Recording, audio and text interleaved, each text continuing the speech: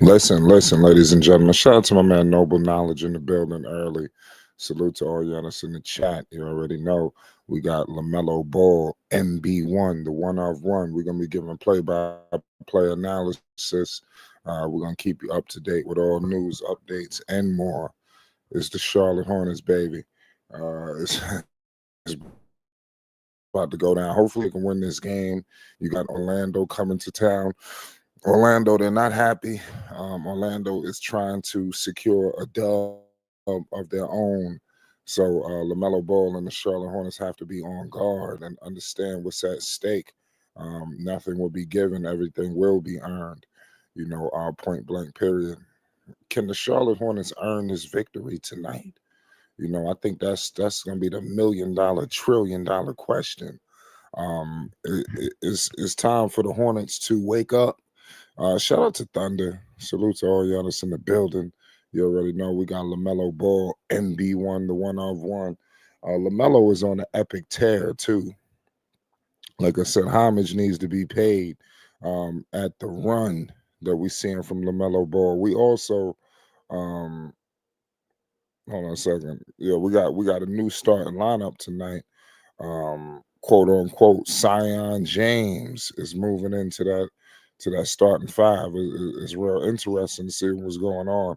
Um, this is pretty wild. I told the people about Zion James. Now you're gonna see him get the start. He's the perfect player that was next to LaMelo Ball. One of the perfect players that pairs next to LaMelo. Obviously, you got Khan. And when you look at what's going on right now, this is what I'm trying to tell you. The Charlotte Hornets completely um like I said, the only thing that's holding them out from an A+ in this draft is McNeely. You just drafted these guys. You got three players right now about to be in the starting lineup from the recent draft.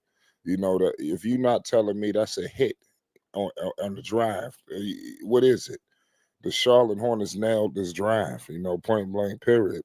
Um, Khan is proven to be, a difference maker. Proved not only was he the safe pick, but he was the best pick. He clearly fits what LaMelo Ball and the Charlotte Hornets want to do. Um, he's perfect to open up the floor for Miles. We haven't even seen him really with Brandon Miller, and that's the real unfortunate part. Um, Thunder says flight about to knock on. Yeah, I mean we might have to because I want to see him join this party. I know that he could be a talented player. And like I said, look at what the Hornets are doing. They trying to do something. The young talent. You even see T. John. I mean, he's off to the races. So you don't have to worry about T. John anymore. Your focus could be firmly on some of these younger guys. And McNeely, I believe, is the only player that we just need to keep an eye on. We need to make sure that he's progressing, at the rate that we believe that he can.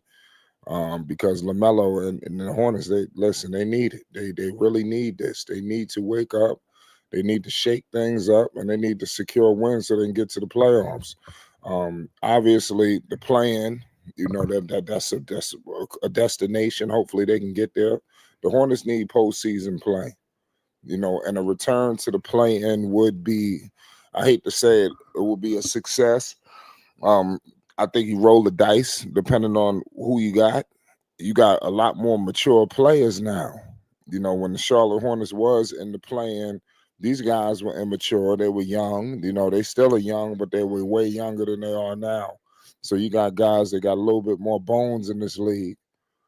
And I expect them, if they were to get in the play-in, to, not get walked down like they did, a couple years back. Noble Knowledge says Miles needs to show up tonight. We can't afford to have him doing all that BS from last game. Well, you never know what version of Miles we're going to get.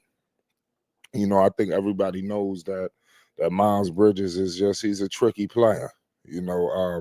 At one moment, you think that he could be, the centerpiece in the Zion deal. The next minute, this man is fading into an abyss. So, I mean, this is what happens, with a player like Miles. Hopefully, Miles Bridges could give us, some good effort tonight, because I think that's going to be key. They got to give good effort. He has to, The Charlotte Hornets, they counting on it. They need it. Um, the Hornets, they're about to do some home cooking. I firmly believe, y'all. The Charlotte Hornets, give time and give patience. They got a nice home stand, ahead of them right now, or coming off this win in Washington. You know, next game you have a Minnesota. They're not really they're not really, I would say, a team that we really need to be concerned with too tough. Without Edwards, Lamelo needs to be that difference maker. You're gonna have Edwards sitting back, um, courtside. So you might want to let them know you better play when next time you come to Charlotte in order to get this dub, or better yet, when we come down to Minnesota, we can go at it for real. So I mean, Lamelo has to send a message this Saturday to his draft mate. You don't want to get beat down without Anthony Edwards, in attendance, and then you got Utah, and then you go up against the Pelicans. So this 3-game homestand is not going to be easy because you got two playoff teams. The Jazz is a team that we don't know. They rolling pretty hot too. So they got 3 teams coming to town that believe that they're gonna roll in and beat Charlotte on their home floor. How does Charlotte navigate through this situation?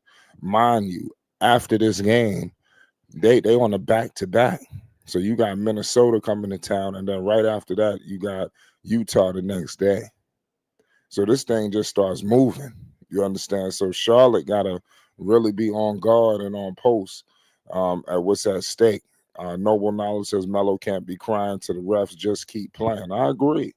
I agree with that. LaMelo, he's wearing so many hats for this team, because the Hornets need him to do so much. I don't think there's any player in the league that is taking on, pulls the load, that LaMelo has to take for his franchise and not get the respect, that he truly deserves. This team cannot compete unless LaMelo Ball is playing like LaMelo Ball. I just want everybody to understand that. So we just be on the lookout, for LaMelo, because LaMelo Ball is about to go off tonight. You got Paolo Banchero, also some of these guys. I mean, I like Orlando. They got some players. I don't know if the kid Anthony Black is gonna play. I like that kid, Pauls. He's good. So Orlando got some pieces here. Franz, he's gonna be a force, down there. So they gotta be ready. The rookie, Kalkbrenner, he just getting the first-hand knowledge at the NBA. He's really being welcomed to the league. Kalkbrenner, he just getting thrown in there. Like, there you go. Here you go. So it's a mess. Let's see if with the injuries, the lack of a veteran center that could really do something. Obviously, you got Plumlee, he getting up there in age.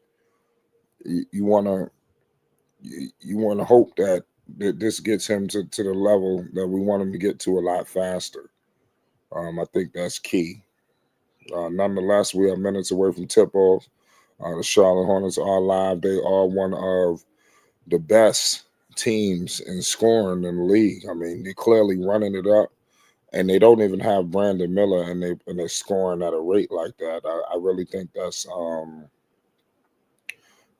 something to. That's not nothing to scoff at.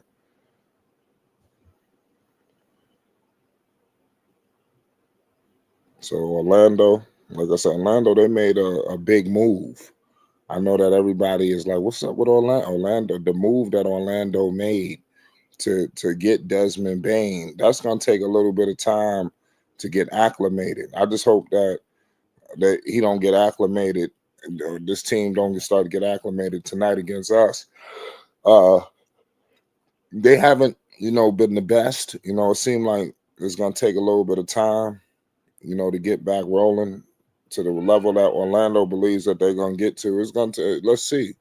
But they're a well-coached team. This team is a playoff team. Paolo, I heard, is not really shooting so well. I think that's another thing. So we don't know what's going on with Paolo. He hasn't been progressing as a shooter. I thought at this point Paolo was gonna start emerging into that role, of a LeBron. I'm obviously you don't compare him to LeBron, but something like a Paul George. I'm surprised that Paolo hasn't, taken his game there just yet. Orlando's always been, one of the worst 3-point shooting teams in the league, and that's why they went and got Desmond Bain. So we want to hope that, Orlando wants to hope that that 3-point percentage and all that good shit starts to progress. But I mean, we shall see. It's a long season. So Orlando, I know they're not tripping, and they got some good players over there. You get, like I said, Paolo is no walk in the park. So once they get everything situated, they should be all right. Salute to all y'all listening to chat right now. It's Flight Sports TV. You already know what it is. We got a lot of news, updates, and more. Orlando Magic is in town. What is Lamelo Ball gonna do? Tonight. Noble Miles said this is a very beatable team. I agree. I agree. But it's all about, can they do it? Orlando looked beatable. But like I said, Orlando think that they're gonna come here and beat the Charlotte Hornets. So what does Charlotte do? What does Charlotte do to get around all of that? That's what I want to know. That's gonna be the $1 million question. But nonetheless, salute to all y'all. We're minutes away from tip off. It's about to go down. Shout out to all y'all that's in the building. Give me some numbers. What are we expecting from Lamelo? What are we expecting from Paolo? Who's going to win that 3-point battle? Is it going to be this one I want to know? Is it going to be possibly? Could it be Con Knipple, taking on, hitting more threes than obviously my man Desmond Bain? Because Con Knipple, he's a rookie, but look at him. Look what the rookie is doing. The rookie is proven, to be something special. So we shall see, y'all. Salute to all y'all that's in the building. It's Flight Sports TV. Shout out to Keani. I don't know if I said your name right, but it says they going over 240. Money line 239. We got the money lines rolling in the building. Salute to all the people that know what's going on with the money. Listen, it's gonna be interesting, y'all. That's all I'm gonna let y'all know. It's gonna be an interesting game because both teams need this win. They really do. People could act like Charlotte, is not really a must win. It's not. I mean, the last thing we need is the Hornets stockpiling losses. And in order to do that, you have to get this dub. This dub tonight is paramount. You face some tough teams. We've seen Charlotte. We've seen them against Philly.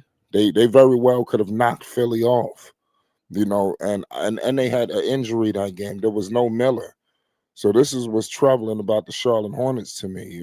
This is a very crazy team because we know the potential. And the potential sometimes don't always line up with the results and everything, and for various reasons. But we don't want to make no excuses. This is a make or break year, even for Lamelo in Charlotte. Lamelo Ball can't, continue to have bad years because at the end of the day, it is a bad look on him. It's a bad look on Lamelo. You know why? Because he's the leader of the basketball team, and he knows that. Even after the last game that they won, the reporter got in his face. He had that big triple dub. And I'm pretty sure the reporter probably thought that he would, probably be a little bit more, just be talking about the triple dub. But nah, that was the least of the worries. The win was the main thing. All he was concerned about did we win? Did the Charlotte Hornets win? Make sure you hit the like button. Most definitely hit the subscribe button, ladies and gentlemen. We are minutes and moments away from tip off. It's about to go down. We got the Charlotte Hornets taking on the Orlando Magic. Hornets basketball is back. We got the legendary All Access in the building. Dex. We minutes away from tip off. Um, I know we talked about it earlier. What can the people expect tonight from Melo and the Hornets? Yes, sir. Like, shout out to Flight Sports TV, the machine, the voice of the voiceless, the people's champ, the hottest in the streets. Shout out to the panel as it reaches its premium peak.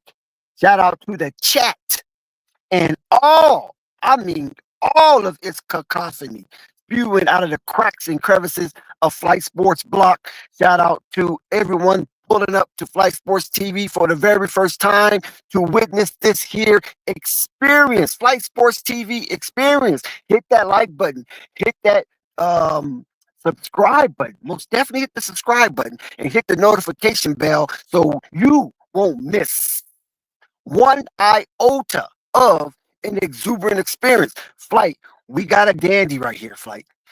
This is something that we want to see. We want to see Lamelo go at two young potential faces of the NBA, and Paulo Banchero and Franz Wagner. We want to see how Lamelo handle these two possibly perimeter premier all-stars. We know Paulo has been an all-star for 2 years running, and France was right on the cusp of making an all-star. And so we see what his bidding will be tonight as this game unfold and as we go into the future for the Orlando Magic.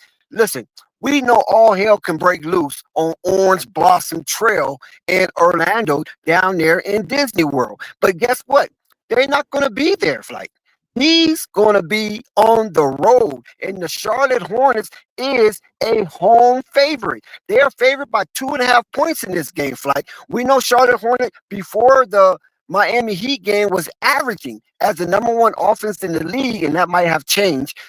133 points a game. I mean, that is a jalopy, and that is a lot of energy being exerted on the offensive court and a lot of shots being made per 100 possessions.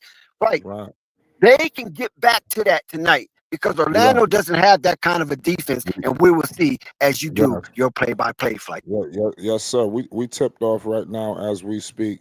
The Charlotte Hornets did not get possession. Um, you have here we go. Here's Miles Bridges. Miles Bridges with it. Miles Bridges kicks it to Con back to Bridges back to Lamelo. Lamelo Ball has the rock. Lamelo dumps it off to Miles. Miles Bridges going all the way to the cup, and he could not convert. Miles Bridges, wake your ass up. Here goes Franz. And Franz scores it. So Orlando is on the board already. Here comes Con Knipple. Con Knipple kicks it out to Lamelo. Lamelo Ball has it picked up. Lamelo dumps it out to the rookie. He couldn't get it, but Lamelo saves it. Sion James for three, and that's off. Sion James is checked in, y'all. The rookie. We got three rookies starting. You ain't gonna tell me the Hornets ain't hit on this drive. Here we go. Here goes Wagner. Screen. Here we go. Franz got fouled. So we got Orlando going to the line already. They putting pressure on the defense. I told you this kid Black. I like this kid from Orlando. That's gonna be a really good game. He don't back down either. That's one thing I give him. I know he's going up against Melo. Obviously, he's not on the level of Lamelo, but in his sick head, he may try to go at Lamelo tonight, and let's see what happens. I've seen him try a couple of games, to turn it up a notch. That was last season, though. I want to Yeah, see what he Flight. looks like this year. What's up? Yeah, the Charlotte Hornets, they have a 2-2 record. They're playing 500 basketball, but one of Yeah. their Achilles heels is the Charlotte Hornets have committed 23 personal fouls per game, and they go 75% from the charity stripe. So they got to do some changes right there, Flight. Yes. Here we go. Con Knipple has it. Con Knipple pricked up. And the rookie, Kalkbran, he puts it up over Wagner. I'm telling you, this rookie is too big. His height is just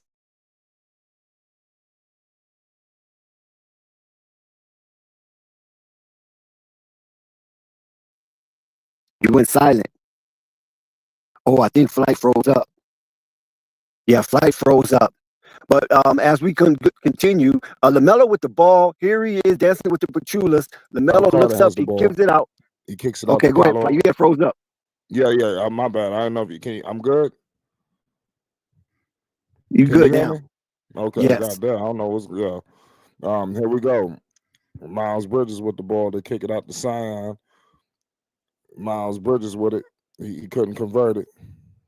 They kick it to Lamelo from deep, and he missed it. Rebounded. Here we go. Here's Black. They kick it out to Paolo. Paolo Banchero kicks it to Franz Wagner for 3, and his money. Franz Wagner on the board. 7 is 10-4 now.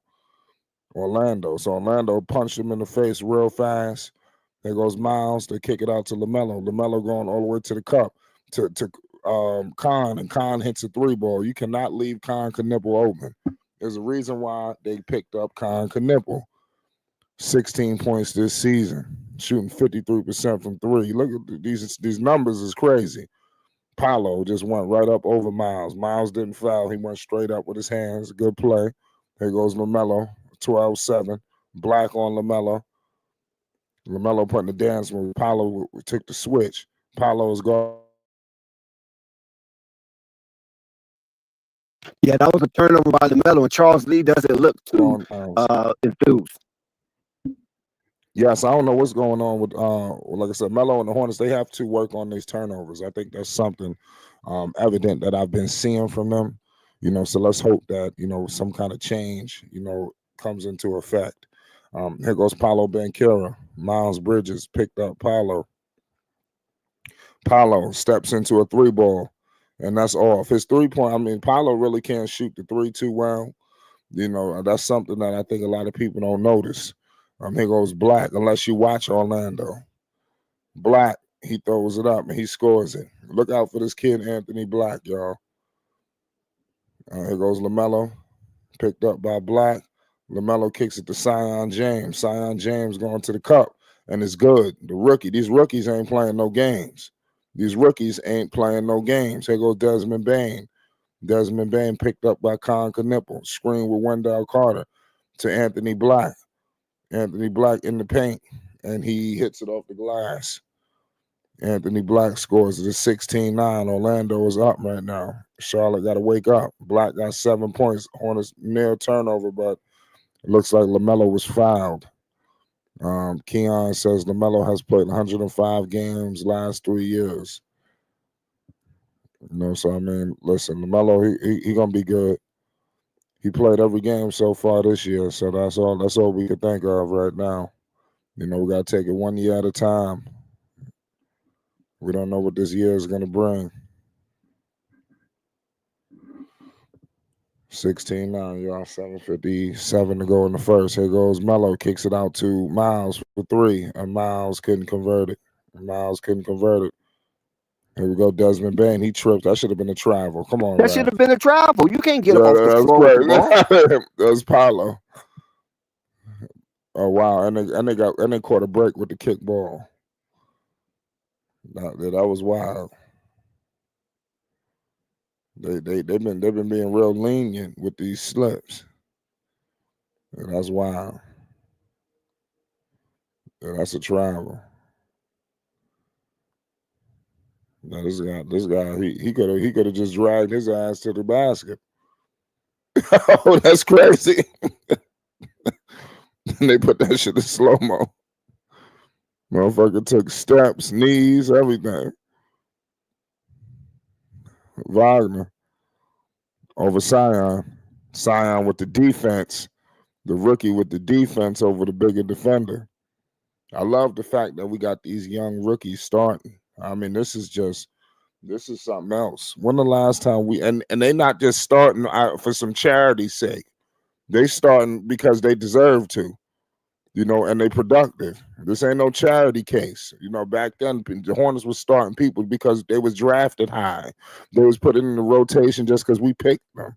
No, these people deserve to play, and they're making a difference. Dex, we're in the midst of a commercial break. What's your thoughts with them starting 3 rookies? I mean, this shit is crazy. The Hornets got 3 rookies that they just drafted, and they in the starting lineup tonight. Yeah, like that's incredible because these are not shabby players. These players are really earning their keep, and that is a good thing that Jeff Peterson and Charles Lee have collaborated on to determine that these rookies deserve minutes and they deserve them immediately. So they out there with Lamelo. They're not in nobody's way. They're not disrupting the system because they're forced to be played. They're playing with congruency, and they're playing within the schematics of Charles Lee. And you don't ever really hear them messing up too often. Very rare. And you don't hear Nipple messing up, and you definitely don't hear Zion James messing up. Now, maybe Cole Brenner might miss a few, easy gimmies, every now and then. But outside of that, James, Nipple, and Cole Brenner, they deserve to be where they are right now for like. Yes, like I said, I love the kid Kalkbrenner. He's providing the Charlotte Hornets, to play in a different way. And like I said, I love how they brought him in, and I thought maybe Musa was going to be the starter, but what they've done is they've been able to put Musa in his rightful spot, and I think that's really good. And let's see what happens. Let's see what happens with Diabate. He's going to come off the bench, and usually he keeps the pressure, on, and he's a different center. Musa's the guy he going to be flying around, jumping, blocking shit. Kalkbrenner does it too, but he just do it more in slow mo. So let's see. And I'm telling you, y'all, we haven't ever really seen Kalkbrenner offensively. When he was in college, he was hitting the 3-ball. We haven't seen that yet from him. So I'm telling you, this guy has been yet to be unleashed. Even Knipple, I mean, he's a rookie. We ain't seen all from him yet. He is more than the shooter. He's gonna be able to do it all. This man gonna be a 20-point per game shooter. I mean, scorer in this league when he get all the shit situated. I'm just gonna tell you that right now. Him and Brandon Miller should be a force on each wing. And with Miller out, when Miller do come back, they better make sure they dumping it off the Con. Because Con better not fall back. Because when Miller get back, everybody better step up. Here we go. Knipple got the rock. Oh, they sent the double. Kalkbrenner's helping out. Well, it's a jump ball. We got a jump ball with Knipple and Desmond Bain. 16-9. Charlotte is down. 7:16 to go in the first quarter. You got Bridges, Ball, James, Knipple, and Kalkbrenner all out on the floor right now for the Hornets. Starter still in the game. Shout out to everybody that's in the building right now. We got a great game going on right now as we speak. Kalkbrenner gets that jump ball. Here goes Miles.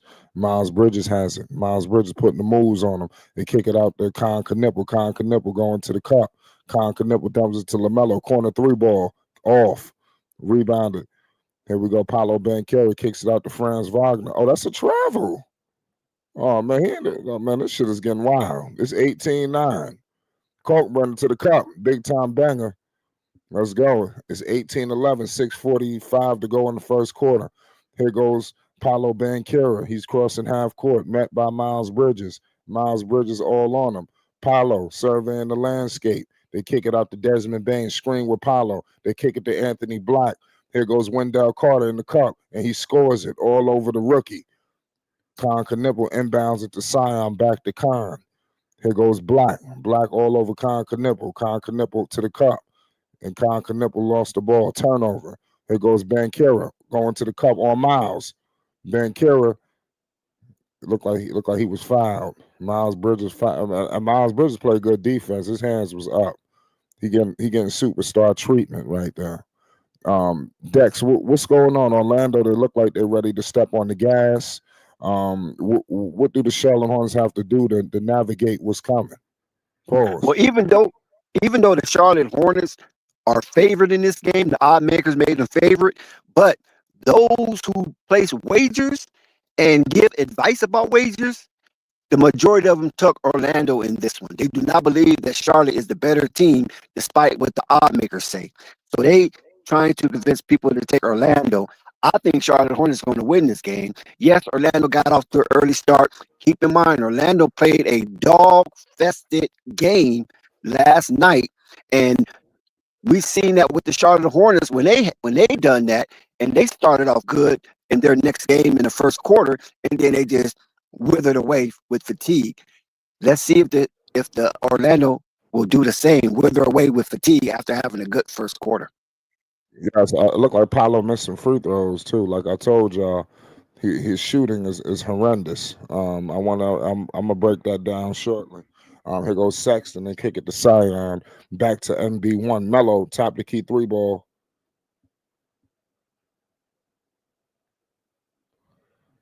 There we go. Ben Carey has it.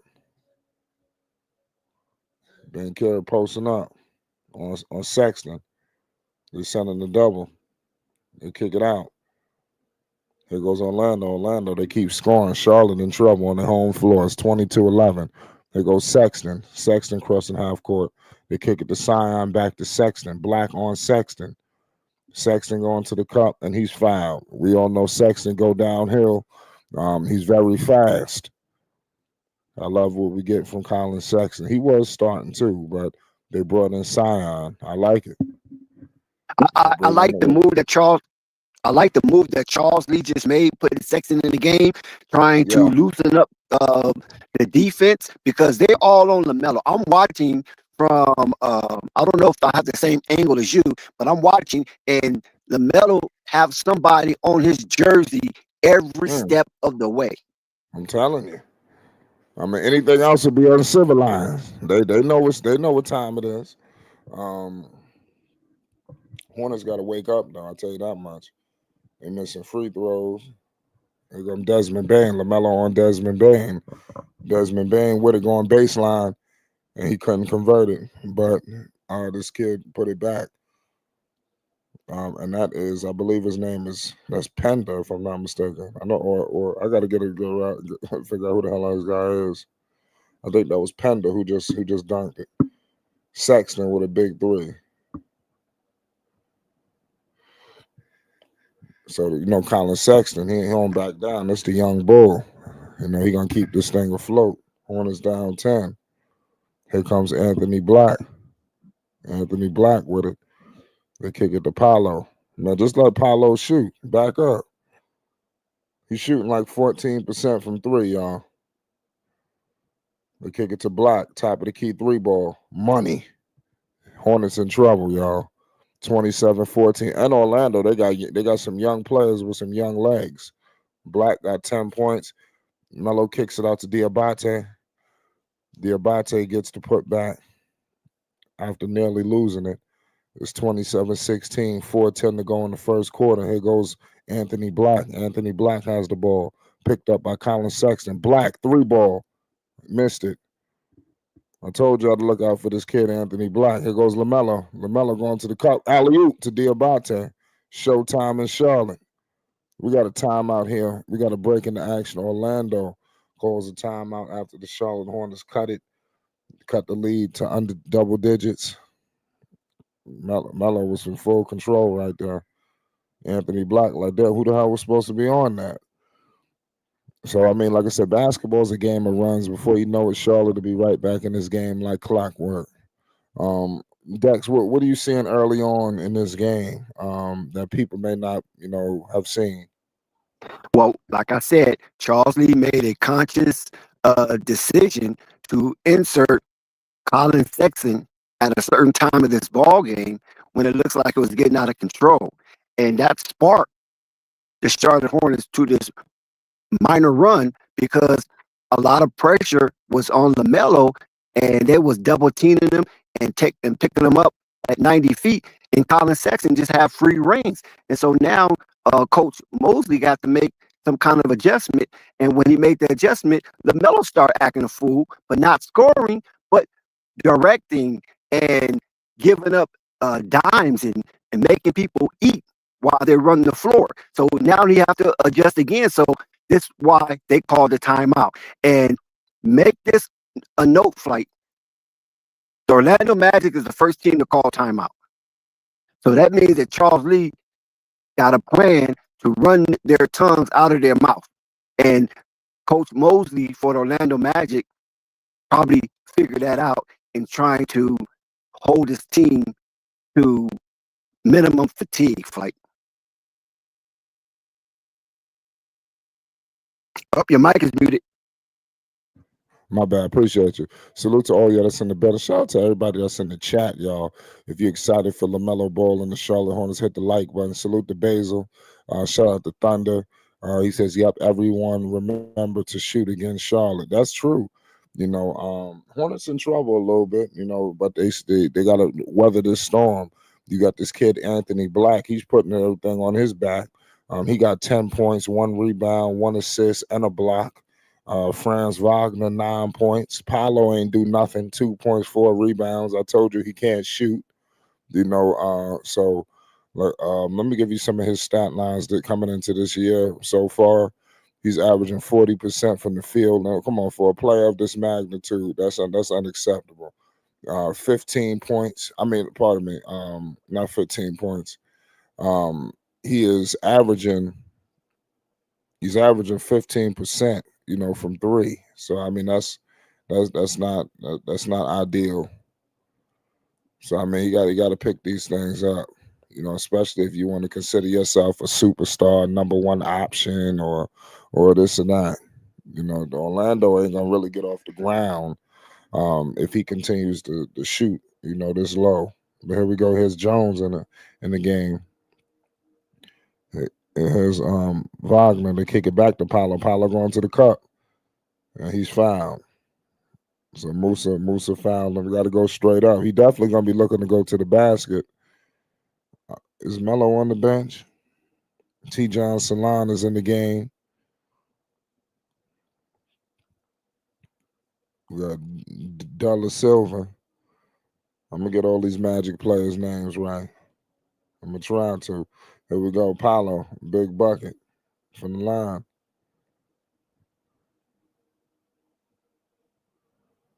And we must note that the Orlando Magic is facing some injuries as well. So both teams have a couple of key players injured.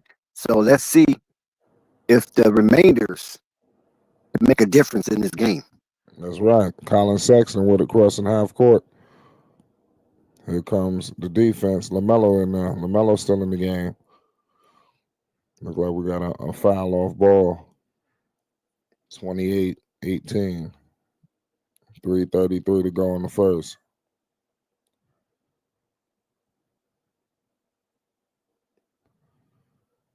Let's see what happens here.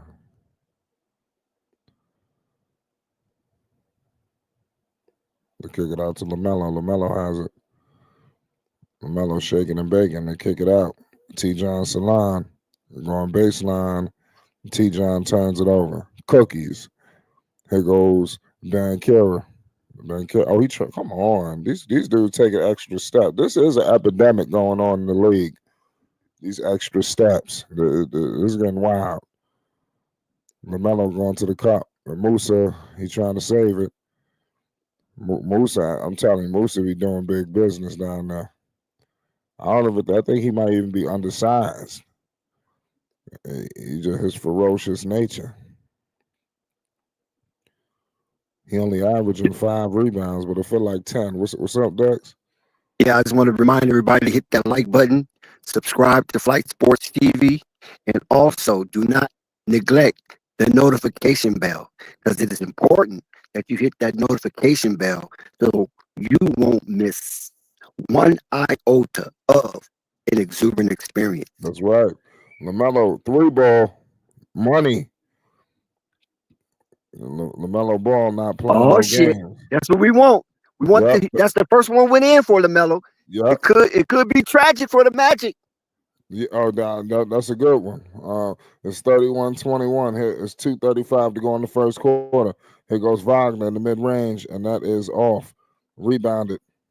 Wagner pump fake, step back. They kick it out. Dilla Silva with it. Dilla Silva going to the cup, and he's fouled. So the Hornets, they fouling. Shout out to all y'all. We got the Charlotte Hornets live.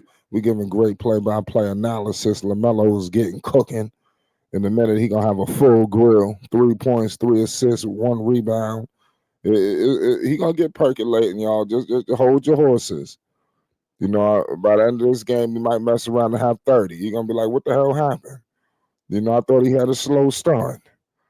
The Hornets in general, For them they should be down probably 20, but they are in striking distance. Game is at the first quarter. Let's see what happens, y'all. Sion James 2 points, Khan with 3. The rookie Kalkbrenner with 6 points. Sexton already. Here we go. Here come the Charlotte Hornets with it. Here goes Lamelo. They kick it to Trey. Oh, Trey Mann putting the dance moves on him, on Jones.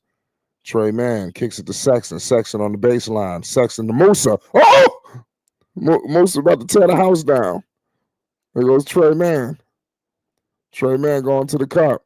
And he scores the floater. This guy Musa was about to end somebody's career. It goes Jones. They kick it out to Jonathan Isaac is in the game. That was a 3 from Wendell Carter. Wendell Carter out here hitting threes. Wendell Carter drafted by the Chicago Bulls. He's starting to make a way for himself down here in Orlando. If anybody remembers, he was involved in that Vucevic deal. You see, Vucevic got Chicago undefeated right now. You see how things work. Here we go. Trey Mann. We kick it to Musa. Screen with Sexton. Sexton in the mid-range, and that's off. Musa with the big rebound. Musa fouled. Musa is just hustling out there. Yeah, his aggression is top notch. I'm telling you, he's not, like I said, if I'm not mistaken, I believe he's undersized. And for him to be out there snatching boards like that is crazy. I'm about to look up how tall is Musa. Yeah, the Hornets are down 13. They're 24th ranked in defense. So that's really not a good sign. But by them being home, I think they can muster up a little more energy than the Orlando Magic as this game continues. I agree. Musa is 6'10". He might be 6'9". The NBA, they like to, let's see what happens. Here we go. Jones. This is Tyrus. I'm not sure which. I know you got a brother. Here we go. Jones, 3 ball. That's off. Rebounded by the Charlotte Hornets.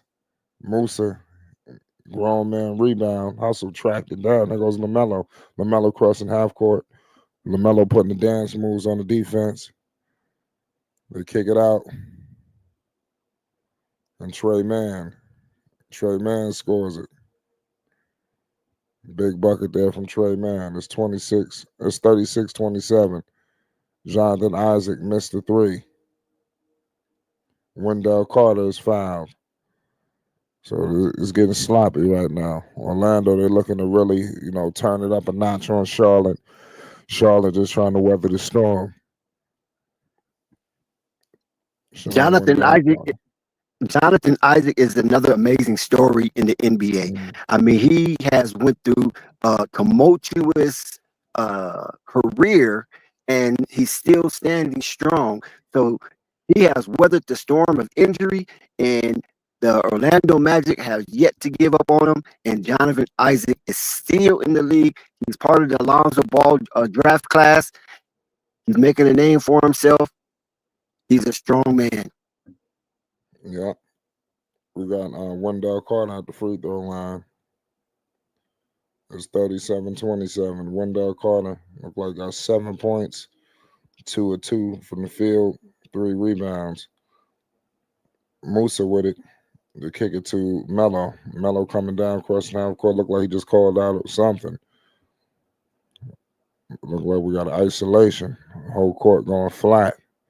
LaMelo ball. Here comes Musa. Are we getting the screen coming? Musa coming with the screen. LaMelo looked like he want that 3. LaMelo going to the cup with a floater. What was that? And he scored it. Wow. That was an unorthodox floater. 38-29. He just threw that shit up now. Here we go. Jones kicks it to Wagner. Screen coming with Wendell. They need a hold right here. And they get it. They get the hold. Here we go. They kick. Oh! They almost turned it over. Who was that? Dilla Silva almost intercepted that man.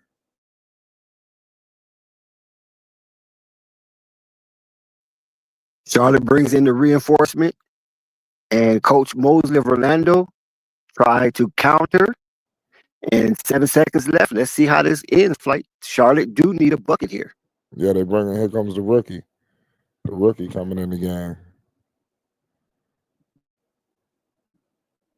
Let's see what happens on this play. This play gonna be key. Here we go. They kick it to Sexton.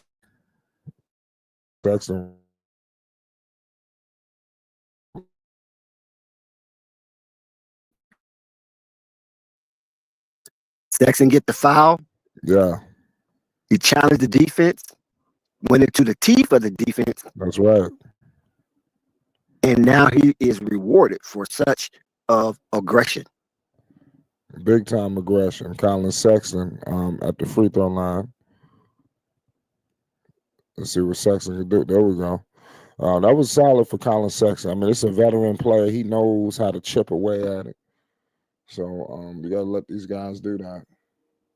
And I think it'll be visually important, like if the Charlotte Hornets get the last points of this quarter, so they can have something that they can brag about. Going, ooh, nice steal from Lamelo, and he puts it up.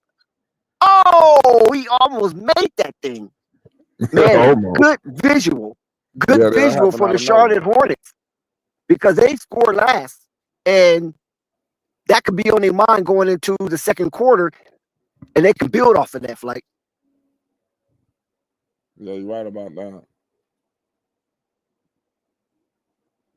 The Charlotte Hornets is cooking. So give them props.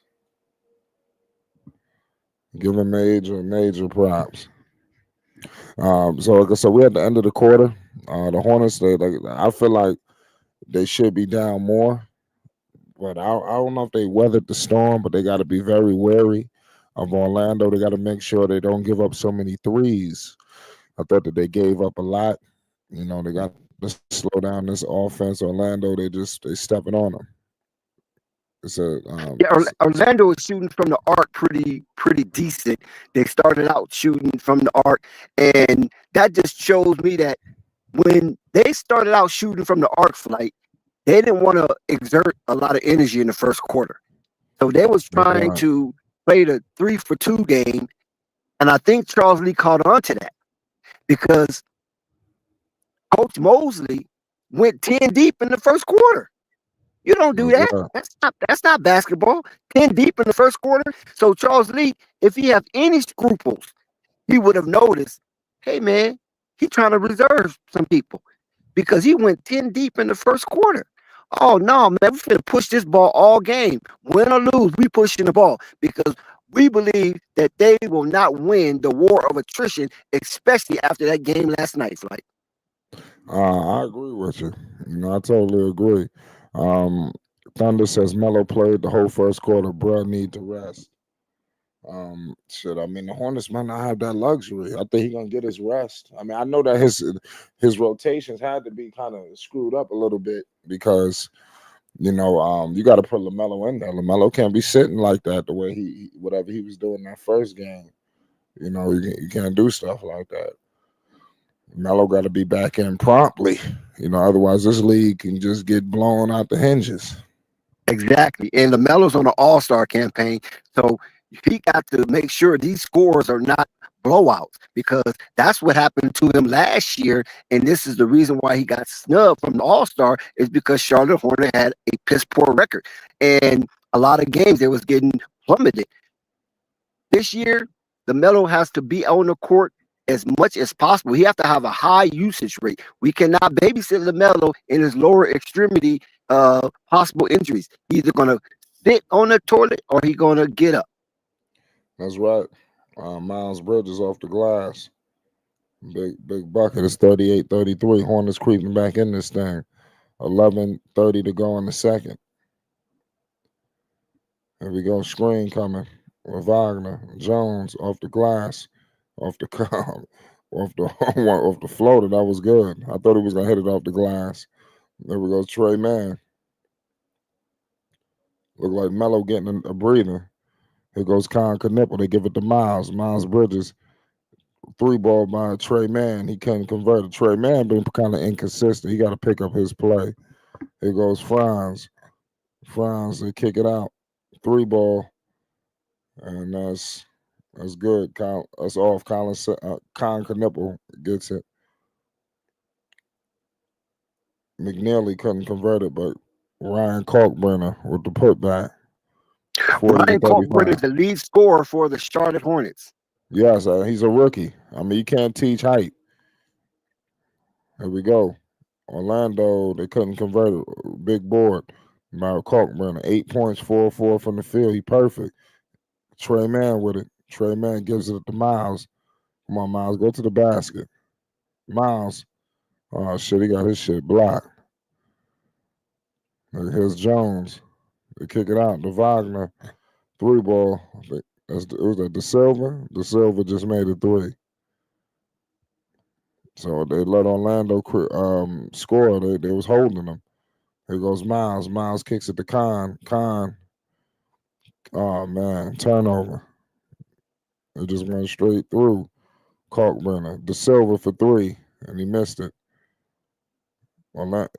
Orlando couldn't get that bucket. Rebounded by Charlotte. Trey Mann dancing on him.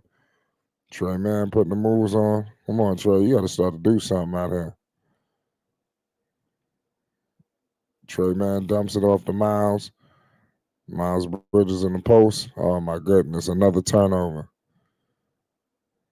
Hornets turning the ball over. They gave up all their good grace. Orlando, they had Orlando.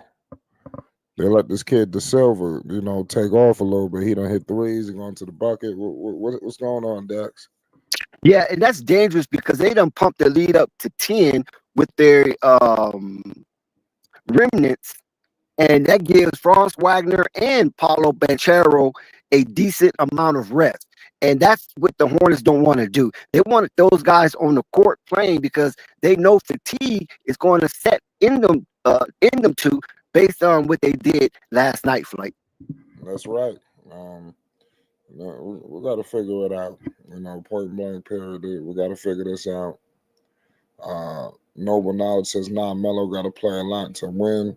We can't have that sitting down mess. See, Melo goes out and they drop the lead. I mean, well, he can't play all 48 minutes. That's why the Hornets might have to really think about making something happen because Melo in grind mode right now. What you gonna say, Dex? But he has to play at least 40 minutes. If you look Right. across the NBA landscape, you seeing all of the top-notch, top-tier players, regardless of position, playing 40 minutes a night. Now, look at Austin Reeves over there. See, there's no excuse no more. Austin Reeves don't have no LeBron, no Luka, and they over there balling in LA since Luka injury. And Austin Reeves has taken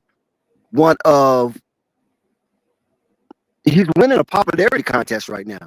Austin Reeves, cold redneck now, and the NBA love them rednecks to get into that All-Star game. So Lamelo and Austin Reeves wasn't a part of the All-Star last year. So if he gets in this year, that means that he got in, somebody didn't get in, and that it could be a potential non-Lamelo, non-Trae Young All-Star game. But we don't want that. So LaMelo has to play minutes, and when he plays his minutes, he has to be productive. I agree with that. That's facts. Let's see if LaMelo could do that. And it's a long year. Christopher Bakerville says either Melo or Sexton should always be in the floor. I could agree with that. I can agree with that, especially now we don't have Brandon Miller and you're getting some inconsistent play coming from Miles Bridges. I feel like you don't know what version of Miles you're going to get in any second. That's something to watch. Yeah, so I don't like when people say LaMelo needs to be on the bench. Know that he's only 23 years old. I mean, keep that in mind. I know it seems like he's been in the league forever, but he's only 23, and he doesn't look like he's falling apart. You follow what I'm saying? He's having a good season, and he just needs to be out there to show forth his skill set. I agree. I agree with you. Here we go. Kalkbrenner. Man, Coltbrenner is having Kalkbrenner. a good game.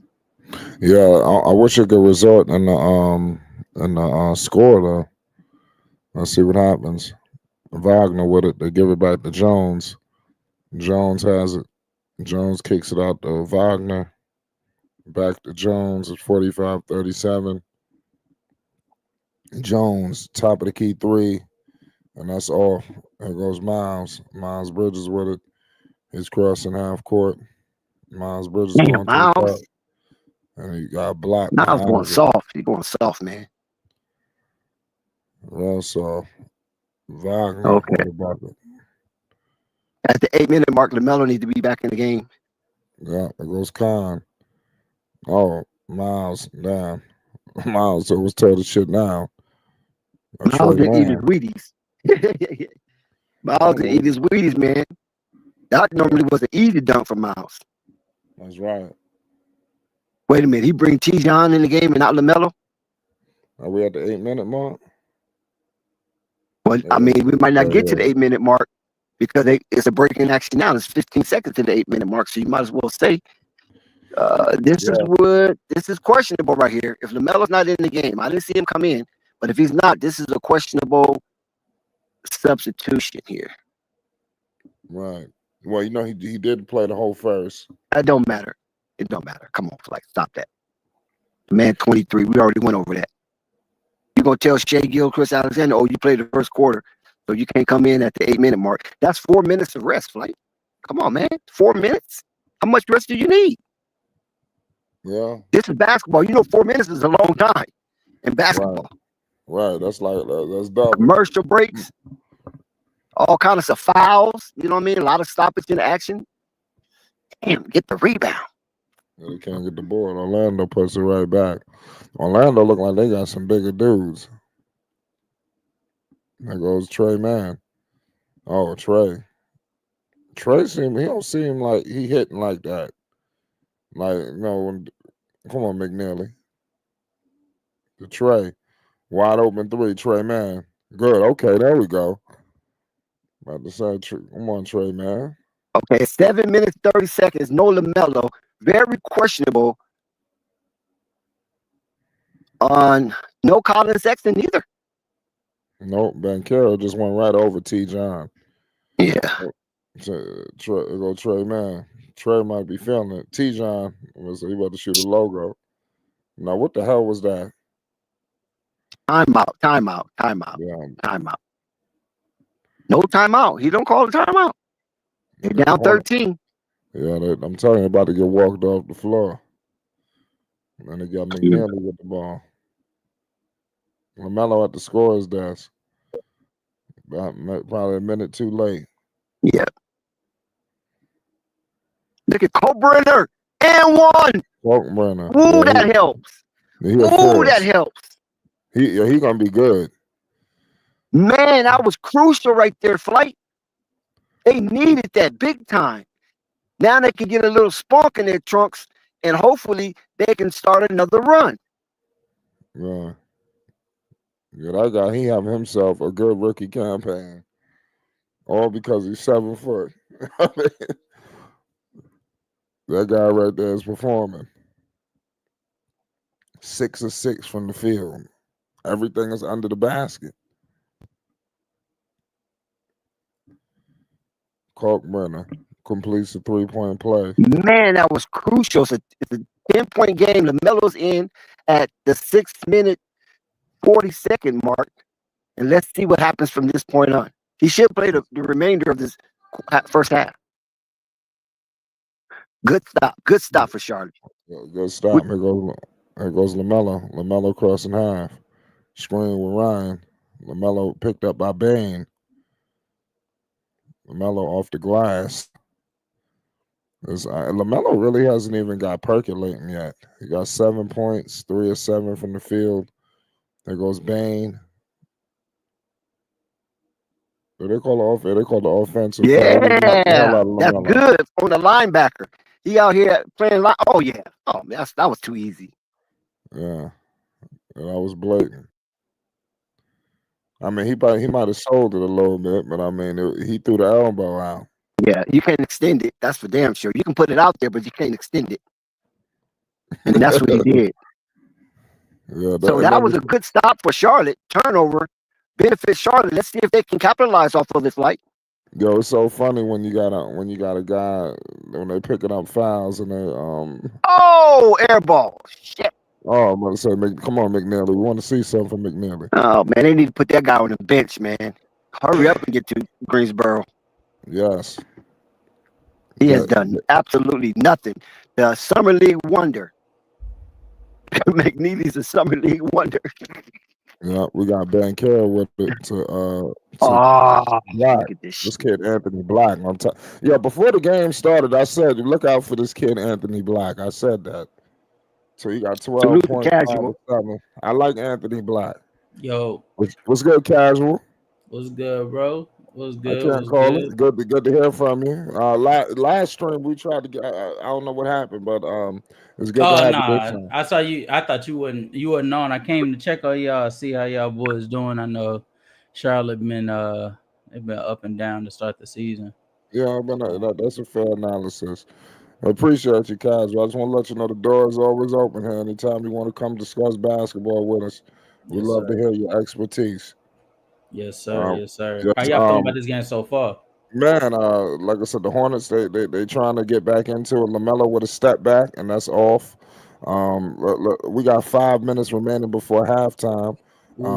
I got you. We got Bankera with it to kick it to Bertans, and he scores a goddamn. The Hornets giving up all these threes. They giving it to our rookie. Well, we got 3 rookies starting tonight. McNeil, let's see if McNeil could do something. Oh, finally, the Summer League wonder. Finally. Yes. Yeah, it count. Yeah, it count. With the left. The Summer League wonder. Yeah. Who gave him that moniker? Thunder. Thunder in the chat. Yeah, the Summer League wonder. He want to be good so bad. McNeely. He do. He was the other first round pick. We so caught up with Sion and Kalkbrenner. Those was the 2 second-round picks. You know, so I mean, mind you, McNeely was traded for Mark Williams. So it's some revenue put into this guy. All right, here we go. Good stop. Good rebound, Lamelo. Yeah, that was a grown man board. He got that over the big man. Lamelo. Oh, dig that Euro. I told you he got that Euro going. I said Lamelo got a new style Euro, and we see it. Y'all, come on now. Y'all validate me on that. I told y'all before the season started about that Euro he was working on. We got a 10-point game. Right look now. At him. Look at it. It looked clean. It looked clean. You watching this, Casual? Man, I've been watching since the second quarter. That's why I was looking at the game and I saw that y'all were live, and I was like, if I know one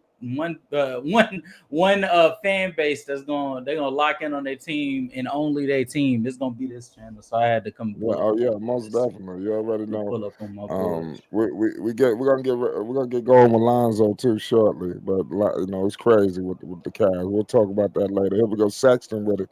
Sexton. They dumped it out to turnover. Nope. What the hell? It's a foul. Wait, the Cavs play today? Nah, they played yesterday. They got walked down. Oh, so y'all gonna lock in on the Celtics? No, I mean we're gonna be calling some Lonzo Ball play-by-play as well. Okay. You know, as the season soon. You know. Yeah, for sure. I wanted to go live yesterday. I'm actually happy I didn't because they got blown out. But I was watching it. Yeah. You know, so it's been kind of crazy watching Lonzo. The evolution of Lonzo Ball is definitely a little different, but the impact is there. You know. Well, shoot, they've been feeling every bit of it since Garland been out since the start of the season. So that's right. Shout out definitely some Lonzo conversations to be had. We might have one this weekend, so make sure you guys subscribe. We're going to be doing live streams on off nights as well, so make sure you hit the notification bell. Here we go. Anthony Black from 3. Anthony Black kicks it out to Bain, back to Black. Oh yeah, you might be a little. You're ahead of me. Black. He scored it. Like, let me. Now you good? Let me. I gotta have to adjust my stream. You ain't ahead of me by much. Man, It but he must be did just about hit a that. few seconds because you called Yo, it. You did he called just it. foul? Was that a foul? The I think they called. 63-49 Yeah, I think they called the illegal. They called it a foul on the screen because on Lamelo. Lamelo. Yeah, on Lamelo because he jumped at Batazi. Yeah, besides, I mean, that should have been a moving screen. Yeah. It's all 4 good. point play. Yeah, Lamelo with it. Lamelo picked up by Black. I told you, Black, in his sick head, he think he better than Lamelo. Here we go, Lamelo to the cup. Lamelo's talking Look to at that him the Euro, whole baby. time. He scores it. Look at Yo, that he is Euro. talking shit. Man, I keep telling y'all, man. See, y'all don't think I know what I'm talking about. Y'all just think I'm talking empty air. Flight, what I've been telling him, Flight. Be The honest, Flight. Euro.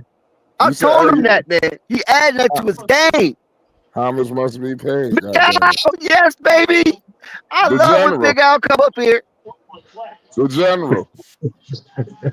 We're about to have an What's epic going on? halftime show, ladies and gentlemen. We're 3 minutes away from halftime. Salute to all y'all's Flight Sports. You don't want to miss halftime. It's 64-51. There's an unbelievable game going on right now. Teams People going was to the throwing line. rotten tomatoes at me. Well, I don't know why. Rotten onions. They thinking I'm just talking out the side of my head, Flight. It's getting They sick. don't think I talk to anybody. It's And getting sick. or they think whoever I talk to don't have connection with LaMelo Ball. Not I'm LaMelo Ball telling you. camp. LaMelo himself. We don't Yeah. need his camp. We don't No, we need no don't. speaker for LaMelo. We got No. people that FaceTime LaMelo directly. Right. You feel me?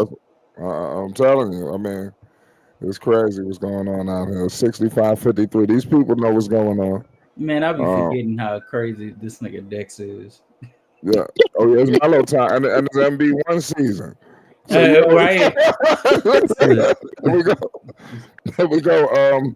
Bankero finally hit a three. I was letting people know that he was a horrible 3-point shooter.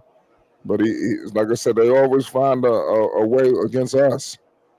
Yeah, shot it down 15. This is the danger zone right here. Yeah, sure is. They're on the ropes right now. Three. They need 2 back-to-back stops, like back-to-back stops. Here comes Bane, mid-range, and that's off.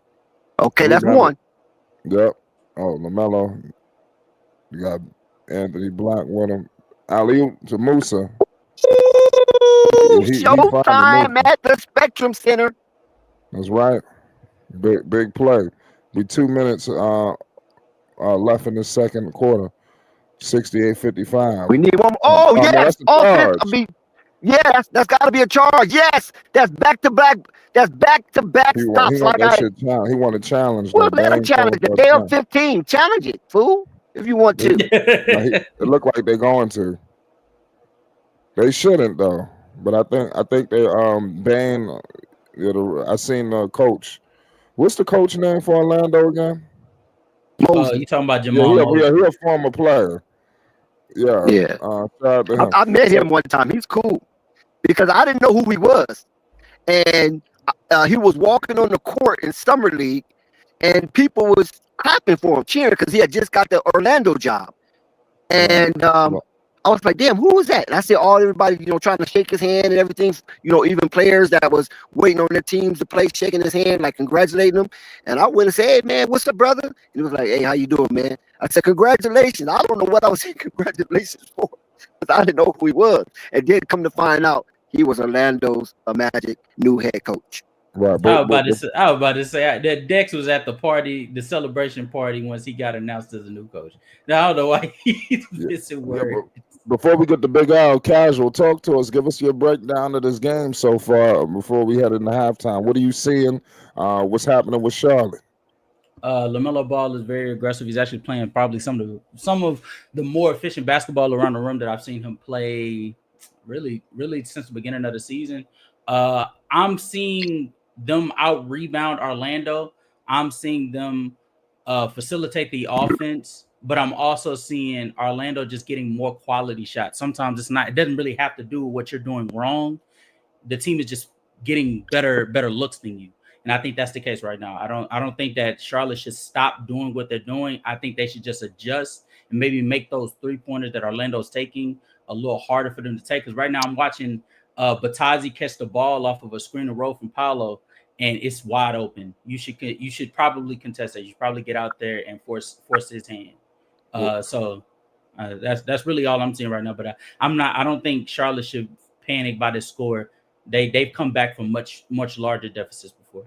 What you think about the rookies for the Hornets? They got 3 rookies starting tonight. I think that's special. Sion, Kalkbrenner, Khan, Knipple. It seemed like the Hornets finally hit on the draft. Talk to us about these picks.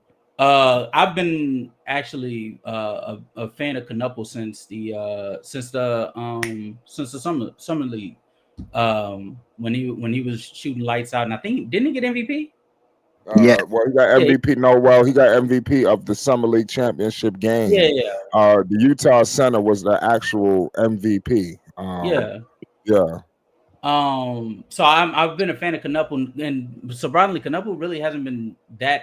He hasn't been shooting the ball that much at all. I don't think has he taken a shot yet. I know Kalkbrenner has taken most of the shots on the floor outside of Lamelo, and he's made a fair amount of. I wonder. Hold on, let me see something. Yeah, I knew I wasn't tripping. Yeah, Kalkbrenner is playing his linebacker position. Kalkbrenner ain't missed a shot. That's crazy. Yeah, no, he didn't. No, missed a shot. Perfect. So shout out to Kalkbrenner. I don't know. I think as far as the starting lineup is going fine. And again, I think the second unit is also doing well. Diabate is playing well. Trey Mann is doing Trey Mann things. He's scoring in the minutes that he's played. And I think y'all were talking about McNeely when I came in. I'm not that familiar with McNeely. I'm not even gonna pretend like I am. However, from the one play I saw where he made the left-hand finish, he's definitely capable of attacking closeout and getting downhill. So when he gets back onto the floor, if he gets back onto the floor, that should be the focal point of him looking for angles to attack. But so far, I don't have a problem with anything I'm seeing from Charlotte right now. I just think Orlando is playing inspired basketball right now because they're trying to get into the win column. I agree with you. It's 68-55. Trey Mann in the mid-range. He throws it up, and he couldn't convert it. And the ball gets knocked out of bounds like it's Orlando ball. Trey Mann with a silly play.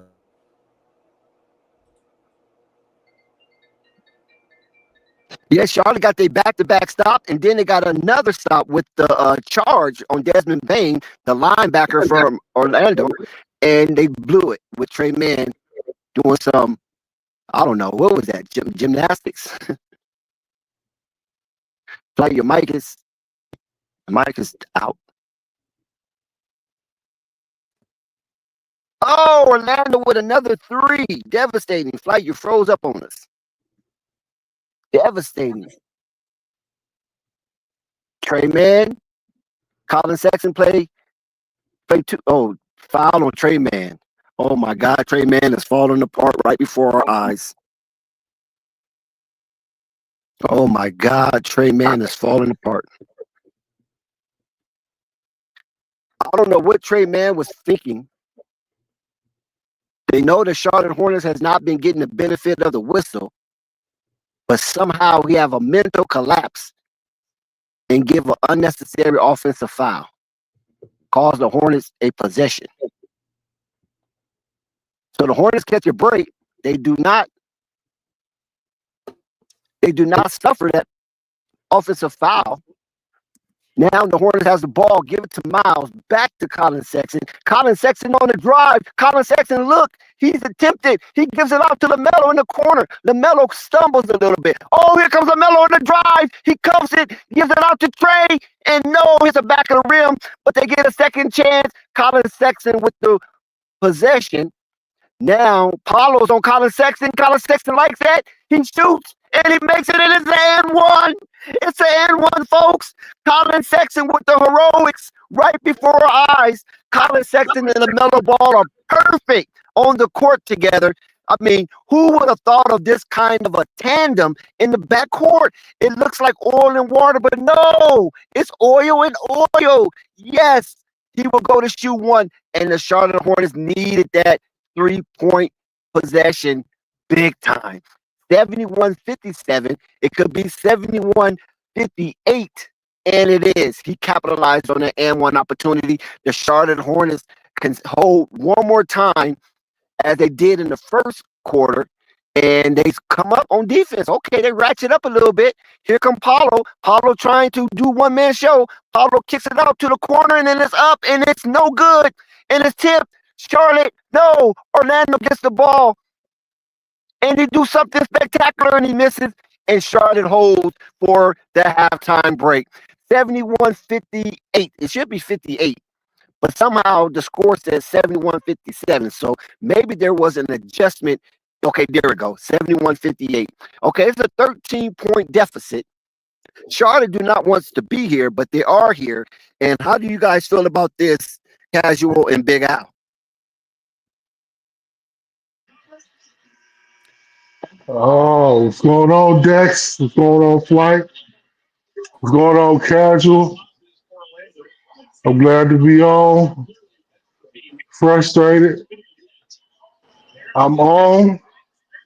The most hated, loved, laughed at, laughed with. I'm on, Dex. Hey, man. Hey, the Hornets are interesting, man. They trip me out, man. They frustrate me, man. Because we don't know what we're going to get from night to night. You know what I'm saying? And then not only do we play our opponents every night, we we freaking play the refs too, Dex. When we're gonna have a game where we actually get refs properly, and not by the we're not gonna have to play the refs and the effort, the goddamn team we playing. How we go when we gonna stop having two opponents at the same time during the game, Dex? That is a damn good question, Al, and I like how you raised that up because, unfortunately, the Charlotte Hornets has been playing an uphill battle against the ref, and they're still playing 500 basketball. So relief needs to come ASAP when it comes to Charlotte Hornet getting home calls, Lamelo Ball getting his fouls, et cetera, et cetera. But Miles Bridges do got to come to the table to eat. For some reason, Miles Bridges like to come late to dinner. And I don't know if this is going to be one of those games that he just can come out late to dinner and explode because they have a solid front court in the Orlando Magic and a lot of trees down there in the restricted area.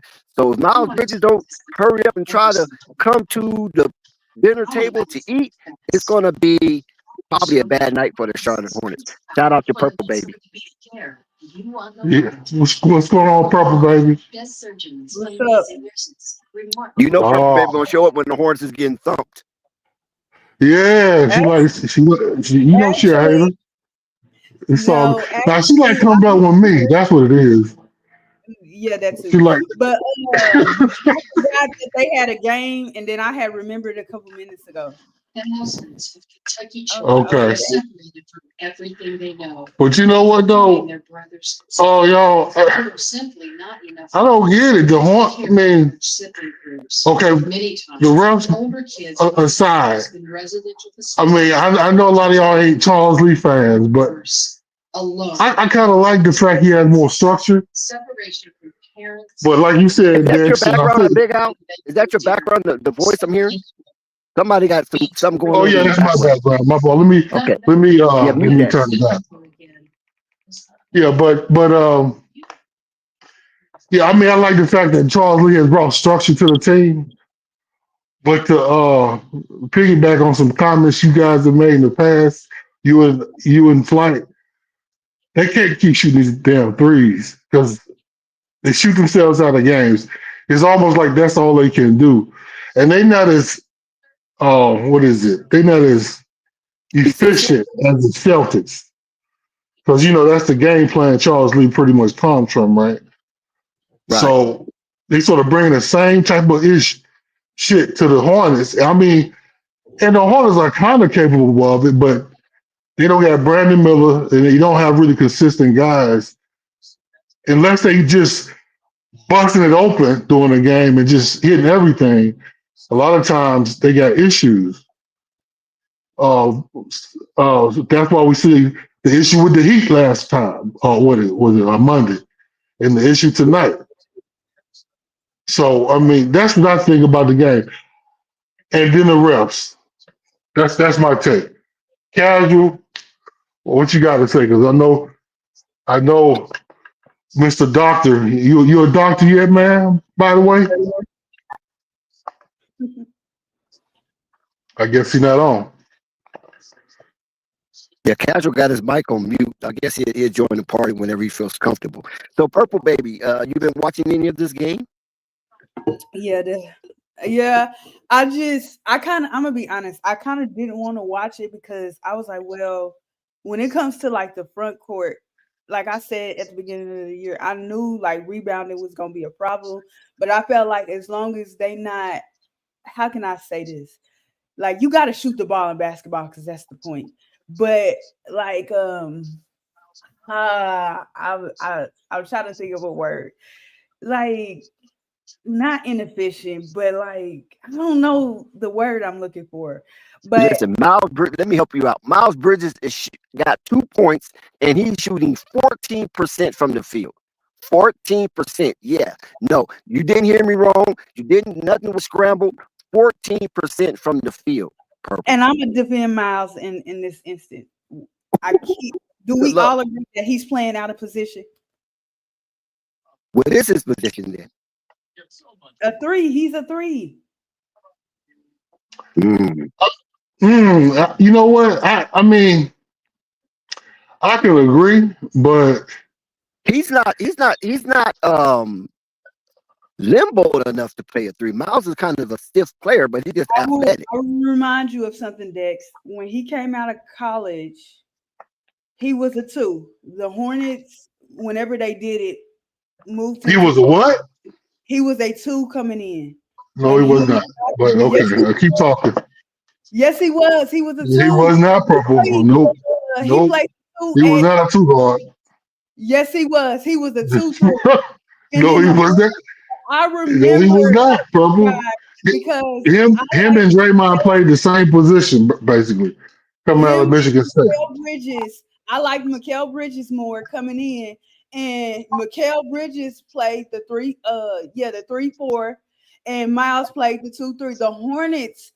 He didn't. I don't know if he ever played the 2 for the Hornets, but I do know he was a 3 at first, and then when they got Gordon or PJ, whoever it was, that's when they moved him to the 4. But the 4 is not his natural spot. It's the 3. Can somebody fact Dex? Dex, can you fact check Purple? Yeah, Purple. Sometimes she be on that lean, I guess, because I didn't say Miles was a. Okay. Are you calling Purple Baby for a reason? No. Is it Miles Bridges from Flint, Michigan? That's the Miles Bridges you're talking about. Yeah, he's from Flint. A different Miles Bridges. And I'm trying to tell you. No, he probably never actually. Purple, you be on that lean. No, you're not listening. No, he never actually played the 2 in the NBA.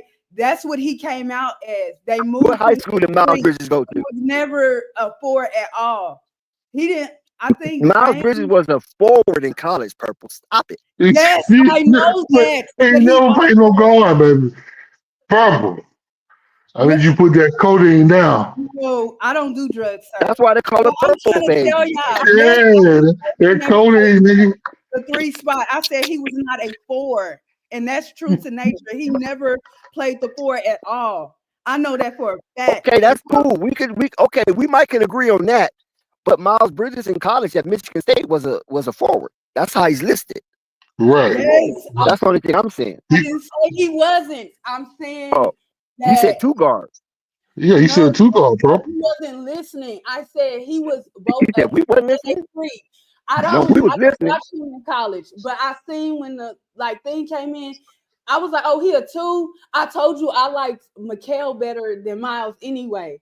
And I was like, oh, when I started, like when Lamelo got there, I was like, well, he don't look like no 2. But by that point, he was already playing the 3.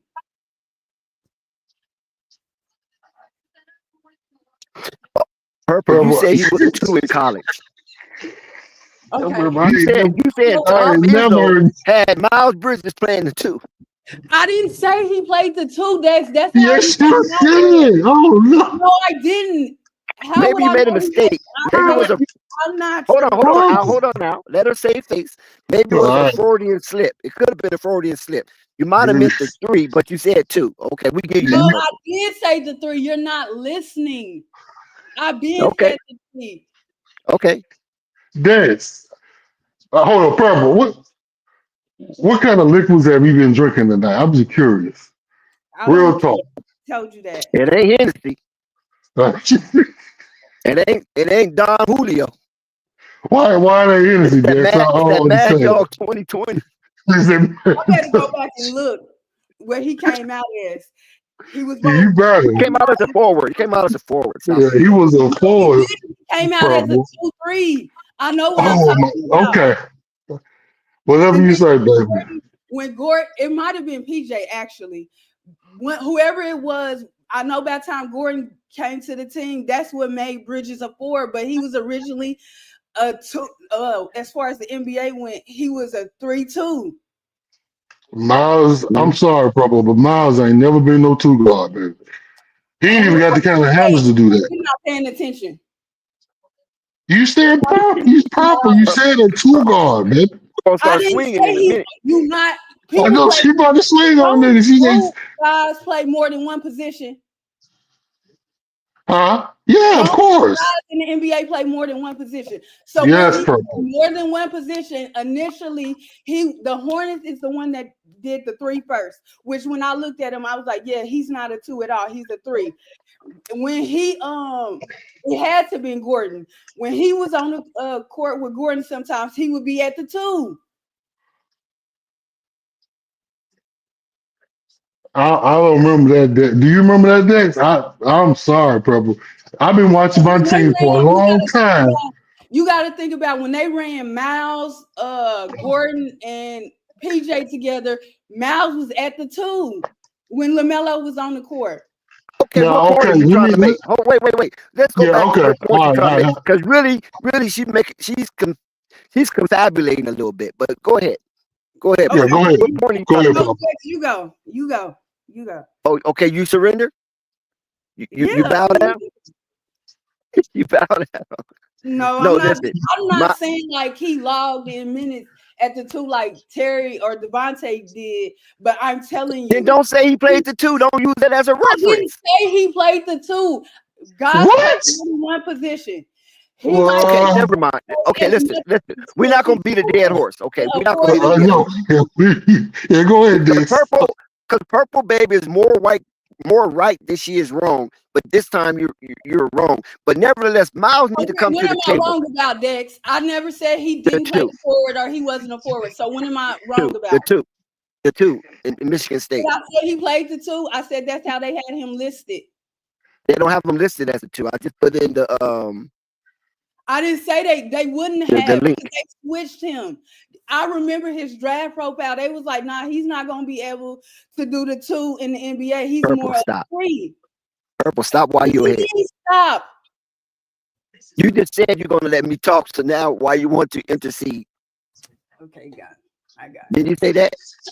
You said you surrendered. You conceded. Okay. I know Nevertheless, purple ain't yeah. we're gonna stay on Miles Bridges because Miles Bridges has logged in 14 minutes, 2 points, 2 rebounds, and he's shooting a disappointing 14% from the field. I don't know when have I seen a player who was very important to the stratagem of a coach shooting 14%. I done seen some low 20s and some low 30s, but 14%, that is very disgusting. And something is not right with Miles in his caboose. You know what I'm saying? How many So threes has he taken, Dex? If you're looking at that. he haven't really taken 1-3? Oh Wait, wow. let me see. No, 7. He has 7 attempts. And he's taking 1-3. Only 1-3.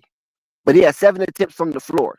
Miles kept getting his shot blocked too. Miles got like 3 shots blocked. Oh. That's difficult because he's not. I don't know what his wingspan is, but he's not that tall. That's gonna continue to happen when he plays. But we done seen Miles put up numbers, Purple. At the position that he is, we done seen Miles put up numbers. Unless because they say people lie about their height all the time. Unless Miles is taller than 6'7" or shorter than 6'7", that's not like that's normal when he's playing against guys that's 6'10", 6'9" plus with 7-inch wingspans and shit. Here comes Slim trying to play Captain It's just Sable. a bad game. He's just having a bad game. But this is more than bad. This is utterly eroding. How He's eroding before our eyes. How is he supposed to get his shot off with guys that's longer than him? No, you run the floor. Yeah, That's yeah, the key. he's When a you got fast, tall guys athletic up there, you type. gotta run. He's not running with LaMelo. Diabate is running with LaMelo. Y'all doing Miles dirty. I don't care. No, this game, Purple. This game, and it's justified. Okay, here we go. Where's Flight? The second half has officially started. And LaMelo got the ball right now. LaMelo gives it to Miles. Oh, Miles didn't dunk it. I told you something is wrong with Miles. He missed a gimme. And he comes down with the ball and misses a really gimme. Something is wrong with Miles' elevator. I'm telling you. Miles would have threw that down. He wasted a dime from LaMelo. Good block by Colbrenner. And they're going to call it a goaltending? Yep, they call it a goaltending. You know what? I hate that goaltending rule. I need them to change that. I always hated that rule. 73-58, 15-point deficit for the Charlotte Hornets. The Charlotte Hornets came in this game as a favorite, a home favorite. And, LaMelo from the corner. LaMelo is off as well. Cole Brenner is the leading scorer for the Charlotte Hornets as we speak. And there's only 3 Charlotte Hornets from the roster that has got double figures, and that's Cole Brenner, lead scorer, LaMelo Ball, and Musa Diabate. The only 3 in double figures. Okay, they get a stop. Here comes LaMelo. He's racing down the court. He's being challenged, but LaMelo spins. Give it to Miles for 3. Yes, Miles. Miles hit the 3-point shot. A much-needed bucket for Miles to watch it go in. So that's his first 3-pointer of the night. And let's see if the Hornets can get another stop, which they are down by 12. And they do not get that stop. It goes back to 15. Zion James bring the ball down. Baby Drew Holiday. And they give it to Conker Nipple.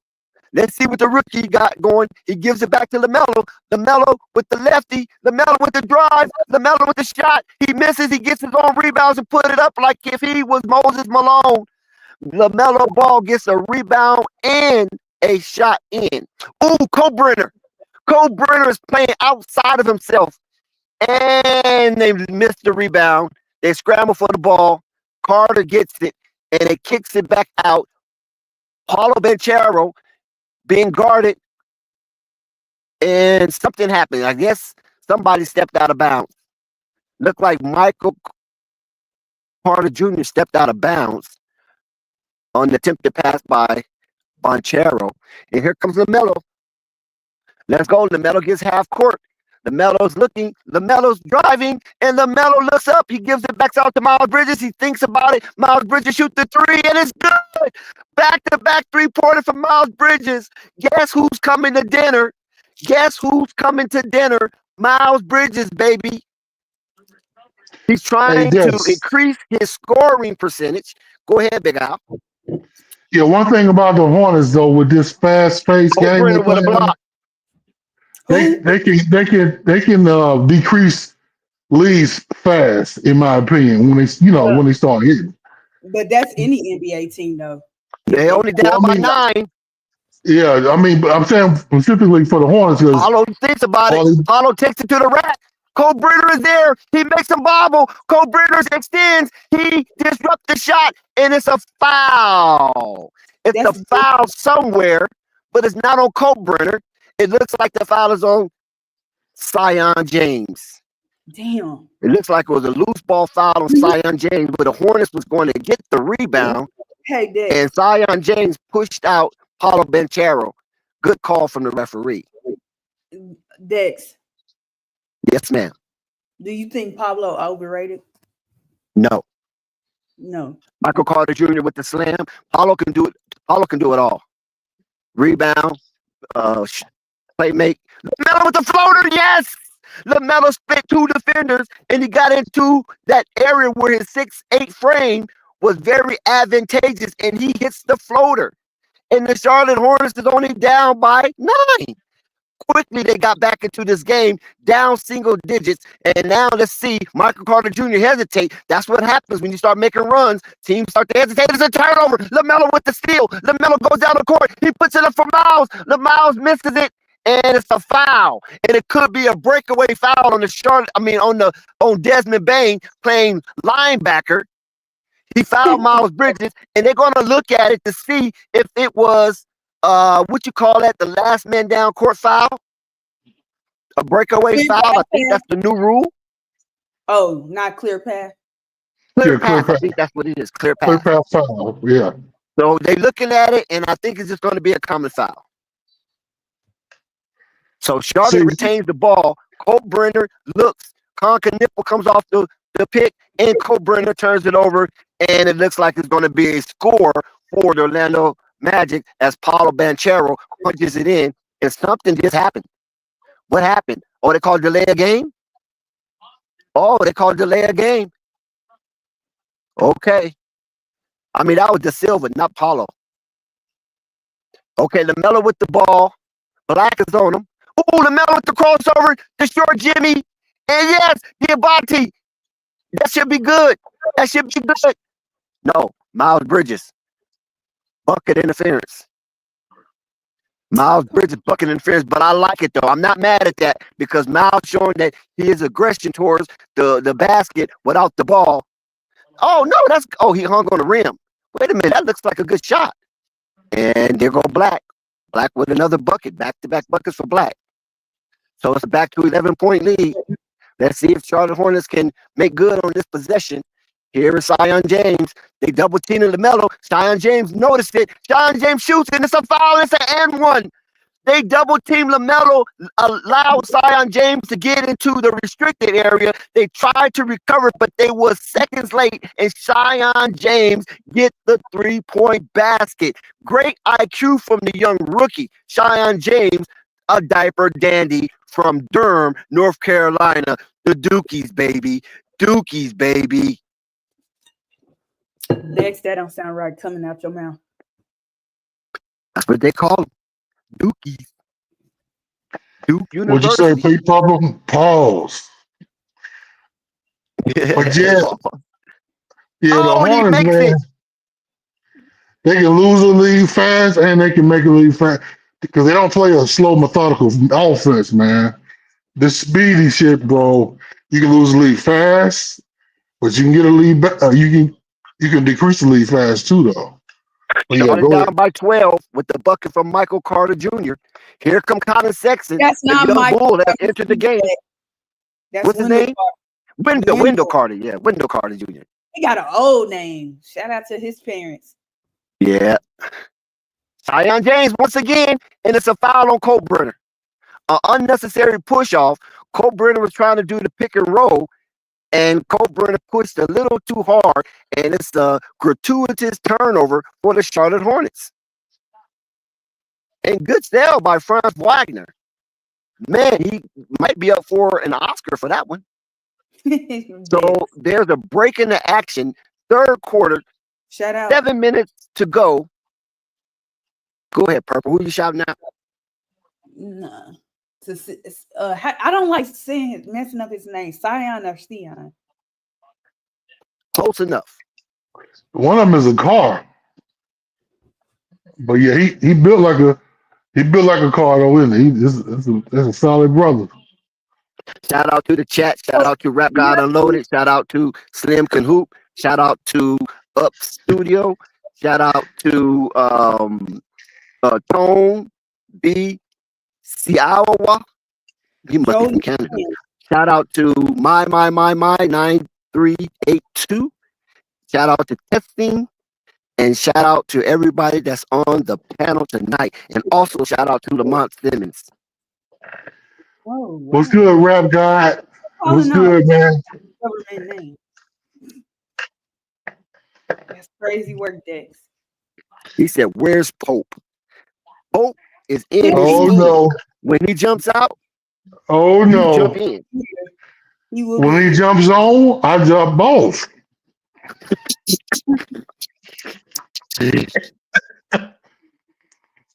Yeah. What casual at? I want to argue with him.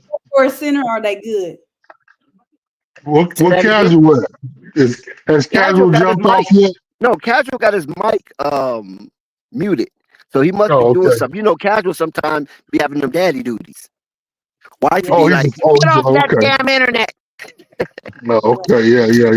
Check out that damn trash. That Be Right, useful around here.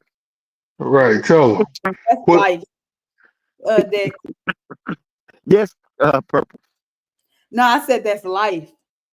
Yeah, that's life. Yeah. Not my life though, but that's life. Not anymore. It was. I'll be damned some woman gonna tell me to get off something that I'm paying bills on. Oh, you, I mean, yeah, that's thank you, Dex. There we Thank go. you. Look, he trying to prove me wrong. He trying to Oh, prove gee. me wrong. He had to get on the. Casual trying to prove me wrong. He said, get a better mic. I What's found going that on, man. Casual? Yeah, you do. Hell yeah. You Dang scared it. to join because I'm on, dog? I don't know what's Going going on. I don't on, know why. Nah, Big L, man. You know dog? your boy been busy, man. As you can see, we got a new camera chat. We got a new camera. We got Oh, some okay. mics set up. You know what I'm saying? We big Okay. streaming these days. We're making content. So, I've been out being busy and shit, but I always gotta come back to my boys. And my Okay. girl, what Purple? She What on that Purple? lane. She on that Yeah. lane in the I'm background. right here. Perp Yeah. still here. Hey, Oh, Purple. LaMelo with trying to rebound. say Let's go, baby. Push it. Miles on the cut. Push it. They give it to Colin Sexton. Give it back to LaMelo, and it's another turnover. Colin Sexton stepped out of bounds. He claimed that he was pushed, but the referee said, nah, not this time, son. They're not. I don't know why, but there is some calls that they just refusing to give So, to. To the agreed. Because as much as Melo has been attacking towards the rim, there's no way that he has not gotten to the free throw line one time so far this game. Yeah, it's a trip. Yeah, I was saying the Hornets are playing against the refs and I the hope Magic.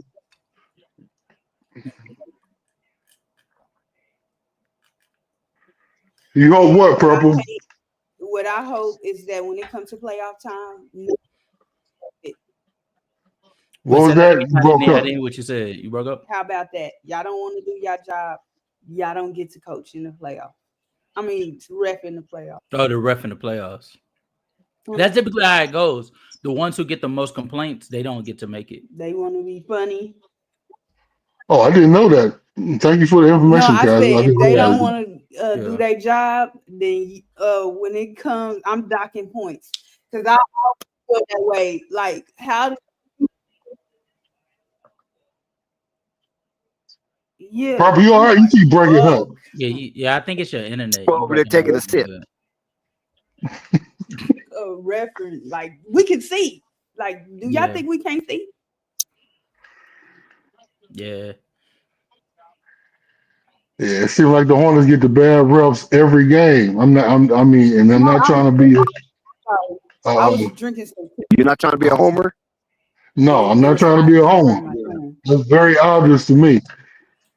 But Well, I mean, even still, I think Charlotte has been doing a fantastic job of balancing out their threes. We get into the room because they're at the top of the league, but they're not. LaMelo with the steal. LaMelo kicks it out to the young bull. He sees Diabate on the wing, and the young bull puts it up. That's 5 straight points from Colin Sexton after he turned the ball over, stepping out of bounds. And now the lead is only 7. They brought it all the way back. 3-point shot. Trouble, didn't they?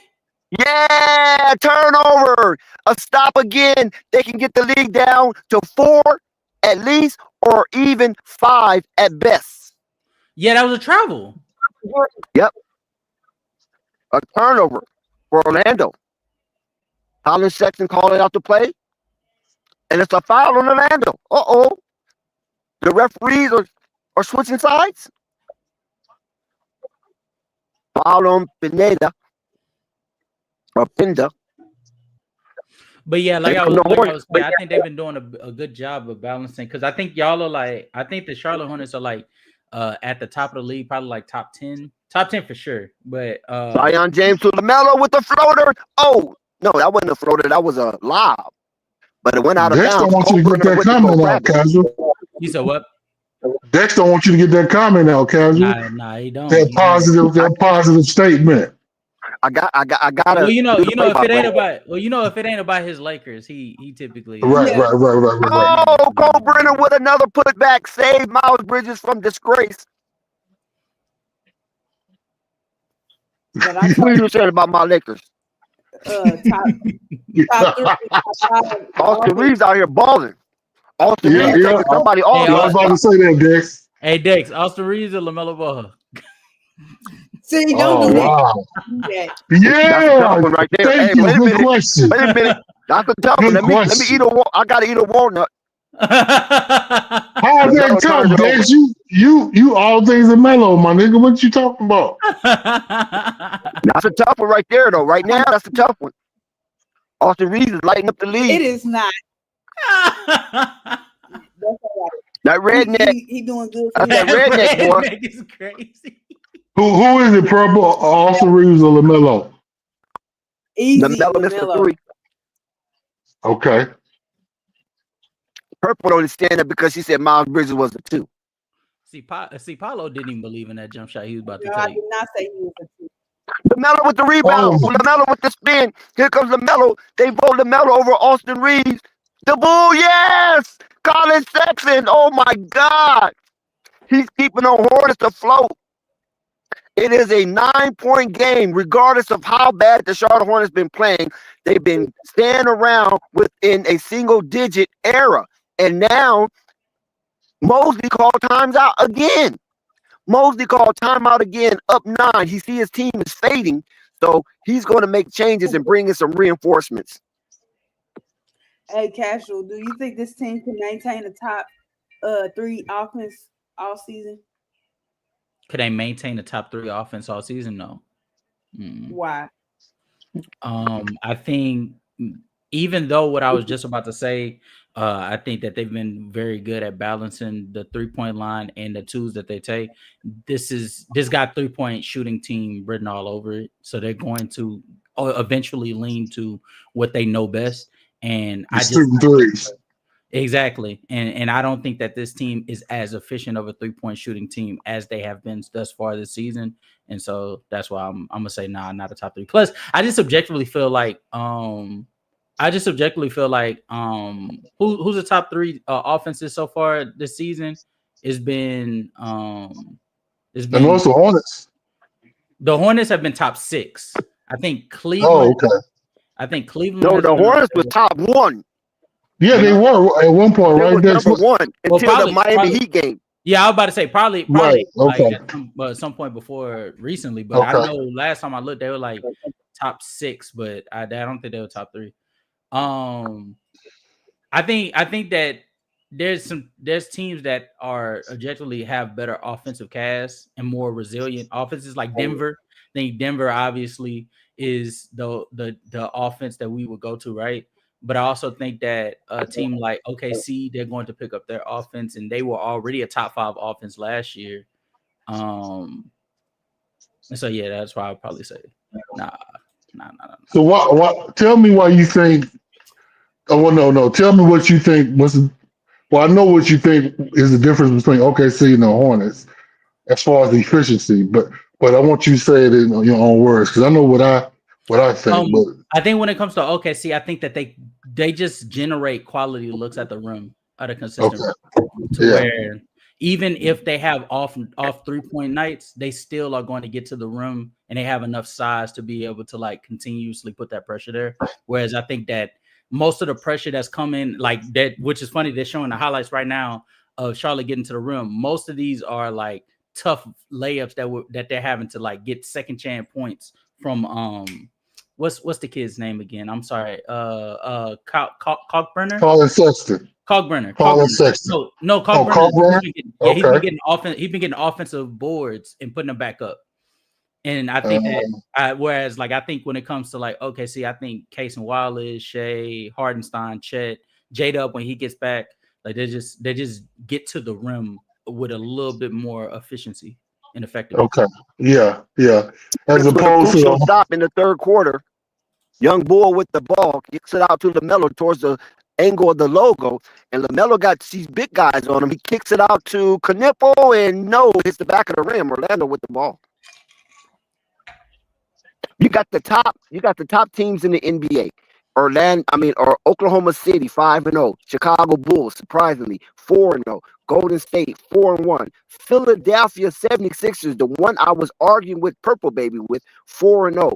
San Antonio, how surprised is this with San Antonio without what's their boy name?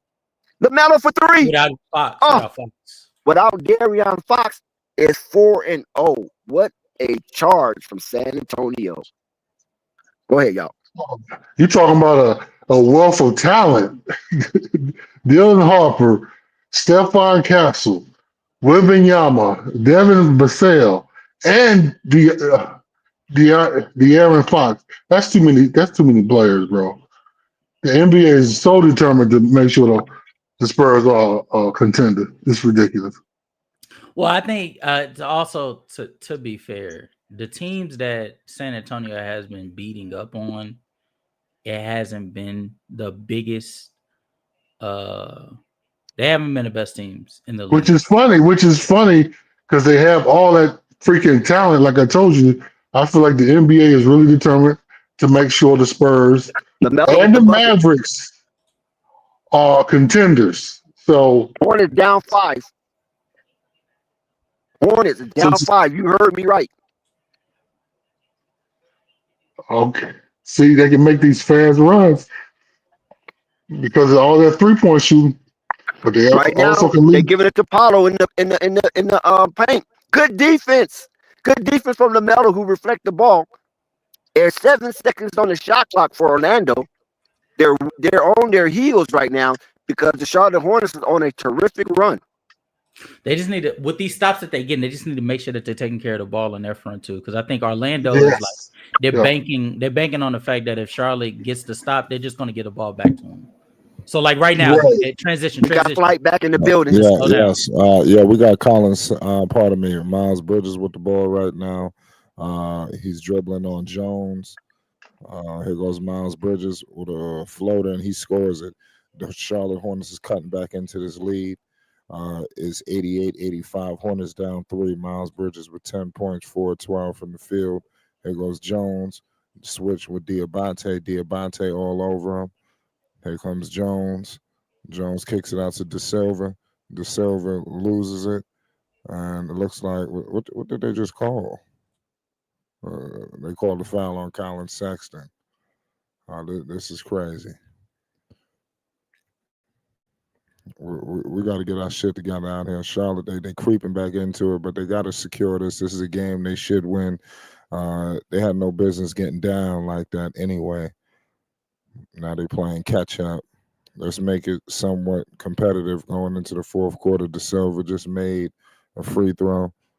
He's looking to make the second one. It's 89-85, 122 to go in the third. Here goes De Silva.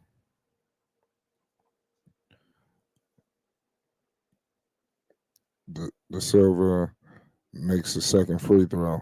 It's 90-85, 5-point game. It goes Colin Sexton. Colin Sexton gives it to Lamelo. Lamelo throws up a 3.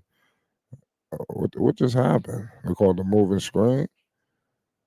Look like something happened here with Bridges. We got a lot of crazy stuff going on right now. It's 90-85. Trey Man out there. Shout out to Josie Band. Shout out to Thomas Field. Lamelo looked like he's headed to the bench. Setting up a massive, big fourth quarter, y'all. I believe this fourth quarter is going to be crazy.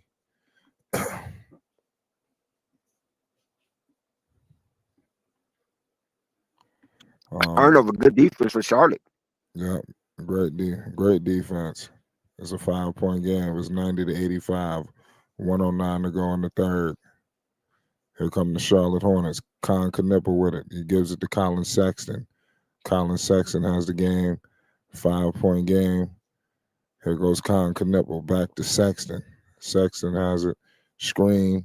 Sexton all the way to the cup. He was looking for Musa, and it's a turnover. But and then Colin Sexton fouls. Could that be a transition foul? Colin Sexton fouls De Silva. I mean, he had no other option there. De Silva with 9 points. It's like we got a chance. I got something to say, man. We got a chance. All right.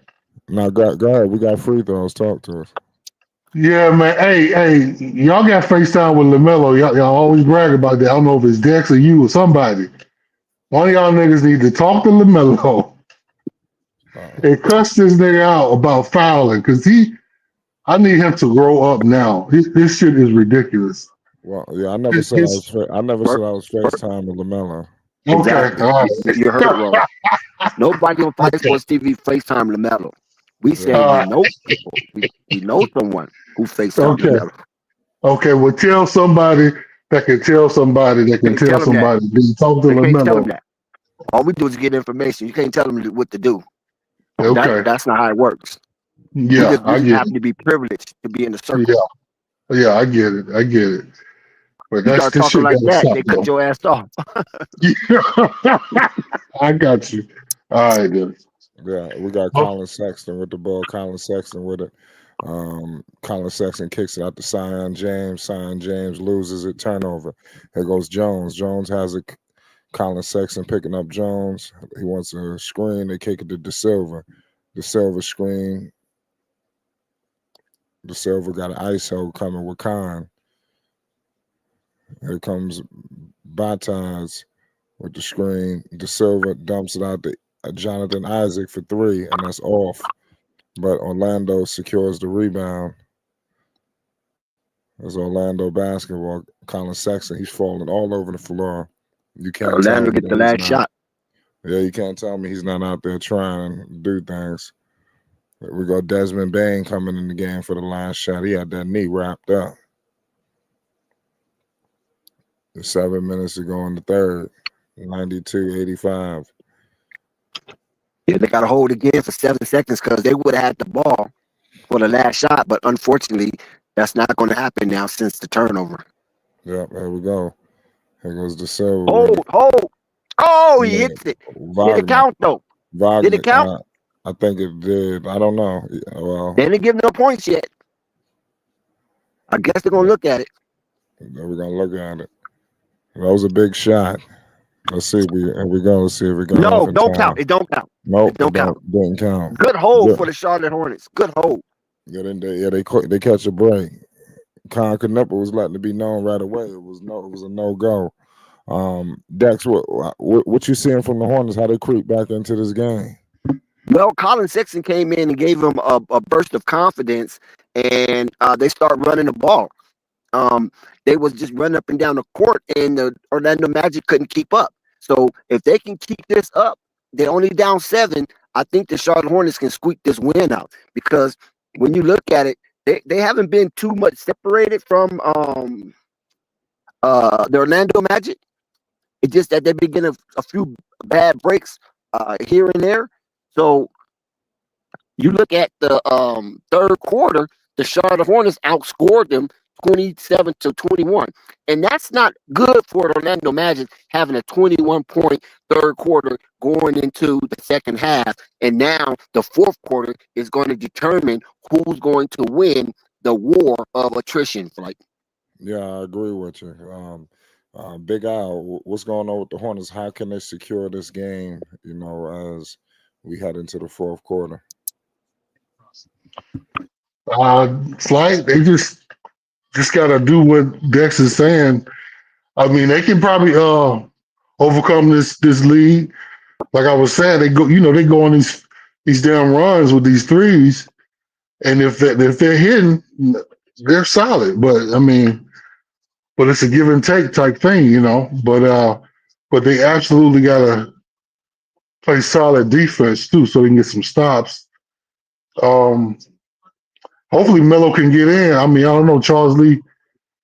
I don't know what Charles Lee feeling about what his temperature is, how you feel about Lamelo with all these fouls, but Lamelo with all these fouls. He got 4 fouls, Dex. He playing with Miss Okay, Triple he all right. John. Yeah, LaMelo's okay. 4 fouls in the fourth quarter. That's okay. Yeah, I don't know, but he has a propensity to foul Good out. word. That's a good word. I like that. I like that, But Big Al. The Big Al. 17 points for Melo, 6 rebounds, 10 assists, 2 steals. Bridges with 10 points. Kalkbrenner, 15 points. Sexton, 16. Diabate with 10. They're getting some good bench production. Trey Mann with 7. Here we go. De Silva with it. We got McNeely on De Silva. Here we go. Wagner with it. Back to De Silva for 3. And that's off. Rebounded by McNeely. McNeely nearly loses it. They give it to Con Knipple to Miles Bridges. Miles Bridges back to Con from deep. Con misses it. Here we go. Here's Jones. Jones has the ball. Picked up by Mann. Back to De Silva. De Silva with a screen with Wendell. They give it back to Jones. Jones has it. Back to Wendell Carter. Back to Wagner for 3. And there's money. Hornets down 10. So That the Hornets, defense is just horrendous. yeah, they was just into the game, and then now look. Miles Bridges with the ball. Miles Bridges has it.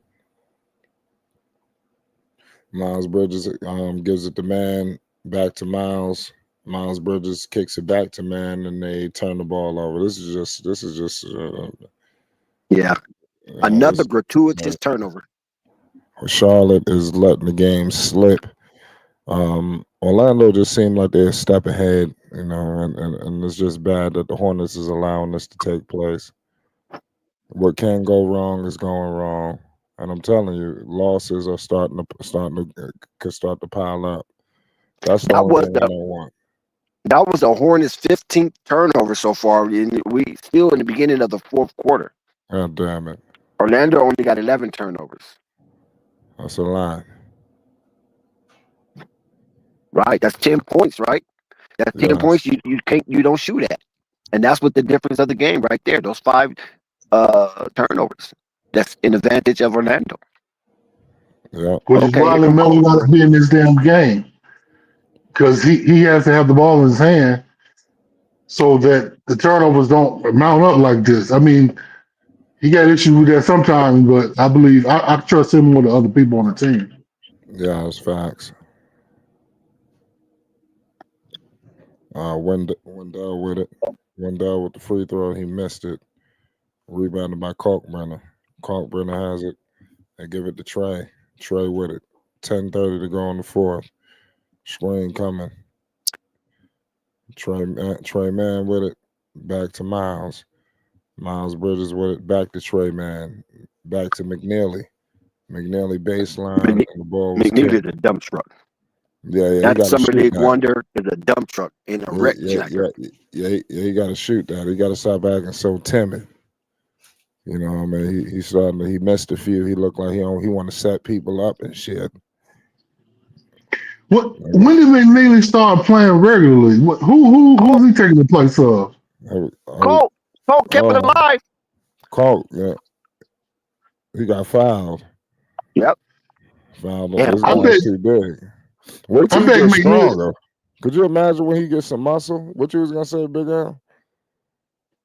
I was just gonna say, who is McNeely taking the minutes from? Because he hadn't been playing. Is he? Well, I mean, is he taking it from T-John or something? When you got Brandon Miller out, that's exactly where he's taking it from. No, he's taking it from T-John. You're right. No, he's taking it from T-John. T-John not really doing nothing either. But not tonight. But he doing better than McNeely this season. Yeah, in general, right. Hornets down 11. Con Knipple turns it over with a offensive foul. McNeely got 2 points, 2 rebounds, 3 assists. Don't even mention his name. I think you need to go knock on the door and find out what's going on. That was McNeely. My bad. T-John got 0 points. So McNeely is out here trying to do something. He's trying to be productive. No, he ain't. Don't do that. It's an APP out of McNeely. Silver. Yeah, it's gonna be. Wow, Jones. That hurt. That 3 hurt. Oh my goodness. That hurt it. Jones with that hurt. 3. Here we go. Trey Down Man with a 14. screen with Coke. And then Trey Man and damn near slipped. What the hell? And then he turns it over. What the hell is No, what wait, is the something happened. hopefully they called the foul right there. Yeah, something happened. I can't believe Orlando came in here kicking ass. I can. Now, remember I said in the beginning of the stream, the odd makers had the Charlotte a favorite, a 2.5-point favorite at home.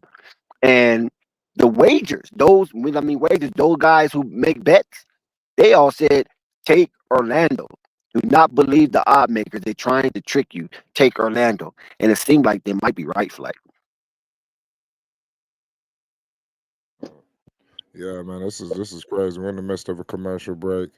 We got a great game going on. Shout out to DOA Takeover. Shout out to Testing. Shout out to everybody that's in the chat rocking with the Charlotte Hornets. We got the Hornets live. We got live play-by-play analysis. Can the Charlotte Hornets stop this offense that's coming from the Orlando Magic? They seem to be playing really good. Black with 20 points, Bain 7, Carter 15, Paulo 11, Franz Wagner with 21. They're getting big time bench production with De Silva, Jones, Batads, Pender. You know, these players are producing for them. Charlotte is getting some too, but I mean, like, their defense is just they're allowing just anything goes. As anything goes for Charlotte.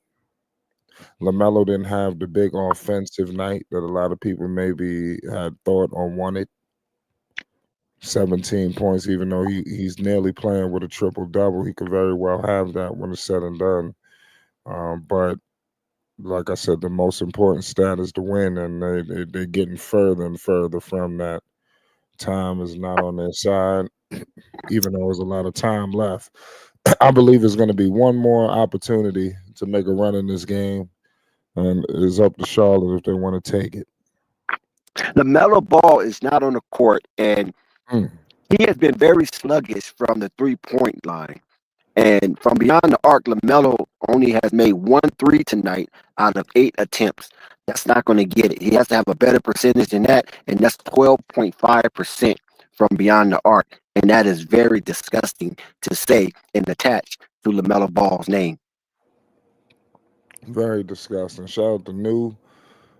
Says Trey Man can go back to where he was, and all these weak ass fouls against the Hornets starting to make me rethink everything what I'm supposed to do when the refs are 100% against. You know what I mean? You got a point there. You got a good point. Melo need to get traded. That's it. It's never gonna work here. And man, that's what it looks like. Well, they need to make a trade. Right, right now they got players, and they could do something if they really wanted to. Yeah, they bring LaMelo on. He's on the floor. Yeah, Thank Trey you, Man Flight, having for a clean. Trey Thank Man you, having a Flight, for difficult cleaning that up, time. my man. yeah. Hold on one Because yeah, second. Trey Man and having a actually, difficult time to hold on out. Trey Man having a difficult time to get the ball and to get a 5-second violation turnover. Charlotte. Right. We're gonna get to the conversation. We got Black with it. Lamelo picking up on him. Screen coming. They kick it out to Wagner. Lamelo. Oh man. Oh my goodness. Big time block by Miles Bridges. Oh, Sion James. And they got it right back. God damn it. Jonathan. The Wagner was Hornets. violated, but Isaac gets the steal and puts it in uncontested. 101-85. Yeah, the Hornets look like they're ready to give up. Down 16. There we go to kick it out to Trey Man with it. Trey Man out here with the whole Harlem Globetrotter play. Yep. It's 101-87.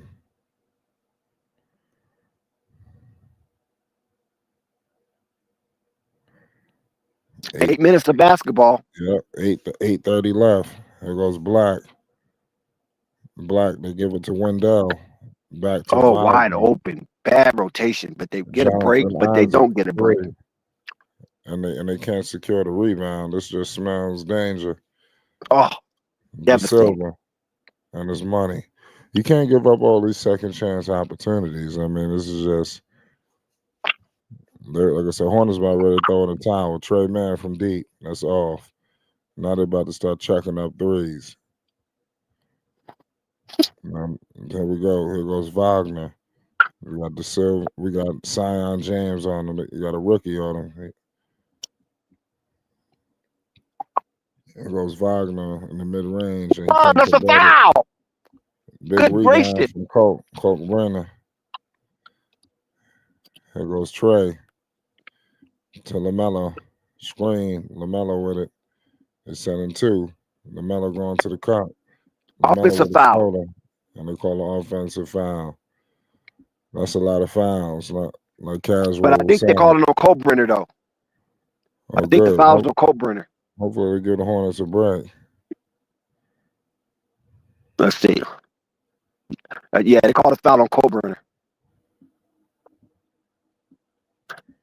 He created a pass for Lamelo. To me, that's not a He didn't foul. have to.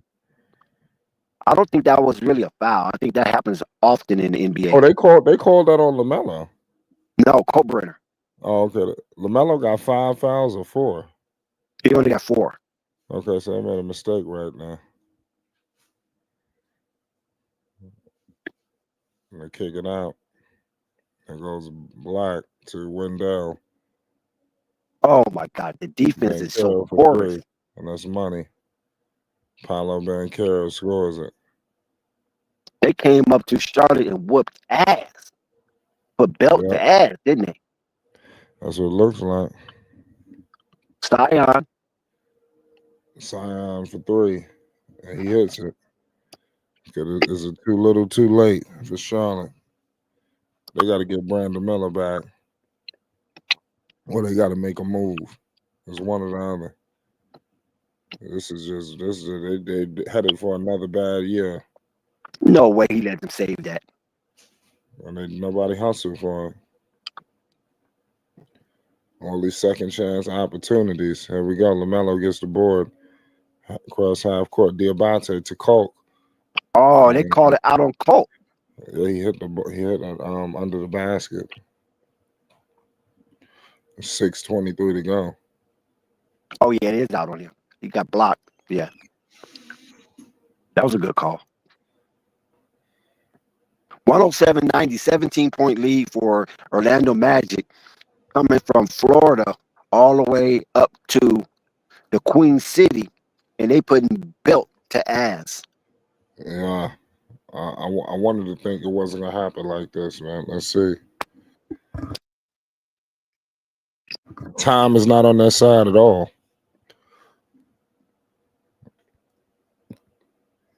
Shane, casual, you there? Let me know if there's any chance of a comeback. We're in the midst of a commercial break. The chances of a comeback, in my humble opinion, is not really. It's like I said, as long as the time keeps moving and the Hornets keep going ice cold and giving up 3 after 3 after 3, I mean the game's over. So they gotta play better defensively. Did Charles Lee challenge that? I'm not sure. I'm watching the game on mute, so I don't know. Yeah, it's a coach's challenge. The ball seemed to be off of Colt Brenner. I don't know why Colt Brenner allowed him to challenge that, because it went right off his elbow. Unless the momentum of the block continues. Yeah. You follow what I'm saying? Right. You know what I'm saying? Like if you block me and it hits off part of my wrist or elbow, that's part of the shot, then okay, yes, it should be Charlotte's ball. But if it's not, then that ball did go off of Ryan Colt Brenner elbow, and it would appear to be Orlando's ball, and coach's challenge would be lost if that's how the rule is. But if the rule is your fingertips to your elbow is part of the shot, then Charlotte should win this coach's challenge. think so.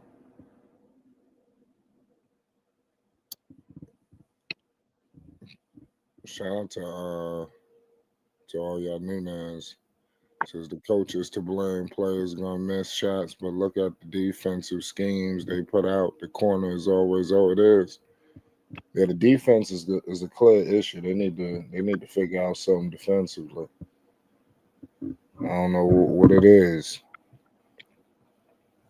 but they got to do something.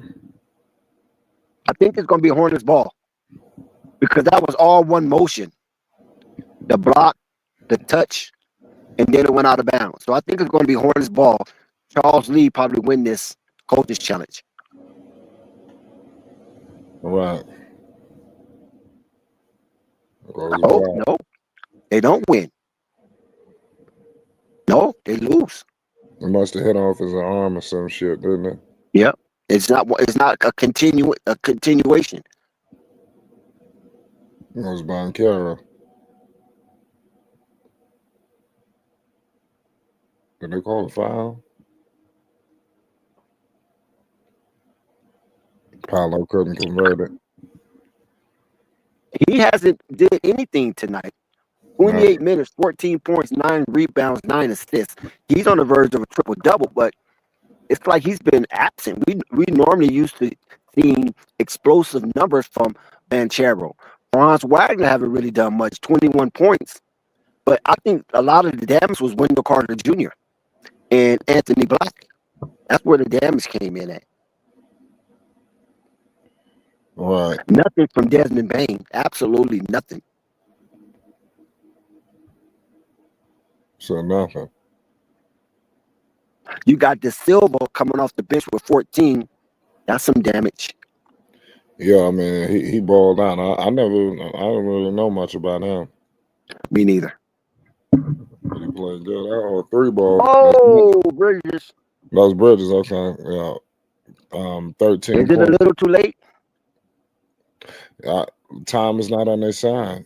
14 points. You got 5 minutes. You got enough time. Well, let's see if they can get a stop right here. That's gonna. I know you need some defense. There we go. Stay with your guy. Stay with your guy. Don't overplay it. Travel. They're gonna stop. We need another 3. Another 3 right here. We'll have Mosley calling timeout. Desmond Bain, like what? Desmond out here playing football, man. This ain't Memphis. They ain't gonna let you get away with that. Here comes Lamelo. Can we get a 3 here, Flight? 3 miles, big 3. Oh, we got it. We got the 3 we've been asking for. Oh my God! Didn't I tell you he would call a timeout? Don't tell me I don't know basketball. Yeah. I'm so good at basketball and the mind and high IQ, Flight, that I coached a player that went professional, that played in the professional league, but he played football instead of basketball. No, that's how good a coach I am. He didn't even go into the league that I coached him in. This fool said, "Man, let me hurry up and get away from all access. I'm finna go play some football." Wow. He got drafted in the NFL, but I coached him in minor league basketball.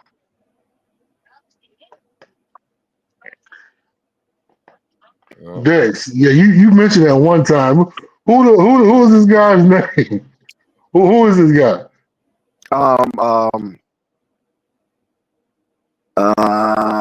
Shit. Keon. He got drafted by the Panthers. And what is Keon's last name?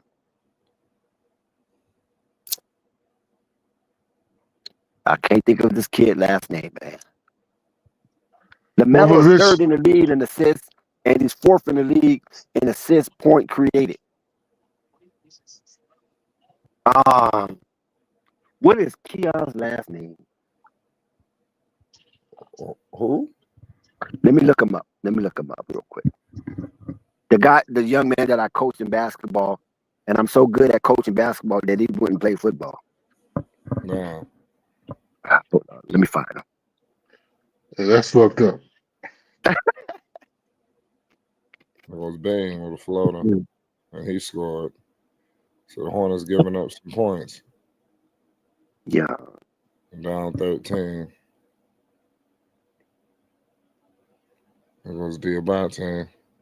Diabate with it. They give it to Melo. Back to Diabate. Diabate couldn't score. Wendell Carter with the rebound.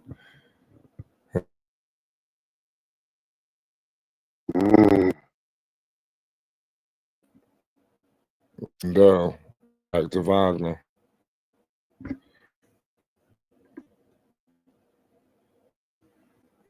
It's crazy.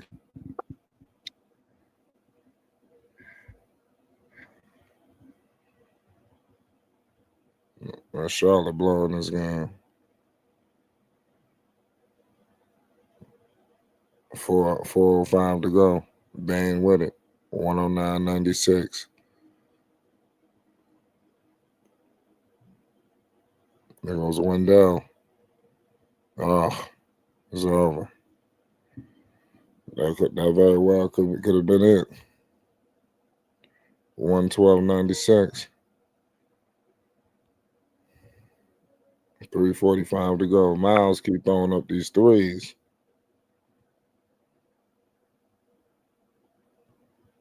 You know what I'm starting to realize with Miles? He just not. I don't think he's big enough to play in the paint for an extended period of time. You know, he want to be on the perimeter. It just is what it is. Even though he do his best work in the paint. But he went in the paint early in the game, and they blocked him. There goes Boncaro. Mid-range. Yep. He scores it. So he knows areas. There goes Khan. 3. Down 3:10 to go. Turnover. There goes Boncaro. 116-96. Boncaro with 18. Seymour. Keon Seymour. That's his name. That's his last name. Kevon. I say Keon. His name is Kevon. Kevon Seymour. Kevon Seymour. Okay.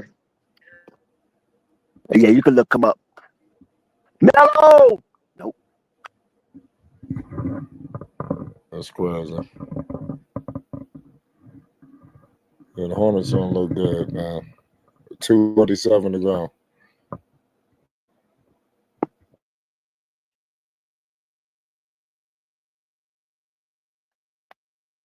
Oh, yeah, I think this is a wrap. They down 20. It ain't gonna come back. It's not enough shots.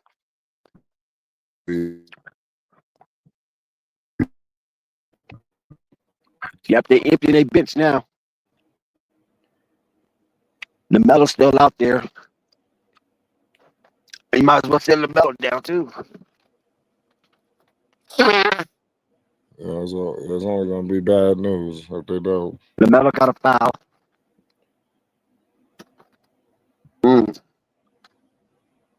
Orlando came up to Charlotte, man, and put a doozy down, a humdinger. 20-point lead with 2 minutes and 35 seconds left. The Hornets just bowed out disgracefully. Disgracefully is right. This is just horrible. There is no Charlotte Hornets starter in a plus and minus, if that matters. There's only one Charlotte player that is a plus, and that's Colin Sexton. Yeah, that does matter. I don't put too much emphasis on plus and minus, though. This is bad. 118, 100. How the hell did the Hornets allow this to happen? Well, that's what happens when you're the 24th ranked defense in the league out of 30 teams. There's only 6 teams worse than you in defense, and that rears its ugly head, especially if you're not shooting well. If you're not shooting well and you the 24th defense in the league, normally that is a loss for you. So Charlotte's got to get back to where it was when the first 2 or 3 games they was playing, and they was playing some pretty stellar defense. But something's wrong with Miles. I don't care what nobody say. Something is wrong with Miles. What's wrong with him? I don't know. That caboose is a little too heavy right now. He's not jumping. He's not doing nothing. So the caboose? Yep.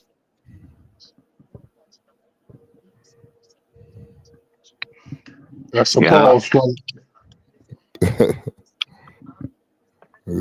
You said it. Well, I mean, like I said, it's all good. Listen, the Hornets got to bounce back. They got another game.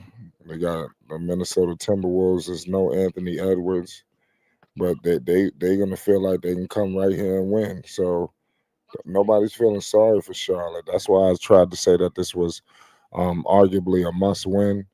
A lot of people thought maybe it wasn't, but Pat Connaughton has entered the game. If that matters to anybody. Yeah, that's it. I mean, yeah, they got to get back, man. They got to get right.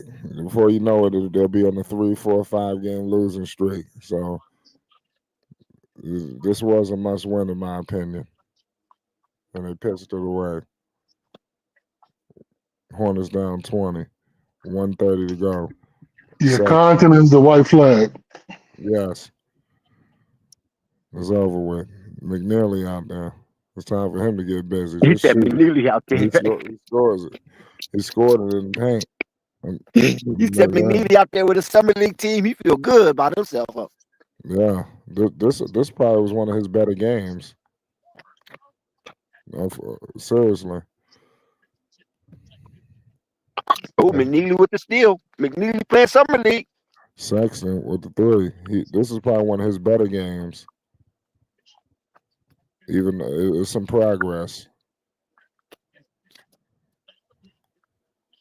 The summer league wonder. Let's see. Ooh, nice. He gonna get minutes because there's no Miles Bridges. Here come McNeely. He's fine. The summer league wonder. They're probably telling him, "Yo, just go for it, get aggressive." 369 said it's gonna be another wash season. I hope not. I hope not too, Flight. But by the looks of things, it's just not on. Yeah, Lamont, he played at USC. He had one of the better combines scored when he came out of in that draft. Who you say played at USC? Yvonne, my little homie that I coached. Oh, okay. Okay. Okay. Somebody the in the chat safety recognized / point guard that you coach. Well, he didn't play point guard for me. He played forward. He was a forward. Okay. His brother was a point guard. His brother's a hell of a basketball player, but his brother's a hardcore game banker though. We used to go get him. We used to go get him out of the hood. Hey man, come on, man, we got a game, man. Put that flag up. Let's go. Oh man, isn't that how it happened? Niggas athletic and skilled, but no game banger. He was a lefty too. Oh wow. But he was a game banker though. He was hardcore blood. Every time he said, "Coach, blood, they fouling me, blood." I was like, "You talking to us? You don't have to talk like that." I'm gonna go off. I'm gonna crash out on the ref. Oh no. That's it. It's official. Charlotte got their ass whipped. What you gonna do about that, Big Al? You remember that MC Hammer? Remember MC Hammer had that song, I'm gonna turn this mother out? And in the video, the guy said, "You ain't hitting in New York, Hammer. What you gonna do about that, Hammer? You ain't hitting when you play Orlando, Al. What you gonna do about that, Al?" Nothing, nigga. I ain't got nothing to say. These niggas suck. I'm gonna turn this mother out. Right. Too legit. Was it too legit to quit? No, it was turn his mother out, MC Hammer. Oh, okay. You ain't hitting in New York, Hammer. What you gonna do about that, Hammer? Charlotte ain't hitting when they play Orlando. What you gonna do about that, Big Al? I don't know what to do about that. Dex. All I can do, I'm not gonna play with the Bloods and Crips. I'm about to say some bullshit. But yeah, I don't know, man. I got reasons why I think they lost. I got reasons why I think they can start winning. But it's a long story, Flight and Dex. I mean, we ain't got time because these niggas got a lot of issues. A lot of issues. Yeah, they up And I and down. can't. Yeah, I can't figure out the whole story though. You know what I'm saying? Because one issue is Lamelo. One issue is injuries. Always having niggas injured for some reason. I don't know if that's the coaches, not the coaching staff, but the Medical training staff. staff. Yeah. Yep, having Medical staff, yeah. an issue. Also, another issue is the game plan. Damn, Does you that got a whole game lot of issues, man. does that Celtics game plan translate well to the Hornets when they play real good, solid teams that know how to get easy baskets? Well, Yeah, they one can beat issue the is bum. I was saying they they can could beat beat the bum teams, huh? yeah, they can beat the bums because the bums missing. But now they're not trying to give efficient shots like that. The bums are. It's not, But now when they play efficient teams like what Casual mentioned, OKC, they get efficient tools if they making threes. If they making threes, you're in trouble. You know what I'm saying? But then we got also another issue is the speed because they just shoot. I mean, they shoot what 2 seconds into the shot clock. I mean, so yeah, we got a multitude of issues, and then the bad defense. That's the last one. Like you said, the 24th, probably gonna be 30th now because of Yep. tonight. Who After knows? tonight, yeah, y'all might be the worst defensive team in the league. So I mean, yeah, we got a myriad of issues, bro, that we Y'all have got returning. to. The Charlotte Hornets is returning back to their vomit. Yeah, that's usually how it happens with bad habits, though. If you think about it, Yep. crack addicts they eventually go back. You know what I'm saying? It take a while for them to get over it. Am I wrong? Now you're right, man. A little stress would turn you back. Turn you back Yeah, to what a you're comfortable little with. bit of strength, little bit of remind you of how you used to feel. Like, well, fuck it. Oh yeah, I'd rather feel good than Yeah, feel I'm disappointed. right. Yeah, I'd rather feel good. So Lamelo will follow niggas. Fuck you, then push him. He on the But I don't bench think Lamelo. I don't think after Lamelo the fourth foul. quarter. I don't think Lamelo foul did anything because he didn't foul nobody in the fourth quarter, and he didn't foul Well, I nobody get in the it. later I'm half not of the third. saying his fouls is why. I mean, we lost. Really, I mean, it contributed. But I'm saying, look like that's like one of the habits that the Hornets got that they need to grow out of. You know what I'm saying? That's all I'm saying. But yeah, I think the major habit the Hornets have that they need to grow out of is to play defense every possession, night in yes, and night out. Whether the that is guy not. whether the guy take you or not. If the guy take Yeah, you, okay, cool. Long as you gave him your best on that possession, you shouldn't have yeah, nothing to worry about. yeah, yeah. I agree. Yeah, the Hornets, man, I'm giving up. There, I'm about to give up, dog. I'm about to get another team, dog. Well, That's shit. how bad it's getting, dog. That means you have a brain. That means you're sane. Sticking with this bad behavior, with this bad behavior basketball team makes you insane. And this is why we should get on your tail. And I'm frustrated with Nick Rose talking about trade Lamelo because that's the only good thing. Well, he's the only good thing. Well, he kind of is right now. But Brandon, if he can get his ass off the what is it The injury medical list. table? Yeah, the medical table, the injury list. We might have something The going. gurney. No, you mean the gurney. You can get his ass off the gurney. Yeah. I need these niggas to gain some muscle because you know who ain't gonna get injured? You know who ain't gonna get injured? Dex, ask me who ain't gonna get injured. On who team? On the Hornets. Ask me who ain't gonna get ask me who you think ain't gonna get injured. I'll tell Miles you. Bridges. Miles Bridges don't get injured. You damn right. And Sion Truck ain't gonna get injured. You call what? Sion Truck James. Sion Truck James. That's what I'm gonna call that nigga. He What? is not gonna get injured. You call him Truck? Yeah, this nigga he built like a truck, bro. What are you talking about? What about That's a a tank? big boy. Shit. What about a tank? Okay, Sion Tank James. All right, either one. Yeah, there Okay. you go. Man, that sounds But better. the point is he does not I bet you he will not get injured. Because he has muscle. Brandon That's Miller. Brandon Miller's turned into the new Anthony Davis. hold on. Don't say that. Yeah, he's fragile, man. You blow on him, and oh shit, he got to go out the game. I never seen Brandon Miller lead a game with blood.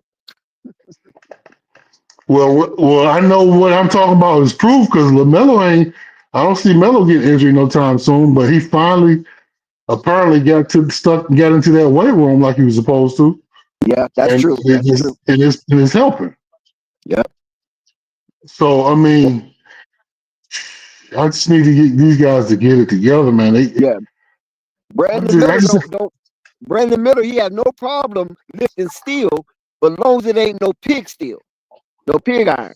He don't mind lifting that iron, but he don't want to lift no pig iron. He'll put some iron in the backpack, but he won't go to the gym and lift no pig iron. I wonder what they bench, Dex. They they maxed it at 185. I bet. 185, you give him that much? I'm saying 135, one wheel. They might be pumped that. They might pump one wheel 3 times. Oh my God, bro! These some skinny jokers. Well, they max at 145. They maxing where most niggas warm up at. Exactly. Oh my. My max was 225. That was my max. My max my whole life was That's you 225. max. Yep. Oh, I'm not gonna mess you up, man. Well, you I ain't Big gonna hurt your Al. I mean, feelings. you Big Al. They put big on the front of your name for nothing. Shit, that's Yeah, his name. oh That's Big man. Al. Big. I'll just say I can warm up at 225, but I ain't gonna never do that, of course, because I don't want to get injured. But Yeah, yeah, my man, max was whew, 225. that's what's up, man. Hey, you doing your thing, I bro? might have hit 235. I might have hit 235 maybe once in my lifetime, but I can't really verify that. But 225, yes, I can verify that. Okay, yeah. Well, I mean, most basketball cats. I mean, well, because I'm a basketball guy. I know I'm a big dude, but I play, But I'm a big back. I am a Cy James, if you want to say that. When I I was was in an all Charlotte. around. I was an all around athlete. My best sport was actually baseball. That was my best Yeah. sport. But Oh, in that's what's high up. school, it was so much prejudice and racism on my baseball team In that I didn't California? get that. Say that again. In California? Hell yeah, California. That's white boy shit. Baseball. Oh That's like wow. What hockey. part? That's like hockey in Ontario, in California. Okay. Baseball in California is like hockey in Ontario. You Oh follow what I'm wow. saying? That they try What to part? keep that sport for themselves. LA? LA? California, period, from the tip to the bottom. I'm just saying what part. Okay, never mind. All right. So you Yeah, saying I this. was in LA County, not Los Angeles per se, but LA County Okay, has to be okay, for me. And okay. I went to a school that had some celebrities there. You know, growing up had some Yeah. celebrities there, some actors and shit. But baseball, that's what they keep for themselves. They give us track and field, they give us football, they give us basketball. But baseball Oh man. is theirs. They know we're not gonna try out swimming and polo. That we had a water polo team in my high school. That's the type of high school I went to. I had an Olympic sized swimming pool at my high school. You went to sound like you went to a what's the name school. You ain't go to public school. That was a public school. Yeah, it was a public It school. was a public school. Oh wow, Yeah, you was in a nice area there. yeah, it was a nice area. I give you that. And we was bused to that area. Yeah, we was bused to that area. And so, see, John Muir is like the ultimate athletic school in Pasadena, and then you got Pasadena High School, and then my high school was called Blair High, and we was good in the '70s and early '80s, but after that, John Muir and PHS they just took over, and most of my high school was basically about education. They couldn't do much in sports, so they just went to education.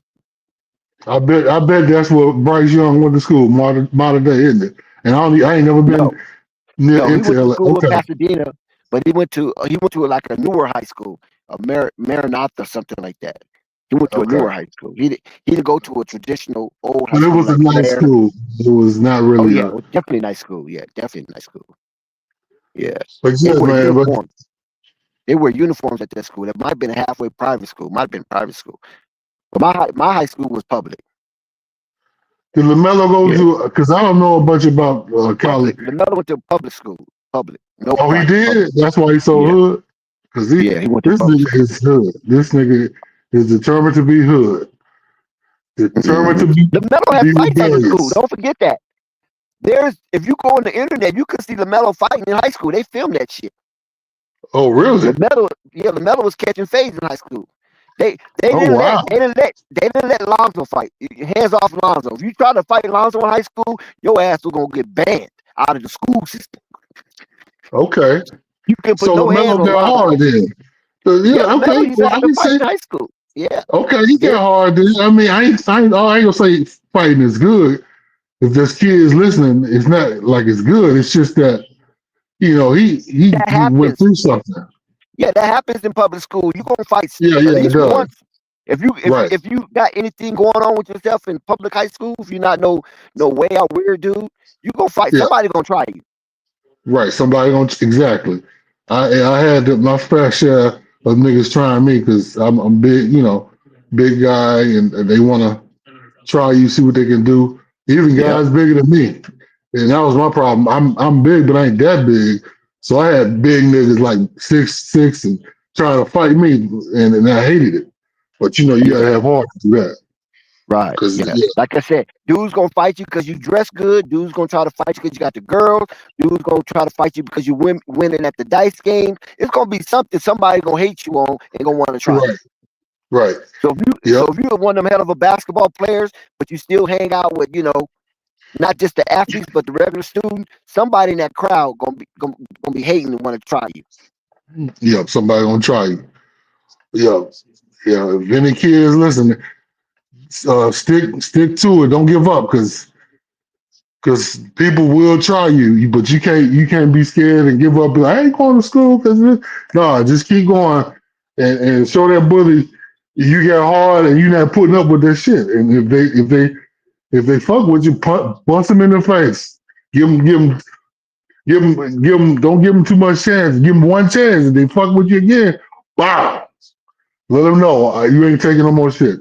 But yeah, Yeah. my fault, Dex. But yeah, go ahead. What Yeah, I you was gonna saying? answer the chat on Todd. 828 Todd. Yeah, if you got size in high school, nobody really gonna bother you. That's just how it go. Whether you play football or whether you just non-athletic and you just a student. If you got any legitimate size, really ain't nobody gonna bother you. You know what I'm saying? They're gonna see out your way. If you medium size or short, yeah, you got problems. Well, let me say a statement about that because, like I was saying earlier, I'm not a small guy. I'm a big guy. I ain't gonna say I'm 6'1". I mean, so that's not really that tall, but I would be considered a big guy. But when I was in school, no, I did get tried. I got tried because I was a nice guy. You know what I'm saying? Are you tall? If- yeah, I'm 6'1". I'm not that tall. I mean, that's not that Okay. tall though. That's six But one. in high school, how tall were you in high school? Yeah, I was 6'1". I was Oh, okay. about what? That's tall in high school. Six Yeah, one. yeah. I played power forward my team. You know, Yeah. but the point is, people will try you. Like if you're a big guy and you're a nice guy, which it's okay to be nice. I mean, you can get A away teddy with bear. being You said nice. teddy bear. If you're a teddy Yeah, bear. yeah, yeah. Yeah, if you're that kind of guy, you can get away with being that kind of guy. But when somebody try you, you let them know you don't take nothing from nobody. I mean, I drop kicked the neighborhood bully in the chest. He left me alone. Come on, big guy. You know you can't get 2 feet off the ground like that. Okay. No, I was dunking, bro. I'm one of the big guys that can jump. Oh, So okay. Yeah, hoppers. yeah, I can get up. Yeah, I can get up. Yeah. Well, But I was a small guy. I was a small guy. In high school, I think I was 5'5" or 5'6". oh wow. I Okay, you ended up, definitely was I getting. end up, yeah, I ended up being 5'8". The doctor told me I was supposed to be 5'11", but since I have scoliosis in my spine and a protrusion in my knee, that caused me to shrink 3 inches. Oh So wow. 5'5", I was like 5'5", 130 pounds, but I was good, I was popular, and I had these mitts. I had mitts like Kid Austin. You know what I'm Oh saying? wow. Okay. Because Yeah, yeah. I was fighting big motherfuckers. The big motherfuckers always try me. But Yeah. but what happened out is that they didn't know I have 5 brothers older than me. And Oh yeah, and there we and go. out of my 5 brothers, 4 of them is in the streets. Only one of my Oh, brothers that wasn't in the streets, he was he was educated. He wasn't in the streets. But after him, all my brothers in the streets. All of them talk crazy. All of them can fight, and all of them used to pick on me, talking, because I was the youngest boy. So I used to fight them. And then when we was on good terms, we used to play wrestling. We used to play the WWF, not the WWE, but the WWF. Remember the WWF yeah. with Bruno Sammartino and Bobby Backlund and Roddy Piper and Ric Flair and all those guys, Terry Funk Jr. Yeah, so we should play WWF, WCW. You follow what I'm saying? And Yeah. I'm doing that with my big brother, so I'm learning how to maneuver and put people in different type of holes. And so when I was fighting big dudes, all I did was go for their legs, get them off their feet, and the ground game I was disappearing in that ground game. And that's how motherfuckers stayed off me. They were like, man, Dex can fight, man. Better leave Dex alone. And then if you do whoop his ass, you got to deal with his brothers. So this is a no-win situation because Oh, everybody yeah. didn't have big families. You're right. Right. You follow what I'm Yeah. saying? And then Yeah. you had kids that was in foster home, they act bad. You had kids that was in group homes, they act bad, but they ain't got no backing. If you in a foster home, you Or, ain't got no backing. It's like 2 or or 3 they kids in or the they had foster home. brothers. They had a sister Or they had a or sister, you know what I'm sisters. saying? Right. So they had to they had to get that information. If they didn't have the information, then they just had to get the facts. And that's how I grew up. And motherfuckers didn't fuck with me by the time I got to high school. They kind of like let me coast. Yeah, yeah. I would You have know let what I'm you saying? go. So, even though I wasn't a bully, yeah, I would have. I wouldn't. You don't mess with a group of niggas as brothers because you don't know what they on. So, but yeah, man. What do you think about this loss, man? Because I got a couple things I want to say, and I'm gonna probably call it now because Okay, I go for it. really. Okay, let's hear where you at with it. Cause Purple Baby, she ran. She talking about that Miles Bridges playing too. She ran like a motherfucker. Yeah, that was crazy. She seen She I on put that, that link in the chat. Her ass took off. she in that codeine, nigga. But nah, like I say, man, I don't know, man. This team is up and down, man. Because I think it was you a flight, but basically, you guys said it. Every night they play, it's a matter of if they making a shot, okay, they probably gonna win because all they do is shoot threes, and they barely do anything else. And with that, you can have these lows where you ain't making nothing.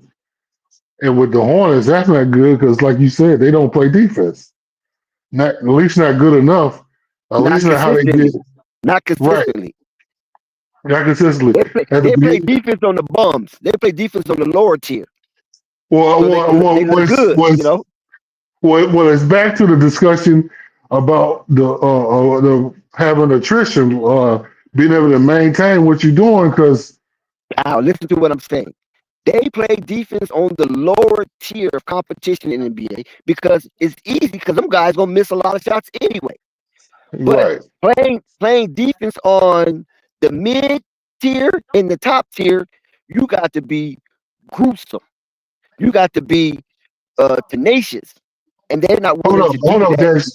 You listen to me. Hold up. Yeah, I got that, but the problem is the Hornets. They did okay. I give you that, but they have the ability to play defense like they supposed to, like they did at the beginning of the fucking season. They can do that, Who but did I they play think. at the beginning of the season? But hold on, let me finish my statement.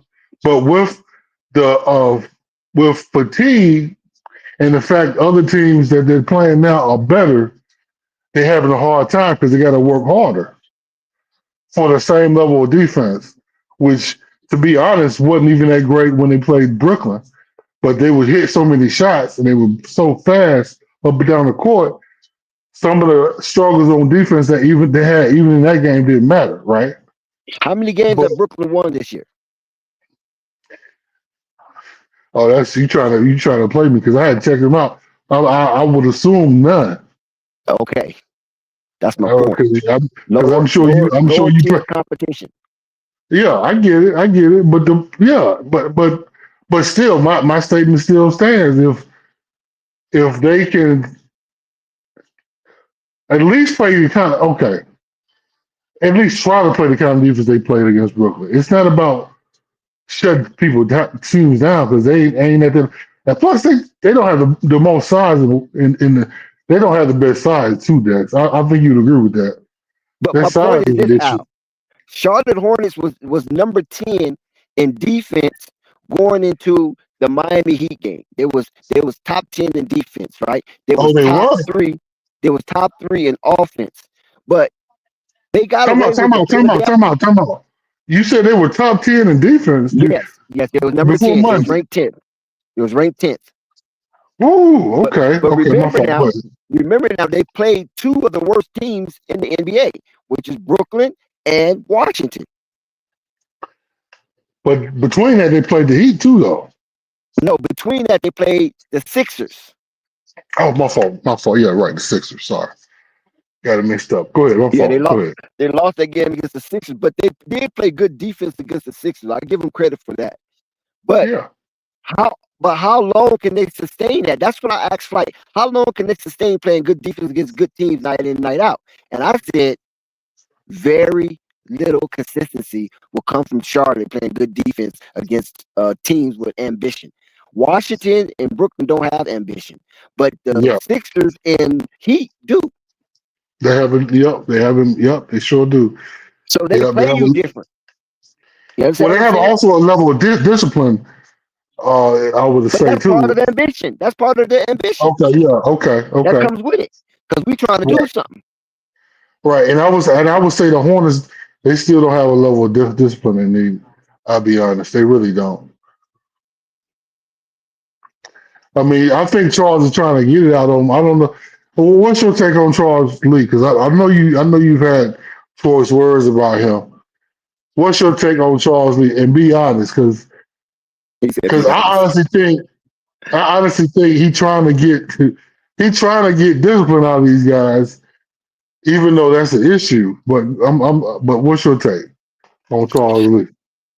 From what I've seen about Charles Lee so far, and he is up and down.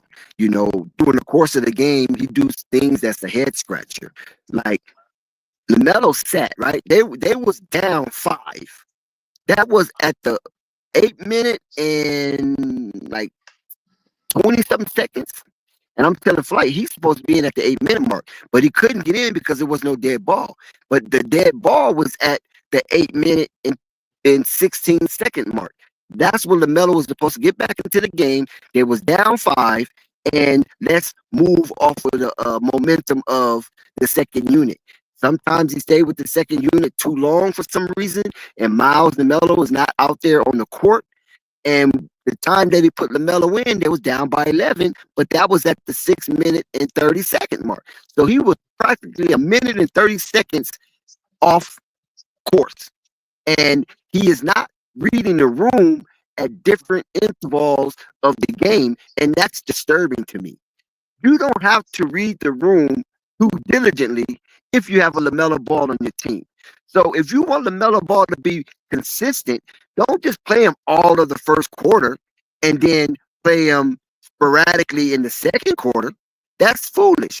If you're going to play him all of the first quarter, then you give him a 2-minute break. No matter what's going on in the game, you get 2 minutes at the most, and you go back on the court. If the team start to break down a little too fast, then I'm going to have to put you in sooner than the 2-minute mark, but then I'm going to take you out earlier than expected in the second quarter for your second break. That's how you read the room. You got to start coaching like winning coaches, like a Popovich, like a Mark Daigneault, like a Phil Jackson, like a Rick Carlisle, like a Tom Thibodeau. And some of these coaches, they do play their players a little long, but that's how they get wins in the win column. Okay, And the Dex. players Okay, just have to Dex. have and the players just have to have enough guts and wherewithal to understand that they are needed in these crucial minutes in a basketball game. So, okay, Dex. Okay, Dex. So I feel like you have Lamelo colored glasses on, and I'm sorry. I'm just gotta say that. So I'm gonna be devil's advocate and ask you to answer that same question a different way. So let's say, what was I gonna say?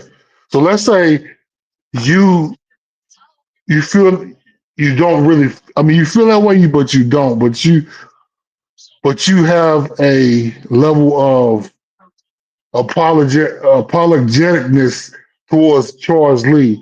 And you feel like he's trying to do the right thing, or he is doing the right thing when he's doing what he's doing with Lamelo. What do you think? Okay, if you felt like he was kind of doing the right thing, why would you think he was doing the right thing? I don't know if you understand my question, but Okay, yeah, yeah, there you I go. do kind of understand. Let me see if I can make sense of what you just said. I believe Charles Lee is trying to do the right thing, but he do the wrong thing at the wrong time. Um, he doesn't have a consistency of reading the room properly, and I think that's something that might have to grow on him because he doesn't have the Boston Celtics roster. First of all, Exactly. he does. Okay. He doesn't have 3 Olympic players on his team, a possible 4 if they didn't try to blackball Jaylen Brown. You understand what I'm saying? Yeah. He had 3 gold medal winners on his team, selected to the U.S. Olympic team to represent the United States in international affairs. So since he doesn't have that, you can't coach like that. You Well, have to coach. hold on. Well, okay, I got you.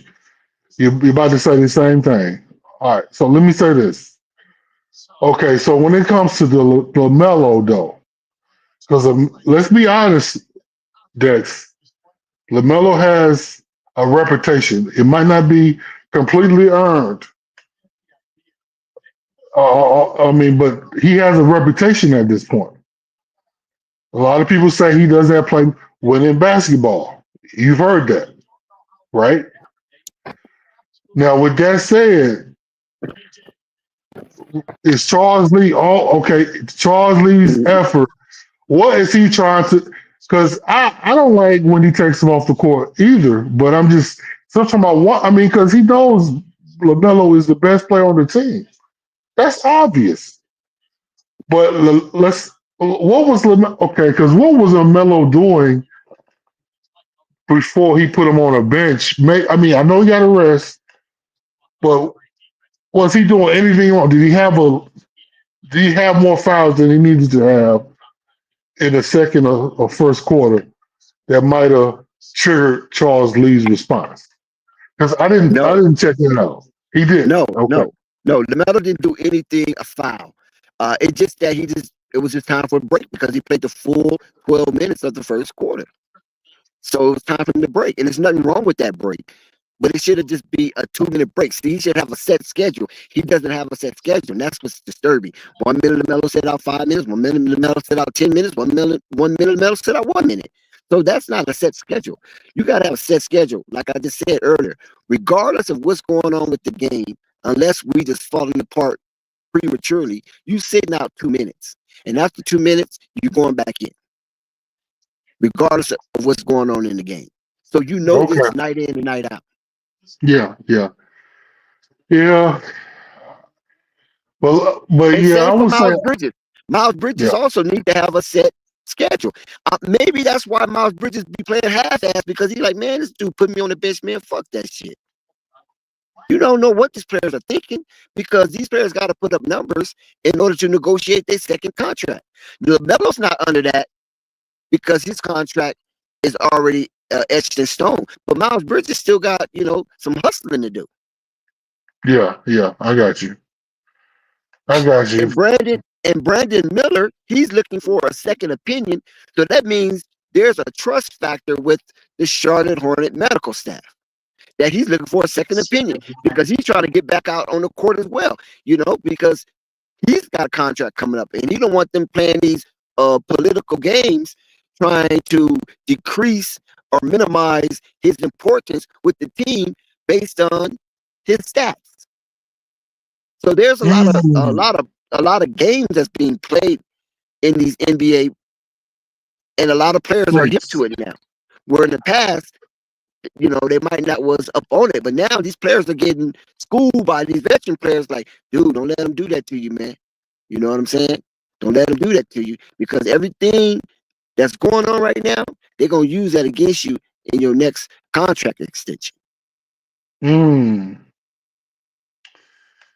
Wow. So the Hornets still trying to trying to bullshit and save money, even though they losing fans left and right because of the bullshit they put on the court. You got to remember, the Hornets is a small market, but it's profitable, right? They've been Right. profitable ever since Kemba Walker. That's when they start making money, according to Fred Whitfield, who was Michael Jordan financial guy, right? So Fred Whitfield said about 4 or 5 years ago, right, when Lamelo was a rookie, that the Charlotte was operating in the red until Kemba Walker, which was like 2011 or something like that. And then once Kemba Walker came on stage and recognized his importance and how they went to the playoffs with him, when he asked for what he was worth, they start playing games. Okay, so you trade Kemba Walker because you don't want to pay. You want to just keep that profit margin, and you don't want to give him help because you want to operate 50-50. 50, I'm trying to show you I'm gonna win, and then 50, the fans feel I'm gonna win. I don't want it to get the fans to have too much expectation, because then I'm gonna have to start spending money. Let's keep it at a tempered expectation and then ride it out. And then once they got LaMelo, all hell broke loose. They went from a marginal profit to stupendous profit. They got a profit where they was not able. Not only did they sell the team for overvalue at $3 billion, but they renovated. They renovated the space. Mm-hmm. So a team sold for $3 billion, and then the next year they renovating. Where all this money coming from? And who is generating all this money? It's it's Well, I it, mean, it's show not. You know what I'm saying? You yeah, see what I'm getting at? yeah. But to your point, Dex, I know you. I mean, from your end, you're questioning it, but it needs to happen because they have a bad reputation. I don't know if well, we talked about this with the whole weight room setup is bull crap, and they got some of the worst training room sets in the league for the players.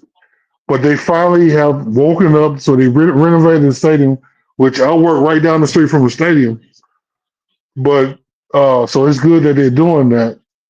And then they're trying to across the street from the stadium. They're trying to build a training center, and they need to. I mean, the crap that they have made the players use as training facilities is ridiculous, Dex. I don't know if you realize that. I think we talked about I that heard. though. I heard. Yeah. So Yeah, I this heard about is it. so yeah. I mean, so they've been trying to say. I mean, that's what I'm saying. I don't know if it's a greed thing, which it probably is, but I mean, how do you? Because they have a bad reputation. I don't know if you found about the whole ordeal about the I think the Xbox situation doing a Christmas celebration at one of the games a couple years ago, they have a bad reputation. This front office is, oh my God. The play on the court is almost indicative of the front office. I'll be honest. I don't know what they are thinking, but they're trying to get better though. I'll say that, Dex. And with the building of the stadium, or it's not the stadium, but the building of the stadium, the renovation of it, and then the building of the training facility across the street, man, we might have good days coming. We might, but if we ain't got plays to put in there because everybody needs to be traded because of the trash play, it don't matter. But hopefully it works out though. Yeah, man. That's all I can say, Dex. Cause I'm stressed, man. I want to believe in the team, Dex. I want to believe the team is worth watching, man. But I need somebody to give me hope, man. Well, I And can tell you this, man. Charles Lee needs to stop his antics. He's an egomaniac. I mean, it's obvious. It is so obvious. If you know what an egomaniac is, it is so obvious if you really pay attention to Charles Lee. And that's something that he has to draw back from, because the game is won on the court, not on the clipboard. And that's something that it has to generate in his mind, because I think he believes the game is won on the clipboard. And so if that is the case, then it's going to be a lot of dark nights for the Charlotte Hornets. He got to let these players go out and play. Every single play, he's running up and down, getting in players' ears. Where they do that in the pros? I have never seen that in the pro. I think only one coach, I think in my history of watching basketball, did that to some degree. And that was Larry Brown and Allen Iverson early career. Outside of that, you don't see coaches running up and down the court in players' ear. If they run up and down the court, they're screaming at the refs. They ain't screaming at their players. They're not trying to tell their players, run this set, run that set. Every single possession. I mean, sit down, man. We know you the coach. You follow what I'm saying? It says it on the team roster. Head coach Charles Lee.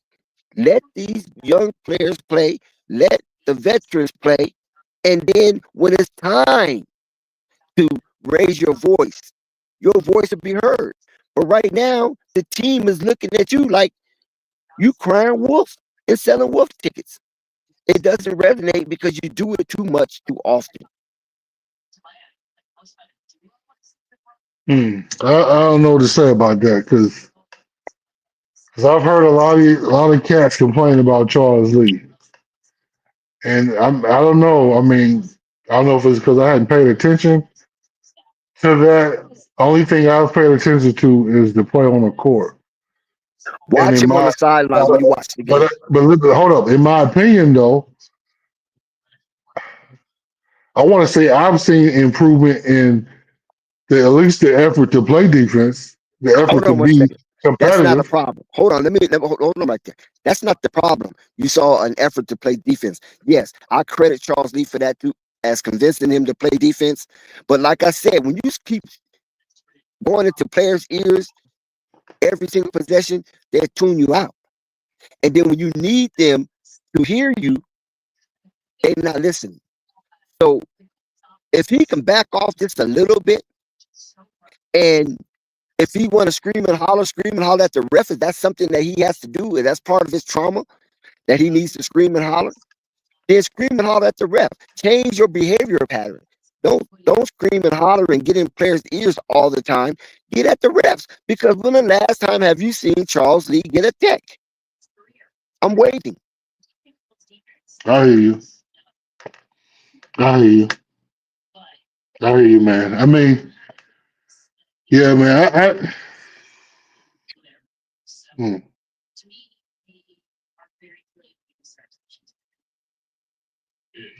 Yeah, that's another thing. McKinsey understand. I said that earlier. Size is an issue too, man. I don't know because you asked me earlier, is Miles Bridges should Miles Bridges be playing the four? I think you did, right? No, if it was me, I think it was Purple Baby. Oh, okay. Well, I think that might be. Well, it might not be as much of an issue if we had a more, I guess, pronounced and stronger center. Because Miles, Not the he's a problem. matchup problem. Yeah, he's a matchup problem on offense, so he can sort of get away with being the power Okay, but forward that's not because the of that. problem though, because Yeah, that's not. we seen teams win championship with a Yeah, with small center. small. Yeah, yeah. Oh, okay. I see what you're saying. Well, what's some? I mean, it's not just the coaching though, man. You can't tell But me that's a it's strong just the point coaching. because okay, Big Al, I don't know if you coach No, anybody at no, any I level. never. I never really But know. that's what I'm saying. I have. So I understand the nature of coaching one-on-one, regardless of what level you on. If you continuously to use your voice towards your team, they'll turn you out. Even kids would turn you out.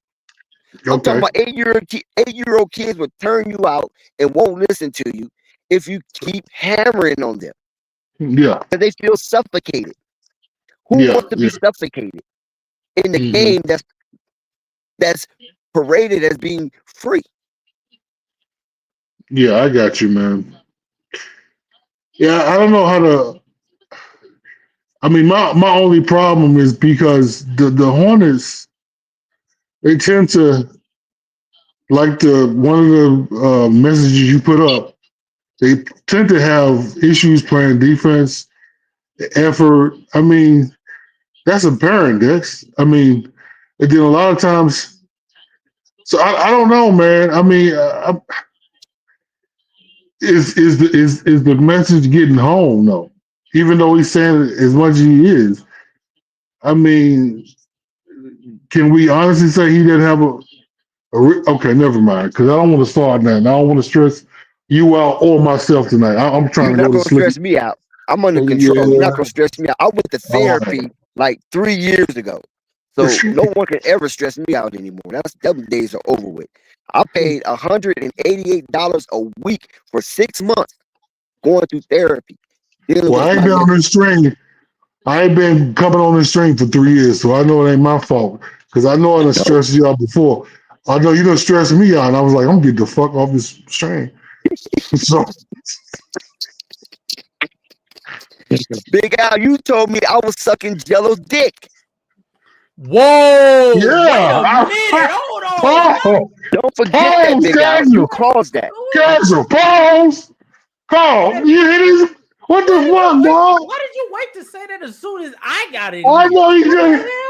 You casual. did, Big What? Al. That's what Big Al did to us What the fuck are on you that talking stream. about? I'm about to I ain't jump gonna. Hey, on, that's man. crazy. That's crazy. You That remember? is No, he crazy. remember. And ever since then, I've been on his helmet. Pause again. Damn, nigga, get off his helmet. Stop talking about his helmet, okay? No, I've been on your helmet. I've been on your helmet. Well, Ever since you stop talking about accused us. Lamelo Dingling, okay? That's about No, it. no, All not right, Lamelo. that's No, not over. Lamelo. Hold on. Not Who? Lamelo. Jello. Remember that?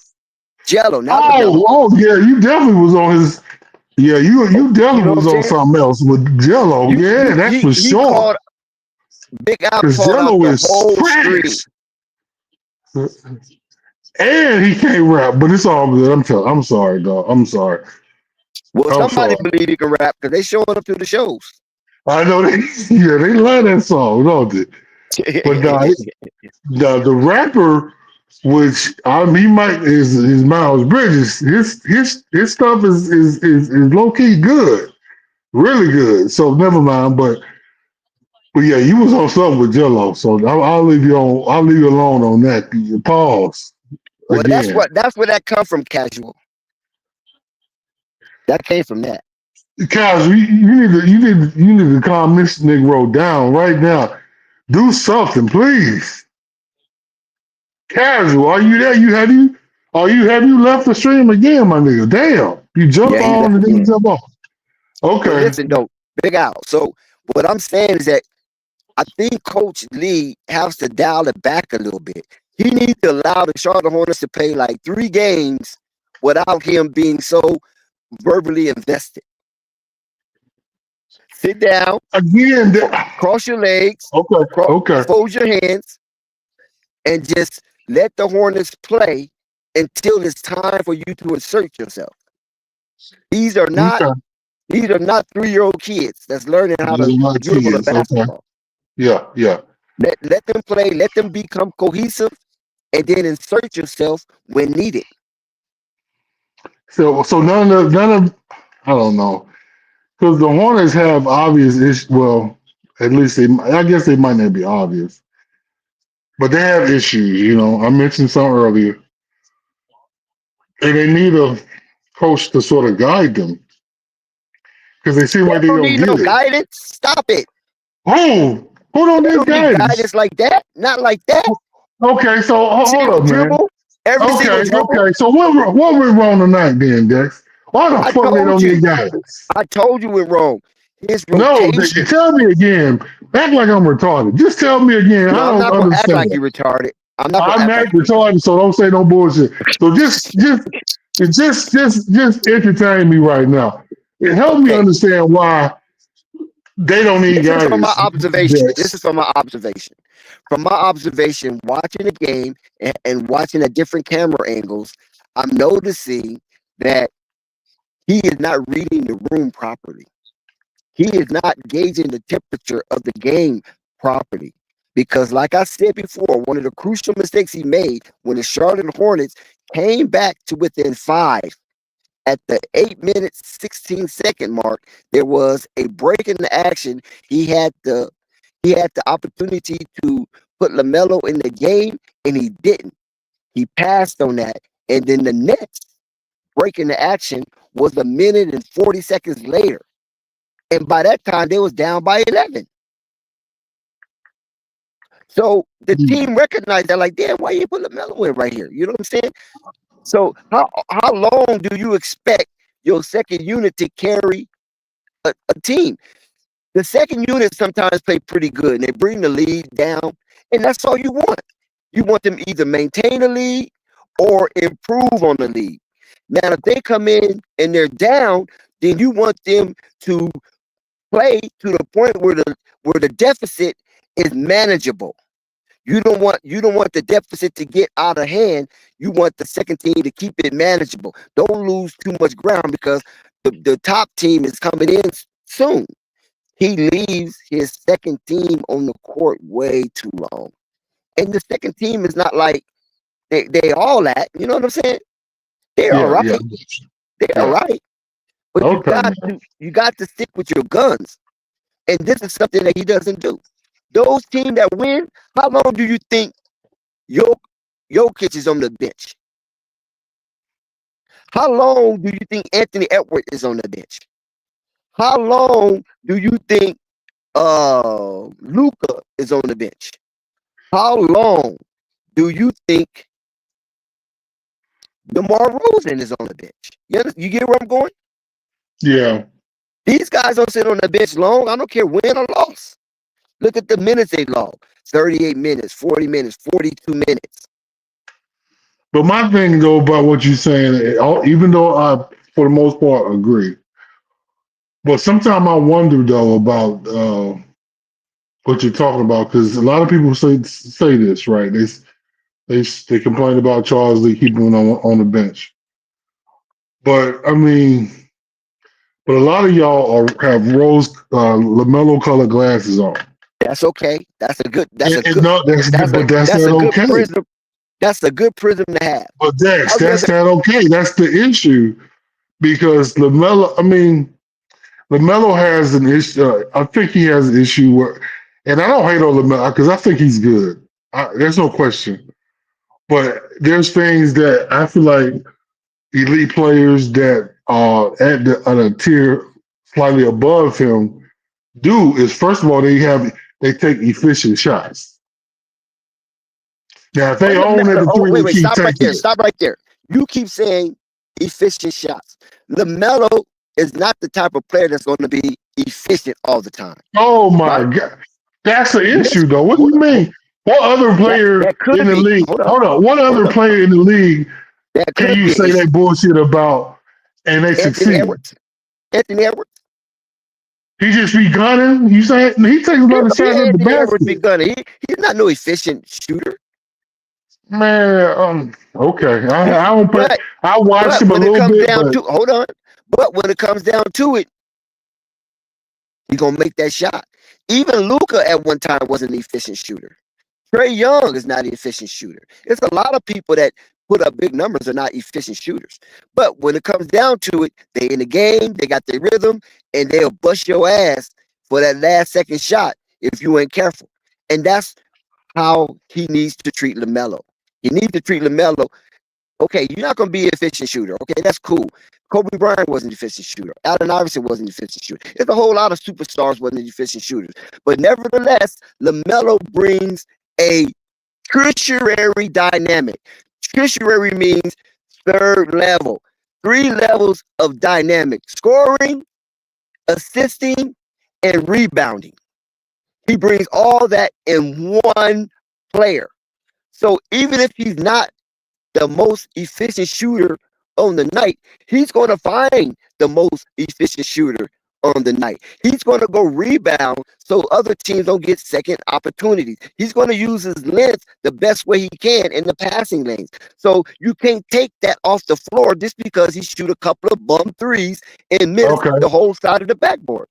Okay, so you probably don't call me a mellow hater after this, but I don't care. I'm just gonna be honest.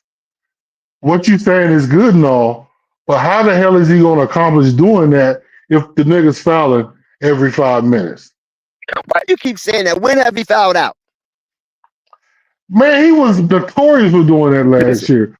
that's And last he's year. been This is a close whole to it different this year. year. But we gotta keep it in mind that it's the beginning of the year. When shit get real Okay, when and has LaMelo he fouled starts out? Bring falling. out. You bringing old narratives in a new season. When has It's LaMelo still fouled an out? issue though. He had 5 fouls How is tonight. that Why an is he issue? fouling? But okay, 5 fouls. Michael Jordan never had 5 fouls. Magic Johnson never had 5 fouls. Come on, make He me sound don't get ridiculous. 5 fouls every night, nigga. What are you talking about? LaMelo don't get 5 fouls every night either. No, LaMelo don't LaMelo get get them 5 fouls every every night. night. That's a No, that's not common true. No, that's not true. thing for No, Melo. that's not true. You're being delusional. Okay. All You're right. being delusional. Okay. He don't get 5 fouls every night. Because I the one need game he only had 3 LaMelo fouls. to stop fouling, man. That's the issue. It stops him from being able to be on the court, man. You gotta admit that, bro. He got put on the bench. He should have been on the court I'm getting the ready to whole say third you trying to quarter, suck a bitch. fart out of Charles Lee butt. But I'm not worried about Charles Lee. I don't have no problem Because how can you put that on criticizing LaMelo? Charles Lee. You can't put that on LaMelo. Listen, LaMelo has yet to foul out this I year. have no problem criticizing Charles Lee, my nigga. I don't give a fuck. I want good play. My problem is LaMelo. Yeah, go coach the team then. If you want good play, go coach the team. Because you ain't going to get too much good play with Charles Lee out there. I'm telling you that now. He done went. Dexter went off on me. Listen, man. I'm just saying. They have a meme of LaMelo on the court, and they laughing about the nigga because he gets called for a foul. Which I'll be honest, the refs do call some bullshit fouls on Melo and the whole Charlotte Hornets team in general. But Melo gets called for a foul and throws him a middle finger. Like, what the fuck? Why are you doing that? I don't know. I don't know if he got LaMelo different, man. LaMelo different. LaMelo different. That nigga crazy. He need to stop that blood and grip shit and focus. This shit is ridiculous. Yeah, he a little different. This is the same young man that jumped off a moving golf cart. So Oh my God. Sometimes his mental is a little shaky. I'm so determined to root for him, though, man. I want to, but he got to stop doing dumb stuff. But you act like that is the highlight of Charlotte Hornets play, and which is not. But That's not the he's highlight a of big deal, though. And I want him to be here, but I mean, But okay, let's say this. Because a lot of people don't want him to be here. They want him to be traded somewhere else. Because they No, want they him to don't. be or Ain't they no want lot him of to be people on want that their shit. team. Stop lying. They don't want that. Who's a lot Well, of people? You talking about? I'm always Wait. saying it. Hold up. Let me clarify before I start charging you for derelict of duty. Who are the lot of people? Charlotte Hornets fans or just the overall NBA fans? It's probably just overall NBA fans. Of Okay, course, Charlotte fans don't want to have him okay. traded. I You mean, gotta. but the That's what I'm point saying. You gotta is, clarify that. Okay, gotcha. okay, but the point of it's a lot of people, but with their I guess ass, they got to factor in the fact that he has some habits that he needs to iron out. It's still an issue, and I don't understand why the fouls is still an issue, man. Because it's very simple. You don't play the best defense anyway. Let's be honest, you don't. That's why the coach got to get a check every now and then to keep the referees off your star player. Every coach does that. Only coach that I know that don't do that is Billy Donovan. Billy Donovan is the only coach in the NBA that I know of, besides Charles Lee, who don't get no checks. And you still don't Okay, get coach of the year. okay, okay. So I'm Yeah, confused on why they try to hold not getting checks unless they're concerned about their paycheck over the game. mm. All right, man. I mean, yeah, okay. Because I agree with the foul issue and the fact that the refs always room for the other team for some reason. It seemed like it. So to your point, I agree, and at some point something has to change. I don't know how, and I mean, I guess you say the Charlie need to get somebody ass and talk shit to the refs, right? Is that what you're That's saying? how it goes. I'm just saying, from the time I've been watching NBA since 70, 78, I think. I think since 78. Oh, no, 76. I'll take that back. 76. The bicentennial year. I What we think talking because I about? What we talking remember about? that. Okay, casual's back. I've been watching the NBA that I can remember since I was 8 years old. The bicentennial year, 1976. Because I remember they wore the bicentennial uniforms. So all I can remember is coaches fussing with referees. We used to be saying, man, sit down, leave the refs alone, let the game flow. You know what I'm saying? Now we saying that about players. Leave the refs alone. Get back Yeah. on defense. You know what I'm saying? So I just think some of the better coaches don't overcoach because they know the talent wins the game, not fussing and yelling at players. Go ahead, casual. I was actually saying this on the stream last night, over on playback when we was watching. What were we watching? We were watching the Utah Jazz versus Portland Trailblazers game. I think it's really underrated the value that coaches provide and just having a serviceable, like an above average foundation in terms of scheme to where you just let the game play out. You trust the process of what you instilled in these players over the offseason, over training camp, to where on a game-to-game basis, you let them know what the point of interest is, what the point of reference is, and you just trust that your guys are going to follow out the scheme throughout the year. We were talking to Doc Rivers. We were talking about Doc Rivers about how people are so hard on Doc Rivers all the time about, where his status is because he doesn't make adjustments in the postseason. But a lot of people don't recognize that that is a common theme throughout NBA history. There's only like a handful of coaches throughout NBA history that actually had the ability to be able to make adjustments, and not just make adjustments, but make adjustments that in the throes of the game make sense to their players. That'll be Larry Brown. That would be Pat Riley. That would be Greg Popovich, Phil Jackson. That would be did I say Eric Spoelstra? I think Eric Spoelstra also has excelled at that. I even think that somebody like Red Auerbach back in the day, he excelled at that very well. That's why they were able to win so many championships. There are the upper echelon of coaches in NBA history are able to do that, but that's what makes them the upper echelon. Most of these coaches they aren't equipped to make adjustments. So then the next best thing is to have a more than adequate foundation. And I think when it comes to these coaches, like what I'm seeing from the gentleman that's coaching the Charlotte Hornets, what's his name? Charles Lee. Right. I think Charles Lee is trying to create a foundation to where on a night-to-night basis they have something to fall back on. And that's really all you can ask for. Like I was watching, like when we was watching them tonight, I think defensively they gave up a lot of open threes to Orlando. That's why Orlando was on that hot streak and they were able to ride it out for the rest of the game. I think they shot like 40% or something like that. But that being said, though, on the offensive end, Orlando couldn't stop what Charlotte was trying to do because Charlotte was running at a pace that is like hard to keep up with. And if that's your foundation, that's your foundation. Now you have to live with the results. But if that's your foundation, all you can ask for them to do is to execute. And they executed tonight. It was just they lost to the better team. So casual. And let me ask you this. So, because me and Dex having this argument about Charles Lee. So you're more along the lines of you feel like Charles Lee needs to just allow people just to figure it out, right? Is that what your stance is? He has to coach them through it.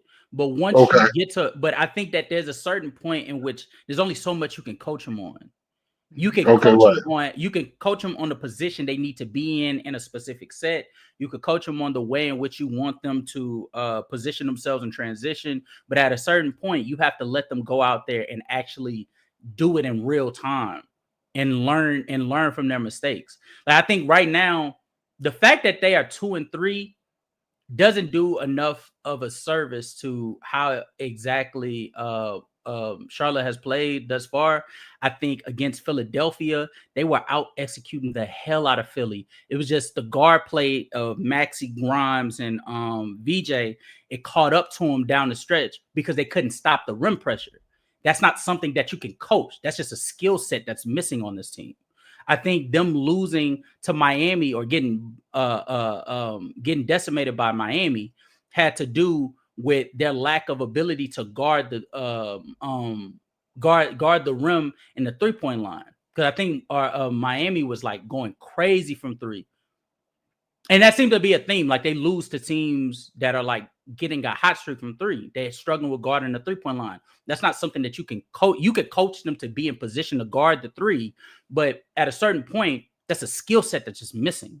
You just don't have defenders that could be able to execute that plan.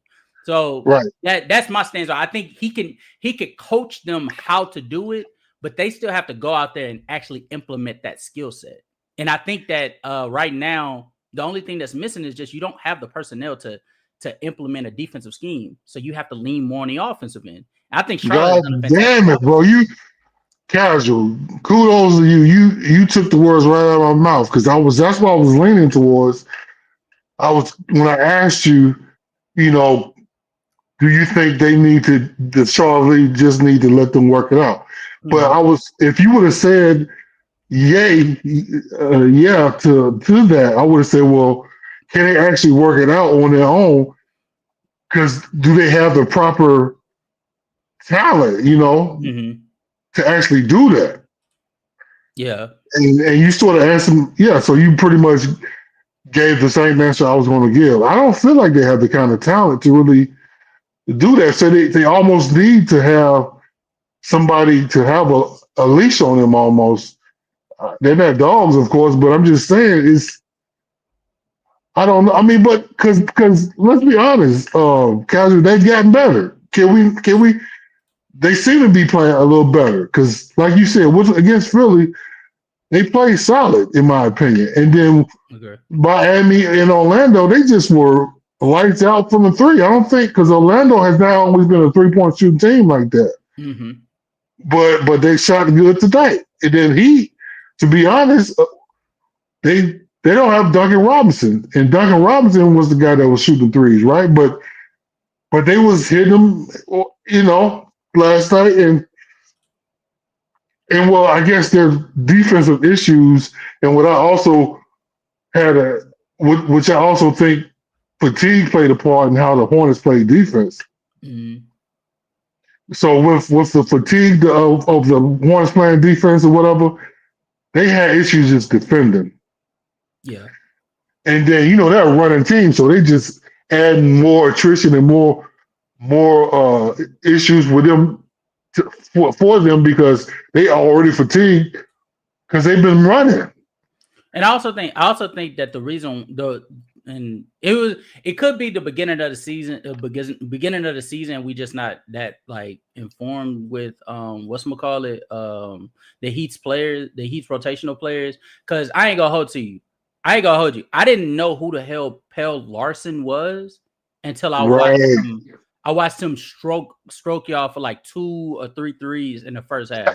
When I saw that, and then on top of that, it not well, yeah. I'm seeing Larson like knock it down from downtown like 2-3 times in the first half, and I'm also seeing Bam knock down threes. Like when Bam is actually a scoring presence, that's going to be a long night for you because he already provides so much on the defensive end as a facilitator, transition play, rebounding. Like Bam is like that caliber of player that if he gets it going in the one area that is inconsistent and everybody else is like along with him for the ride, like Andrew Wiggins along for the ride, Davion Mitchell, Khalil Ware, like they're along for the ride, Jaime Hawkins, like it's going to be a long night.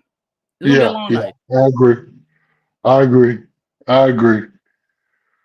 Oh man, bro. So because man, I love talking with you, man. Yeah. So before because I gotta wrap it up. It's like, but in your opinion, what do you think the Hornets need to do to actually win, man? Because I mean, this team it's really hard for me to gauge. I know everybody just counts them out. They just want to count them out.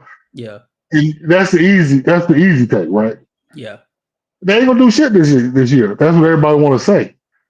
But at the end of the day, I mean, if they get Brandon Miller back, if Lamelo, iron out some issues he got, I mentioned tonight, bro, they can be contenders because Kyle Knipple is not a slouch. I didn't like the draft. I didn't know he would turn out like this, but he's good. He's solid. He's a great facilitator. Yeah, he's a great facilitator. He plays solid defense. I love Zion, Tank, James. Mm-hmm. I mean, because he plays that defense and he asked to shoot a whole bunch of shots like Cody Martin was doing, which made no sense because he was missing everything. But yeah, so Zion is playing his role like he should. He gets his open shots and he takes them. I'm still lost on Tijon because he looked like a chicken with his head cut off. So we'll see what happens with him. And then Kalkbrenner, he's a good sight. I mean, because for a second rounder, he's solid, right? Yeah. And then go ahead, my fault. And then Miles Bridges. I just want to say, Miles Bridges, he's trying to come back. But what's your take? Go ahead and how can he get better? I just think they just need I think they just need to get healthy. I think part of the reason, again, if we know that that they already don't have the defensive personnel to be able to like push out a more than adequate defensive scheme, then the next thing you need to go to is the offensive end. And if you are missing 2 of your primary like offensive contributors in B Mill and what's the kid's name? Josh Green and Grant Williams even as well, because Grant Williams before he went down last year. Hold on. Before you hold on. Oh shit, you don't fucked up. Hold up. You told me you don't watch the team that much because Josh Green is not Josh Green isn't providing anything offensively. Hell no. You don't think Josh Green is trash. You don't think somebody that could provide 36. Josh Green is trash. I thought he was worth something before we got him last year, casual, but no, he's trash. Last year he shot 39% from 3 for you. He's trash, man. I'm telling you. I don't want him on the team anymore.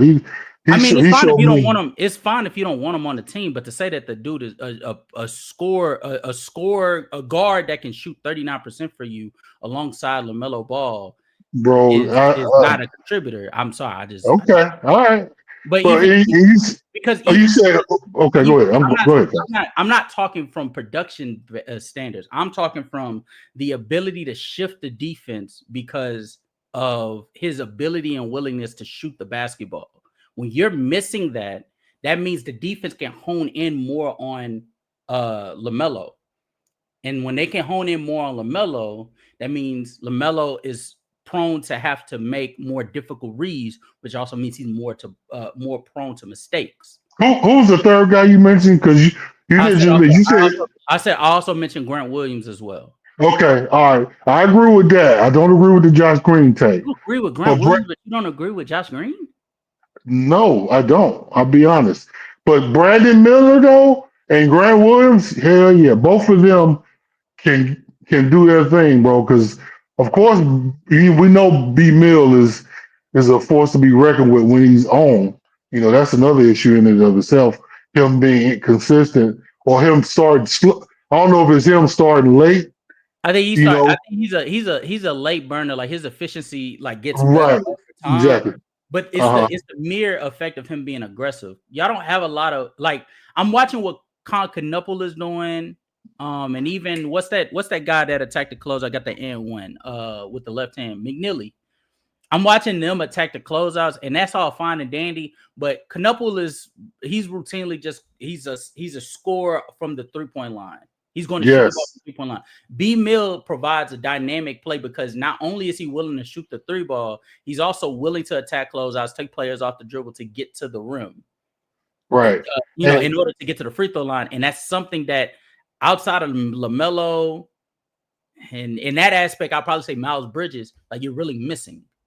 Exactly, because Brandon can become a burner and just start, but stroking the 3 balls and just building a lead if we got one, or getting back, from a deficit. Because Brandon, that's why I think a lot of teams they actually more so. I think they actually what's the word I'm looking for? They actually scout, I bet, more for Brandon than you think. I think they scout more for Brandon because if Brandon hot, it's almost guaranteed. I'm still here. Be careful, Big Al. B Mill gets came for more than who? He said he scout for Brandon more than. Come on, man. I know you don't want to see. I know your LaMelo Ball colored glasses don't like that statement. But I'm telling you, if Brandon is stroking the ball, he's more efficient because he makes better decisions with his shots. Big Al, I'm just saying. What are you saying? Huh? What are you saying? I'm not saying that Brandon is better than LaMelo. Okay, I'm not saying that. I'm saying that Brandon can be more efficient than LaMelo because LaMelo will gun the fuck out of the ball and lose the Hornets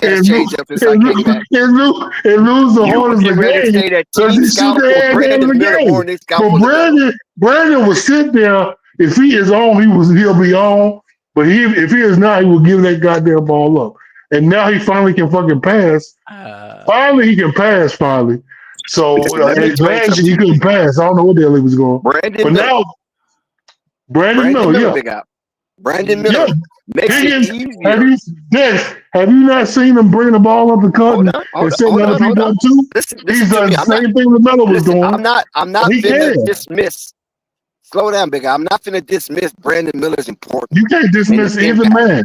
Only thing I'm saying is that there's no team in the NBA that's scouting Brandon Miller more than they do LaMelo. That's what I'm finna say right there. But Brandon Miller makes it easier for everybody. But Des, let me say this. Listen.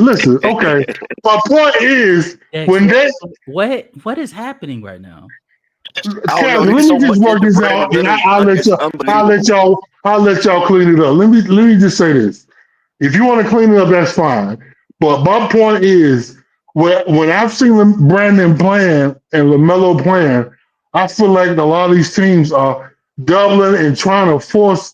I mean, he's the only one I feel like they really trying to force from a doubling and trying to force him not to get the ball. At least that's my.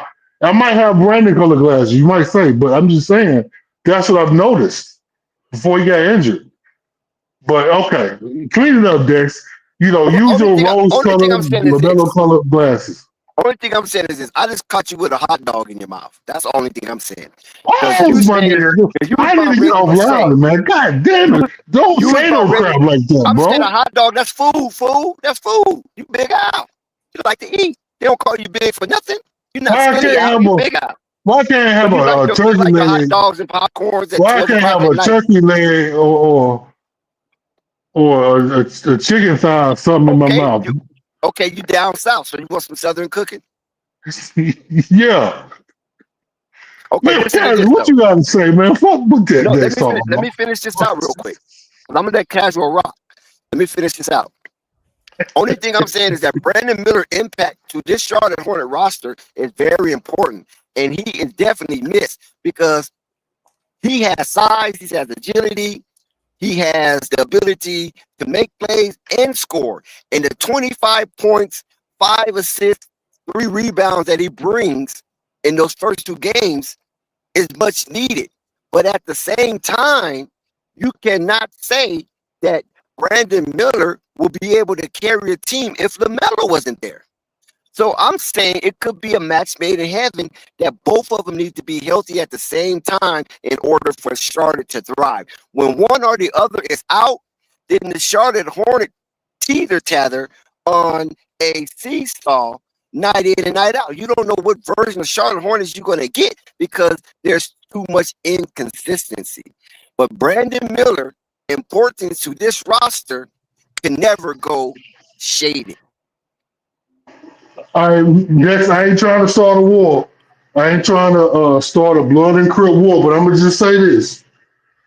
When Melo was hurt and the Hornets played the Timberwolves, Brandon, I want to say Brandon may help cause that win against the Timberwolves, bro. Al, don't give me no one game. Don't give me no one. I'm just saying, man. 19 games. When Brandon do his thing, you know, bro. 63. They lost 63 games last season. Go ahead, Casual. He was hurt, man. Be a voice of reason, Casual. Be a voice of reason. Brandon and Lamelo was hurt. I mean, to be fair, I remember a game against the in LaMelo's second year where LaMelo went into Golden State and was able to put on a fantastic fourth quarter to beat them. So, and that was before B Mill was even thought of to join the Charlotte Hornets. What about the Lakers? Don't forget that Laker game against Bron and Luka. Come on, man. Yeah, we're doing one game sample size of when these players were without one another. Like, I feel like that's a slippery slope. But I think I ain't gonna lie to you, big guy. I don't really see what you see in B Mill. Trust me. I remember when he first got drafted here the first time we had this discussion. I remember I wasn't that high on B Mill, but I thought he could be able to be something more than. Yeah, I remember that y'all were comparing him to like Paul George, and I was like, I think that's too hasty, but I think he could be like an excellent offensive player. And I think he's displaying that for the moments he's played. The problem is you saying that when he's on, he's more efficient than LaMelo.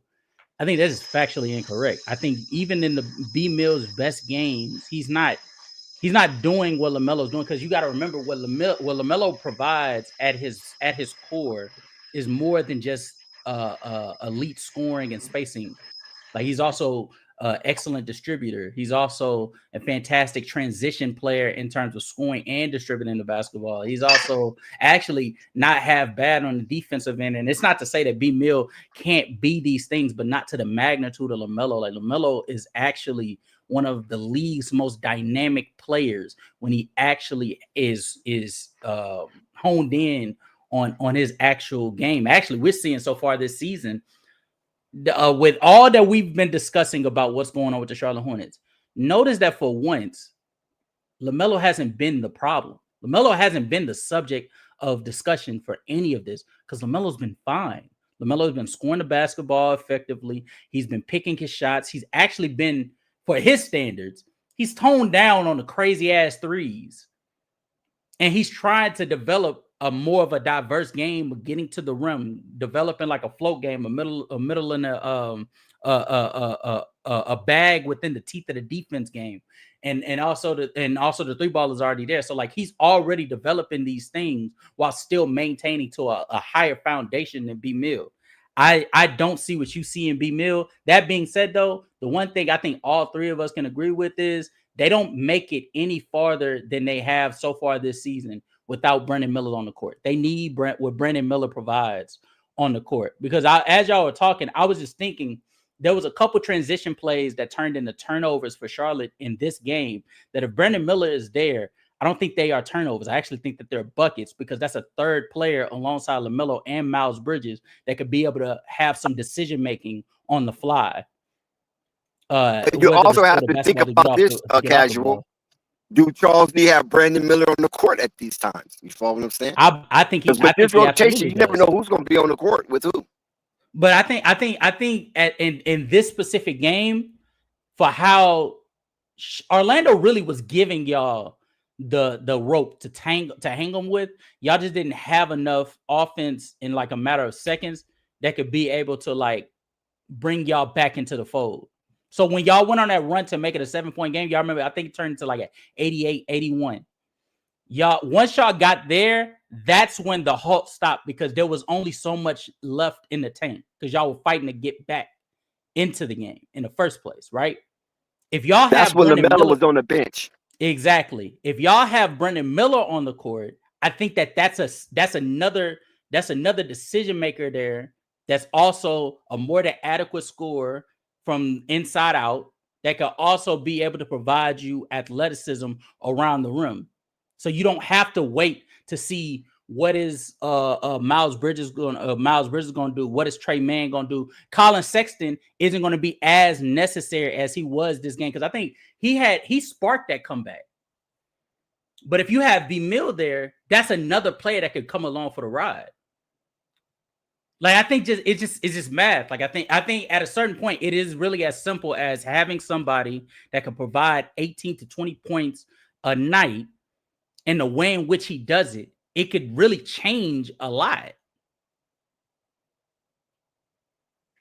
I agree. I mean, Brandon.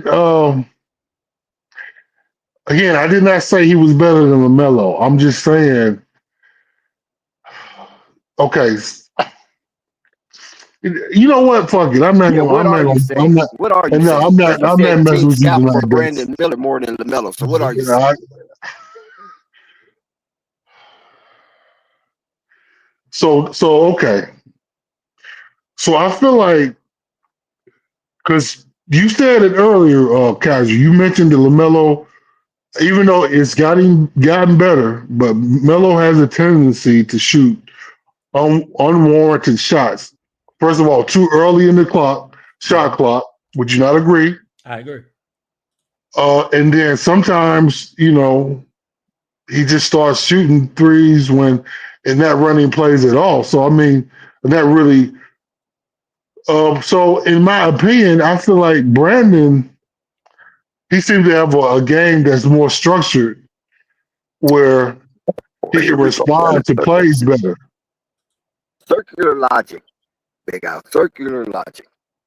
Brandon shoots early in the shot clock as well, Big Al, and he shoots threes early in the shot clock as well, coming off a fast break. So stop it. That is Charlotte Hornets and Charles Lee scheme. Shoot early, shoot often, put up more shots than the other team. Hopefully, the law of average will balance our way that we make more baskets than them. We just talked about, and you, Big Al, the one inserted how he's trying to bring the Celtics way of life or way of play to the Charlotte Hornets, but they just don't have the roster. You said that, Big Al. So if that's the case, yeah, you said that early in the stream, unless you just be talking and don't know when you're saying something good. Well, hold on. He said he did. He said he did. I said that, Dex, but you're trying to say that. But when I said that, when I was mentioning the Celtics way of gameplay, That was a negative I was trying to point out.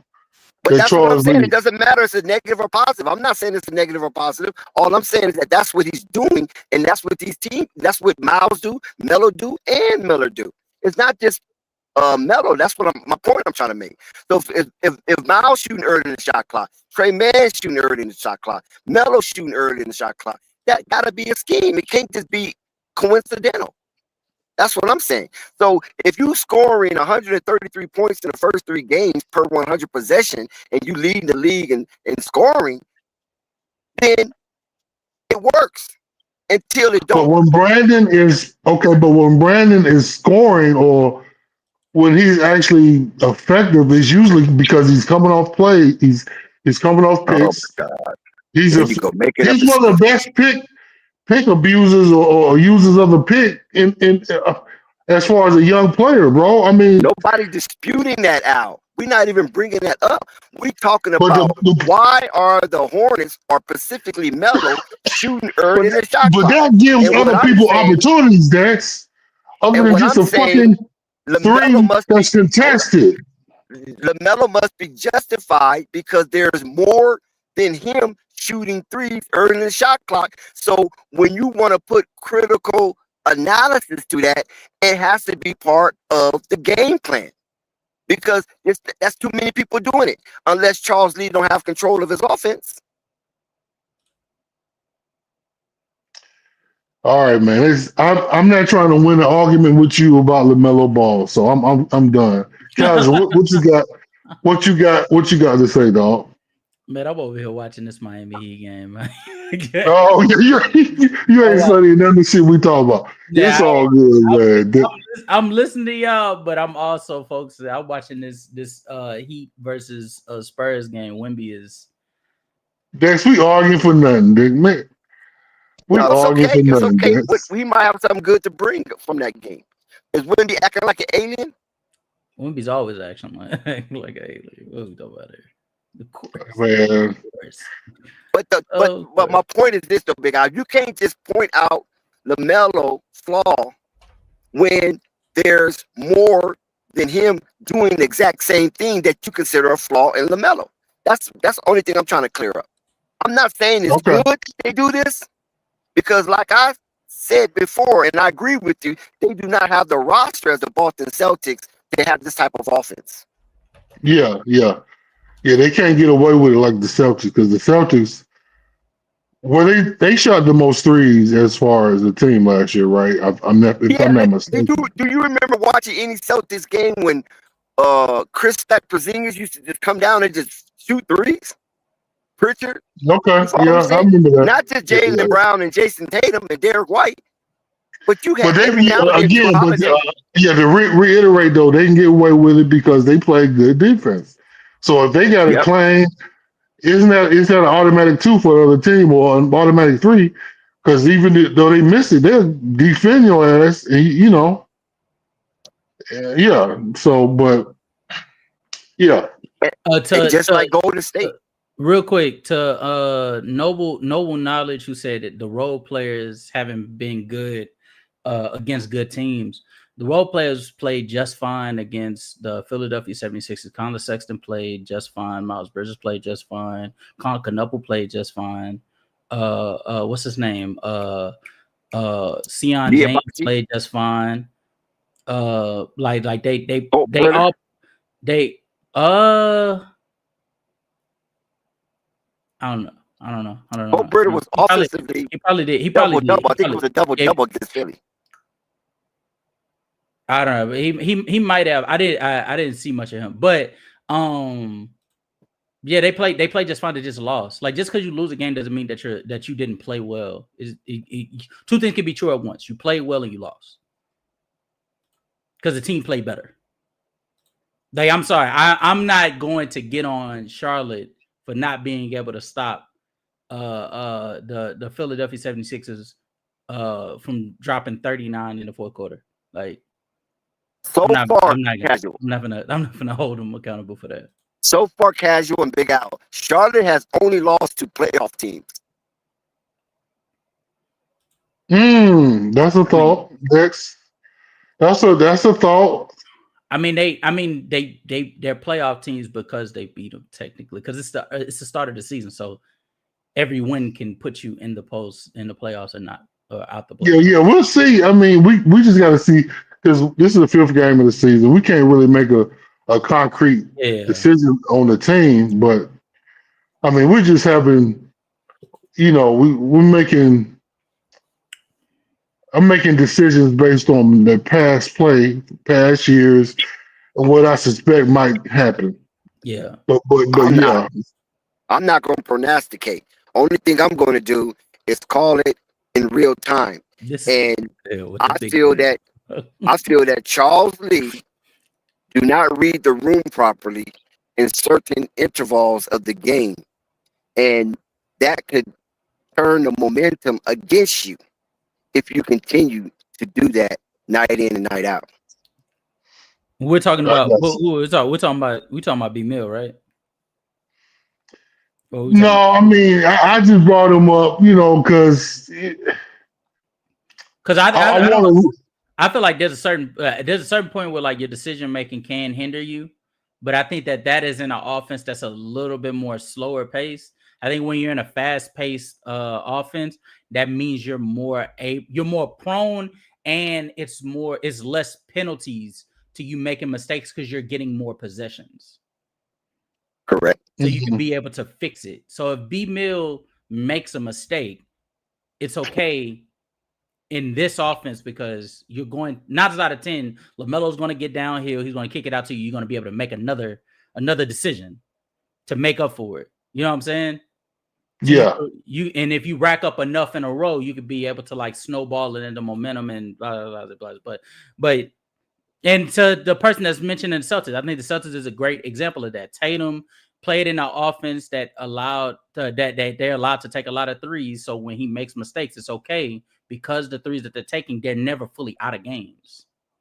right. They're never fully out of the games because he's pretty solid from three and also the defense. But we'll see because Brandon, we had really seen Brandon come into his own because this year I think is the first time where he's demonstrating ability to handle the rock and go to the basket from sideline to sideline. Meaning, I've seen him get the ball and bring it up the court and go straight to the basket, which hadn't seen in past years. So I think Charles Lee's asking more of him, and that's good.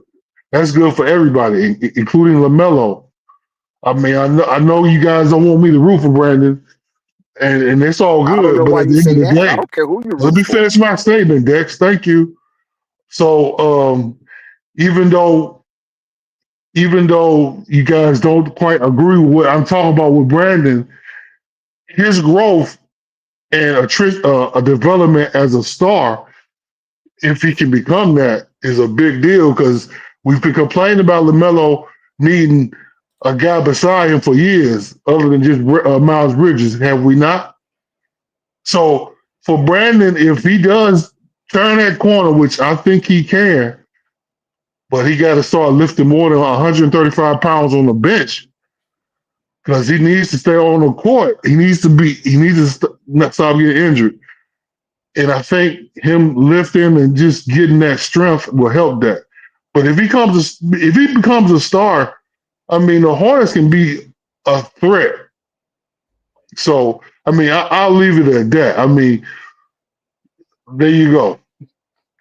The thing of it is this: if you're listed as a home favorite, you got to play like a home favorite. You got to lose games at buzzer beaters or something like that, or a bad call down the stretch. You can't just be a home favorite and get plummeted and get your brains beat out right there inside your own silo, the hive. That is disrespectful. That is downright disgraceful. And that's something that the Hornets need to toughen up on, whether Brandon Miller is there or not. If you're a home favorite, you got to protect your home court because this is where you're going to get an opportunity to get into a play-in or playoff position by winning your home games. Yeah, yeah, yeah. Well, with that said, Dex, I mean, I enjoyed it, man, as usual. Talk my ish and, talk ish to you. I ain't call you dyslexic Dex or nothing like that. I just got on and talked with you and had fun. I appreciate it, bro. But I'm out, dog. And you have a good night on the West Coast, my nigga. And Yeah, I have flight. yeah. Salute to you, Big Al. And like a good therapist, I guided you through your trauma. So this is why you was so calm and collected, because Yeah, I was a nigga, I good need it. therapist tonight. Yeah. Okay, Big Al, we're gonna shut it down, man. Salute to everybody. Hit that like button, hit that subscribe button, and hit the notification bell so you won't miss one iota of an exuberant experience. Flight Sports TV is out.